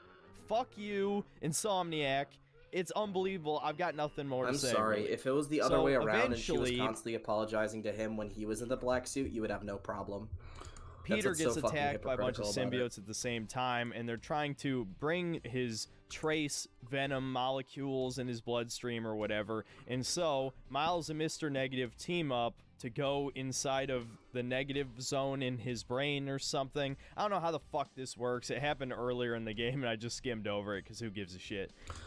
Mr. Negative's powers clearly have some kind of effect against the Venom symbiote. And it would make sense, because if you paid attention to the first game, Mr. Negative's abilities were actually based off of trying to cure an incurable disease. So of course it would have properties to take. Well, they could honestly, you could honestly, like, reasonably assume that, what's his name, Norman used some of the symbiote, research to, like, do what he did to Martin. Because that's what he was kind of basing that whole thing off of. I always assumed it was just an earlier version of the GR27 project. Like, I'm assuming it's the same thing where it's trying to affect something in your cells, but it was successful in curing you, but it also gave you an altered personality, and it gives you an altered personality and, like, you know, uncontrollable powers. Yeah. Basically, you just fly through the shadow. I'd imagine that's probably what the Goblin Serum is also going to stem off of. Yeah. Realm, and you fight a bunch of melee-only enemies who you can infinitely air juggle. Yes, this is that brain dead. Bro. At least we get a throwback to the first game with the Sinister Six getting a little cameo in there. And this mission ends with Peter getting the anti-Venom powers. If you haven't heard of Anti-Venom, yes, he does come from the comics, and it is Eddie Brock in the comics, who, of course, doesn't exist in Insomniac's universe. He does. He literally does. He does. They just literally do nothing with him in the game about Venom. Too much Chad energy, I guess. And the whole purpose of Anti-Venom is to kill symbiotes. So you know what that means? It means that these new bullet spongy enemies that you've been fighting for the last hour can actually be defeated normally, thank God. But the worst part of this mission comes right at the very end, as despite Peter now having a real reason to contribute, something that makes him stand out from Miles, since Miles is pretty much... I don't want to finish. I don't, like, come on, dude. 10 more minutes. Are you Let's fucking... get through this piece of shit. I don't know the words anymore to describe this. How are you this fucking stupid? How? It's called the internet, Colin. I don't fucking get it. Just him, but better. He says this. It's like fucking Optimus said at the end of Age of Extinction. There's fucking mysteries to the universe we were never meant to understand. Synthetic Man is one of those mysteries. That's why his mother and father don't love him. They couldn't figure him out. Just left him in the basement to rot and die. Need me. Finish it. As owner of Mint Mobile, Look I how always mad he want is. to find He's ways to so save you mad. money. Oh, thank God, Ryan Reynolds is here. Let's go through the Ryan Reynolds ad. It'll add some bass to this fucking video. You look thin, sweetheart. Are you eating? Focus. Stick to the script. Oh wait, no, this is giving him ad revenue. Now Fuck. all of you can stop coping, seething, and dilating. You are literally coping, seething, and fucking dilating right now! He is literally losing his fucking mind because Peter is praising his student. What a fucking loser. This is like getting mad that fucking Obi-Wan praises Anakin, dude. Like, fucking hell. It really is. Well, the difference is Anakin's white. Oh, yeah, you're right. Marvel's not trying to replace Peter Parker since he's a straight white male. Insomniac He's just going to straight be up in the told third you. game, you fucking idiot. Thank you for the $10, Grub Man. He has no right to say Insomniac is trash. Meanwhile, he is on the easiest difficulty in the game. He is the only that is trash. Yeah. I can't believe that Miles should replace Peter because he's better in every way, and he's also an oppressed minority, No, he's not. and he's very. Oh my cultured. god, Peter, dude! at Oh the ripe my old fucking age God. of 26, That's just not in the game. is busted Dude, and slow. pause it. They make it very clear in the Insomniac universe that Peter's monumentally smarter than him. Like, he's way smarter than Miles. He's way more experienced and skilled than Miles. He's a much better fighter than Miles. He is the Spider-Man that Kraven respects more than Miles. Literally. Like, what the fuck are you talking about?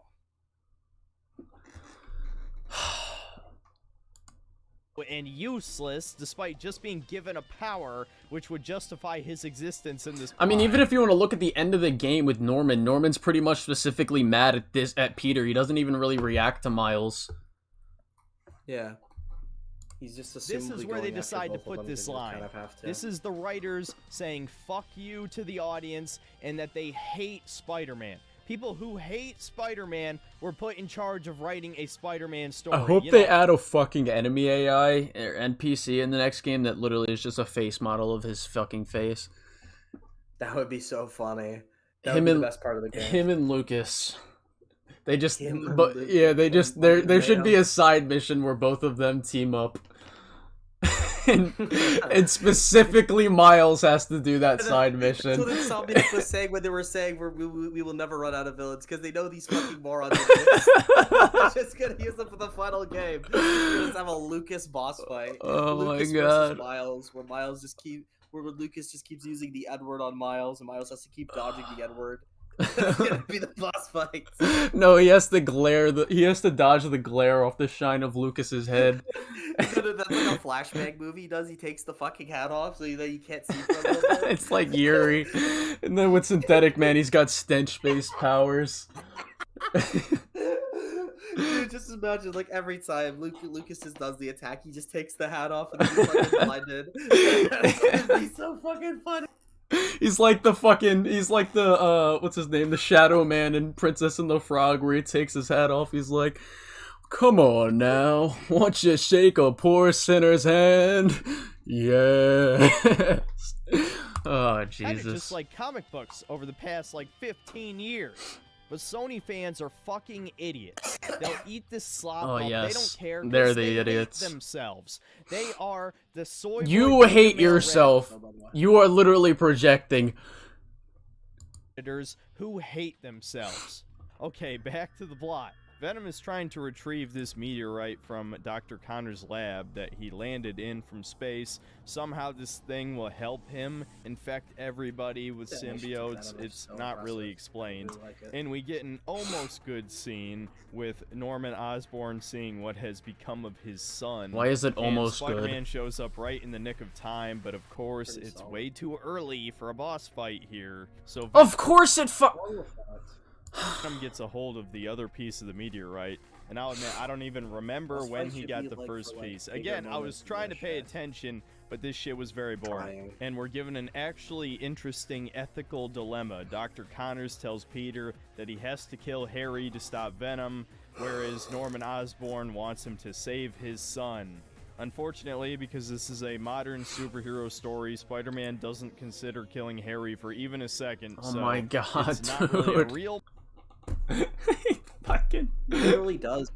Dude, he literally makes the decision to basically kill Harry in the end of the fucking game. Well, I just think it's because this is a modern Spider-Man story, dude. He barely kills in the comics, like barely. Yeah. Moral dilemma, but we almost had something interesting there. And as Peter escapes the building, we get to see that New York is already covered in giant tendrils. This is what people don't understand about this shit. Like, when they go, why is Norman mad? He makes the decision to basically kill Harry. He may have, survived, but he's basically, brain dead at this point. Yeah. That was Peter's decision. Peter didn't technically have to do that. Even if we want to go, yeah, but the world and the symbiote, if you killed the Rock, I don't think that would instantly kill Venom. I do think it's neat as well, because it kind of parallels the end of PS4, where he has to make a tough decision to save the city, sacrificing someone he loves. Yeah. I think Norman would prefer him as Venom than fucking brain dead. Yeah. Like Harry. Norman's to the point where he would rather have his son either suffering or just, on a lifeline than, basically be dead. Or, yeah. Be dead. That's why he kept him in a fucking tube for like a year almost. 2 years. 2 years, actually, yeah. Symbiote slime, and we meet up with Miles again, and he has the ugliest fucking superhero costume I think I've ever seen. It's not even bad, dude. It's like, it's fine. Ass. It's fine, bruh. No, it's not. That is the worst Insomniac original suit they've ever made. Bro, that's such cap because the strike suit exists. The Miles strike suit? Yeah. I prefer that over this, actually. That's so that is actually bananas. That's wild. Bananas because it's Miles? That's Me fucking and you, Colin, bonkers. we're two sides of two different coins. Yeah. Finish this fucking We video. get to the last mission. Nope. There's another mission where they have to infiltrate the symbiote nest and get this meteorite that's going to help him infect the entire world with symbiotes or whatever. Who cares? But the real issue is that this is another fucking Mary Jane mission. Oh my and it God. becomes a straight up third-person shooter. If it wasn't obvious enough that they were trying to make a discount Last of Us with the last two Mary Jane missions, it just straight up is a shooter. And it's so brain dead. So fucking unbelievably easy and brain dead. You are playing the game on easy! Oh my God! I will be fair. Compared to the standards we usually have for shooters, it's kind of brain dead. There's like 2 enemy types. Well, yeah, but this isn't a shooter game. It's like just supposed to mix up the gameplay real quick. It's not supposed to be the most in-depth system. Yeah. I don't even have a problem with it. It's just whatever. Oh my God. This combat system, despite my personal complaints, is good. I don't think it's as good as like Arkham Knight, but it's yeah, that good. looks bad. Like, This right is there. not Like, why are they, fucking like, trying good. to This strike is her or something? terrible. It feels so half-assed. I didn't Mary have this Jane- experience. Did you? But was it like this for you?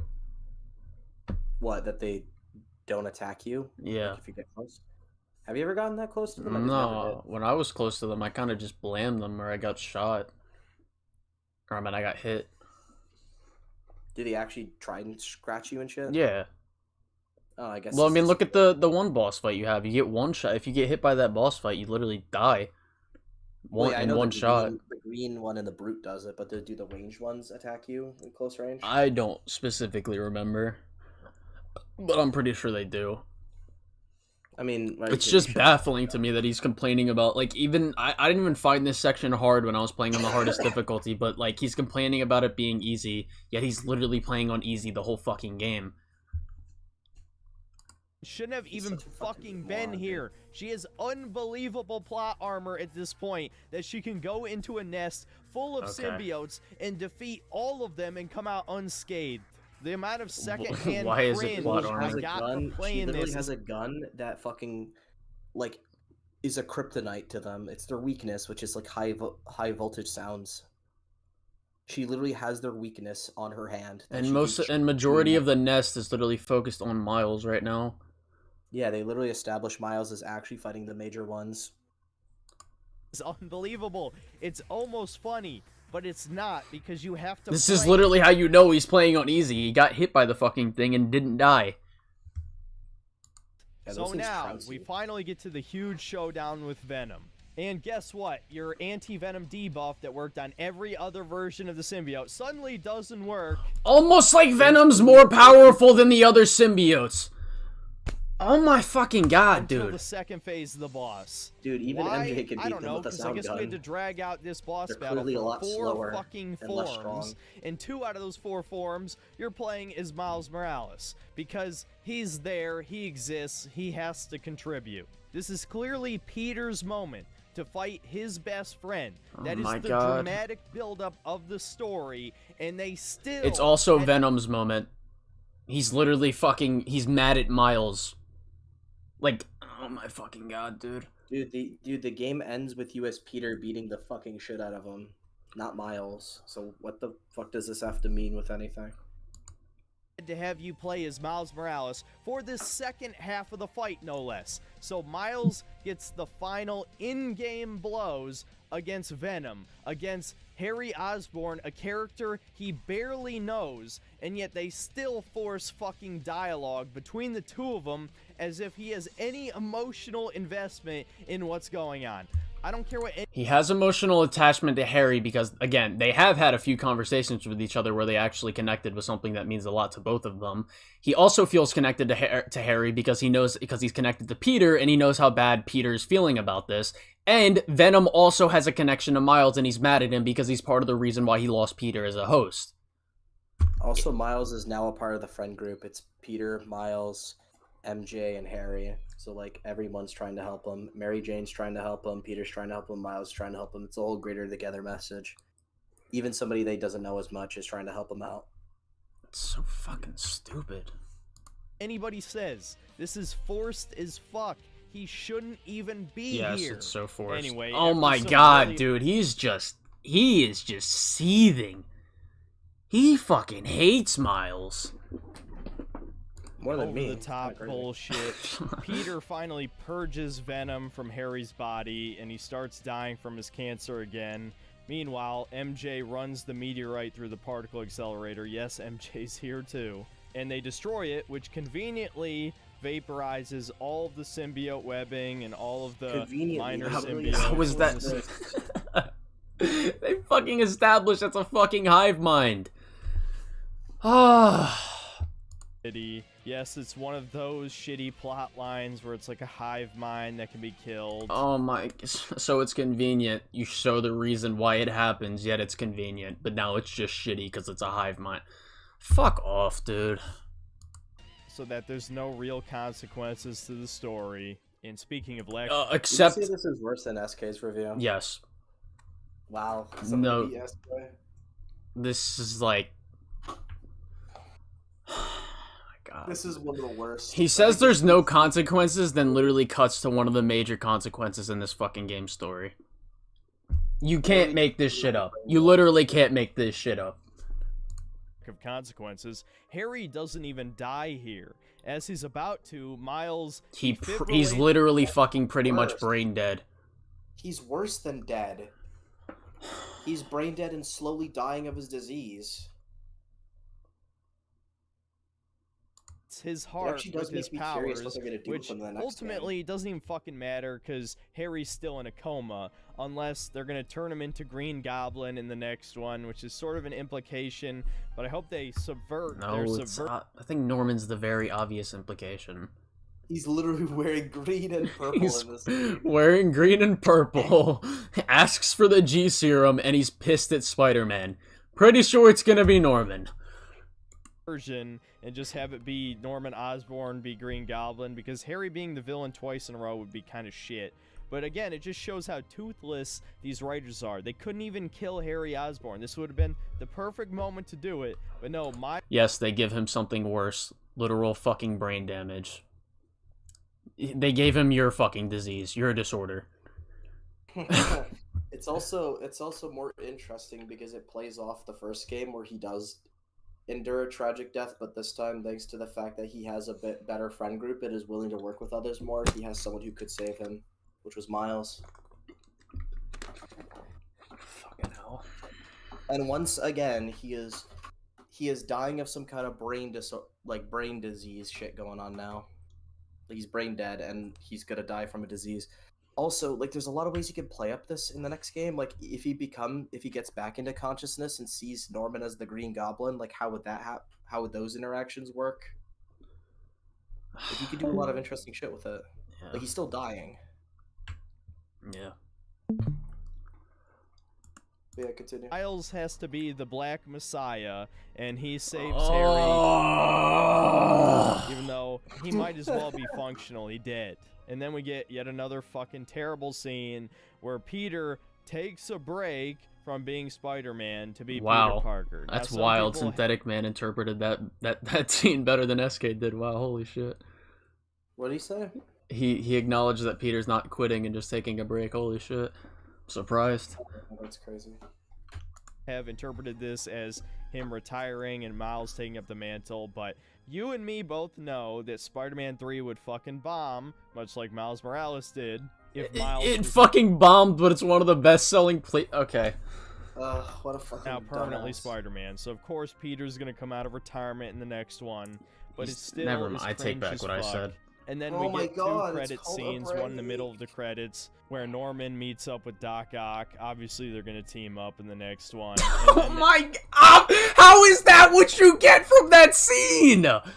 What the fuck is wrong with you? What did he say? I missed it. He said him and Otto are obviously gonna team up in the next game. What a fucking dumbass. Yeah, I'm happy your son is dying. Yeah, that really gives off buddy energy. Like We're what? definitely gonna team up after that, yeah. Like he didn't even properly critique how you could critique that scene.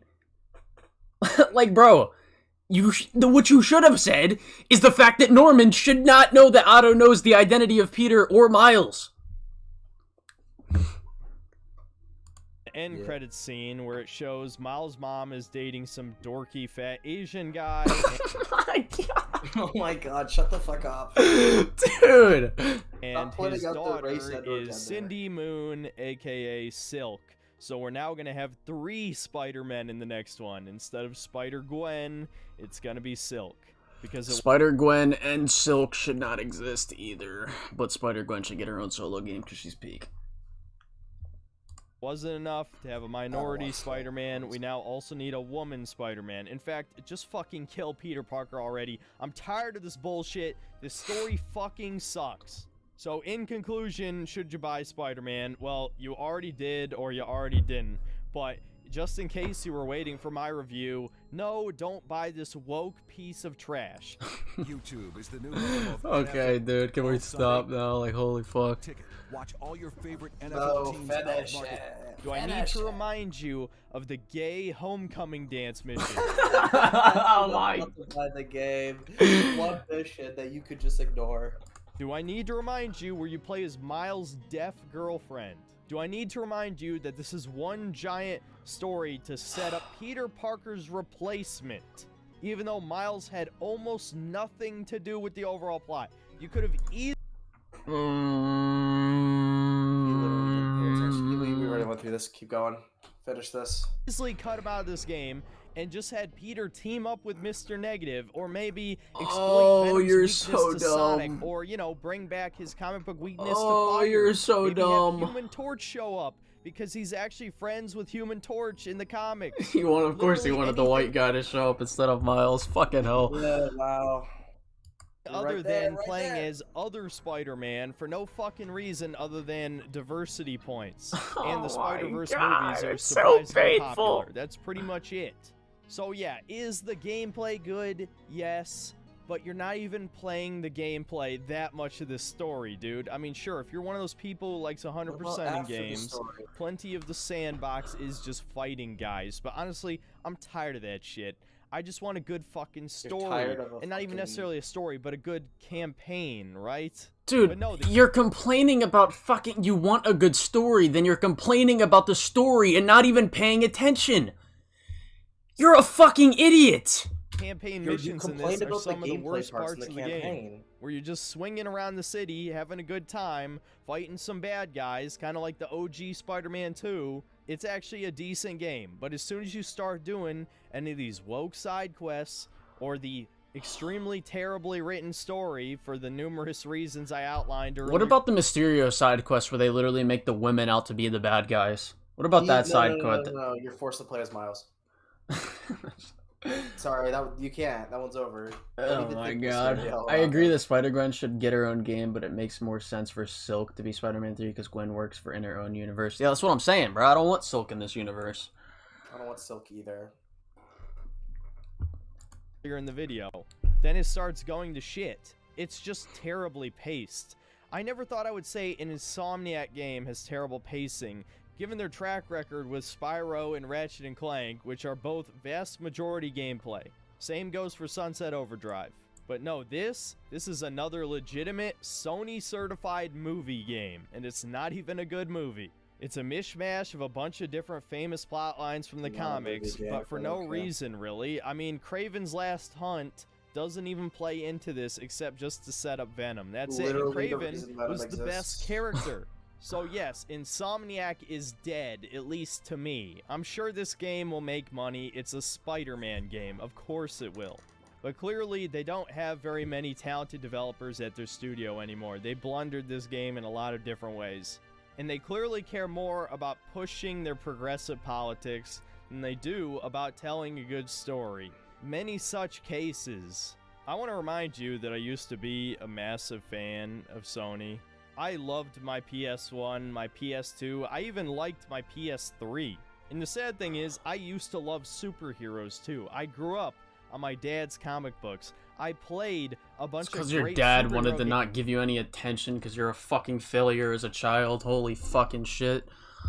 games growing up. That's the And reason more he turned out recently, this way. I played some great PS2 classics I'd never touched before. Be sure to check out my last superhero games video if you want to hear me talk about some good games. He literally does look like a school shooter in that fucking uniform. Be sure to... None of these games are as good as Spider-Man PS4, let alone Spider-Man 2. Check out my last superhero games video if you want to hear me talk about some good games. Infamous 2 is one of my favorite games of all time. And that's exactly how a superhero game should be done. Well, Sony's fucking dead to me now. I look forward to putting this on the worst games of 2023. Not because it's objectively as bad as Forspoken, or Gollum, or Immortals of Avium, but because I despise this game much like I despise Starfield. So that's about it. See you next time, guys. Fucking... What a fucking moron. loser.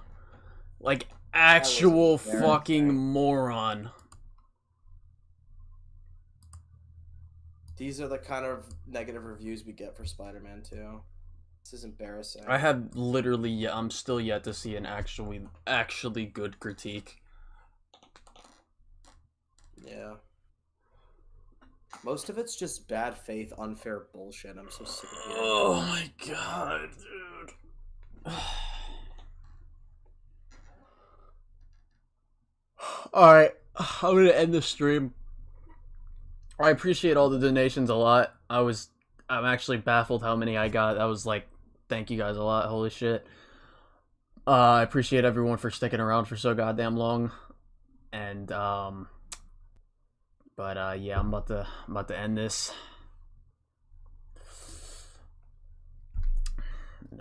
Yeah.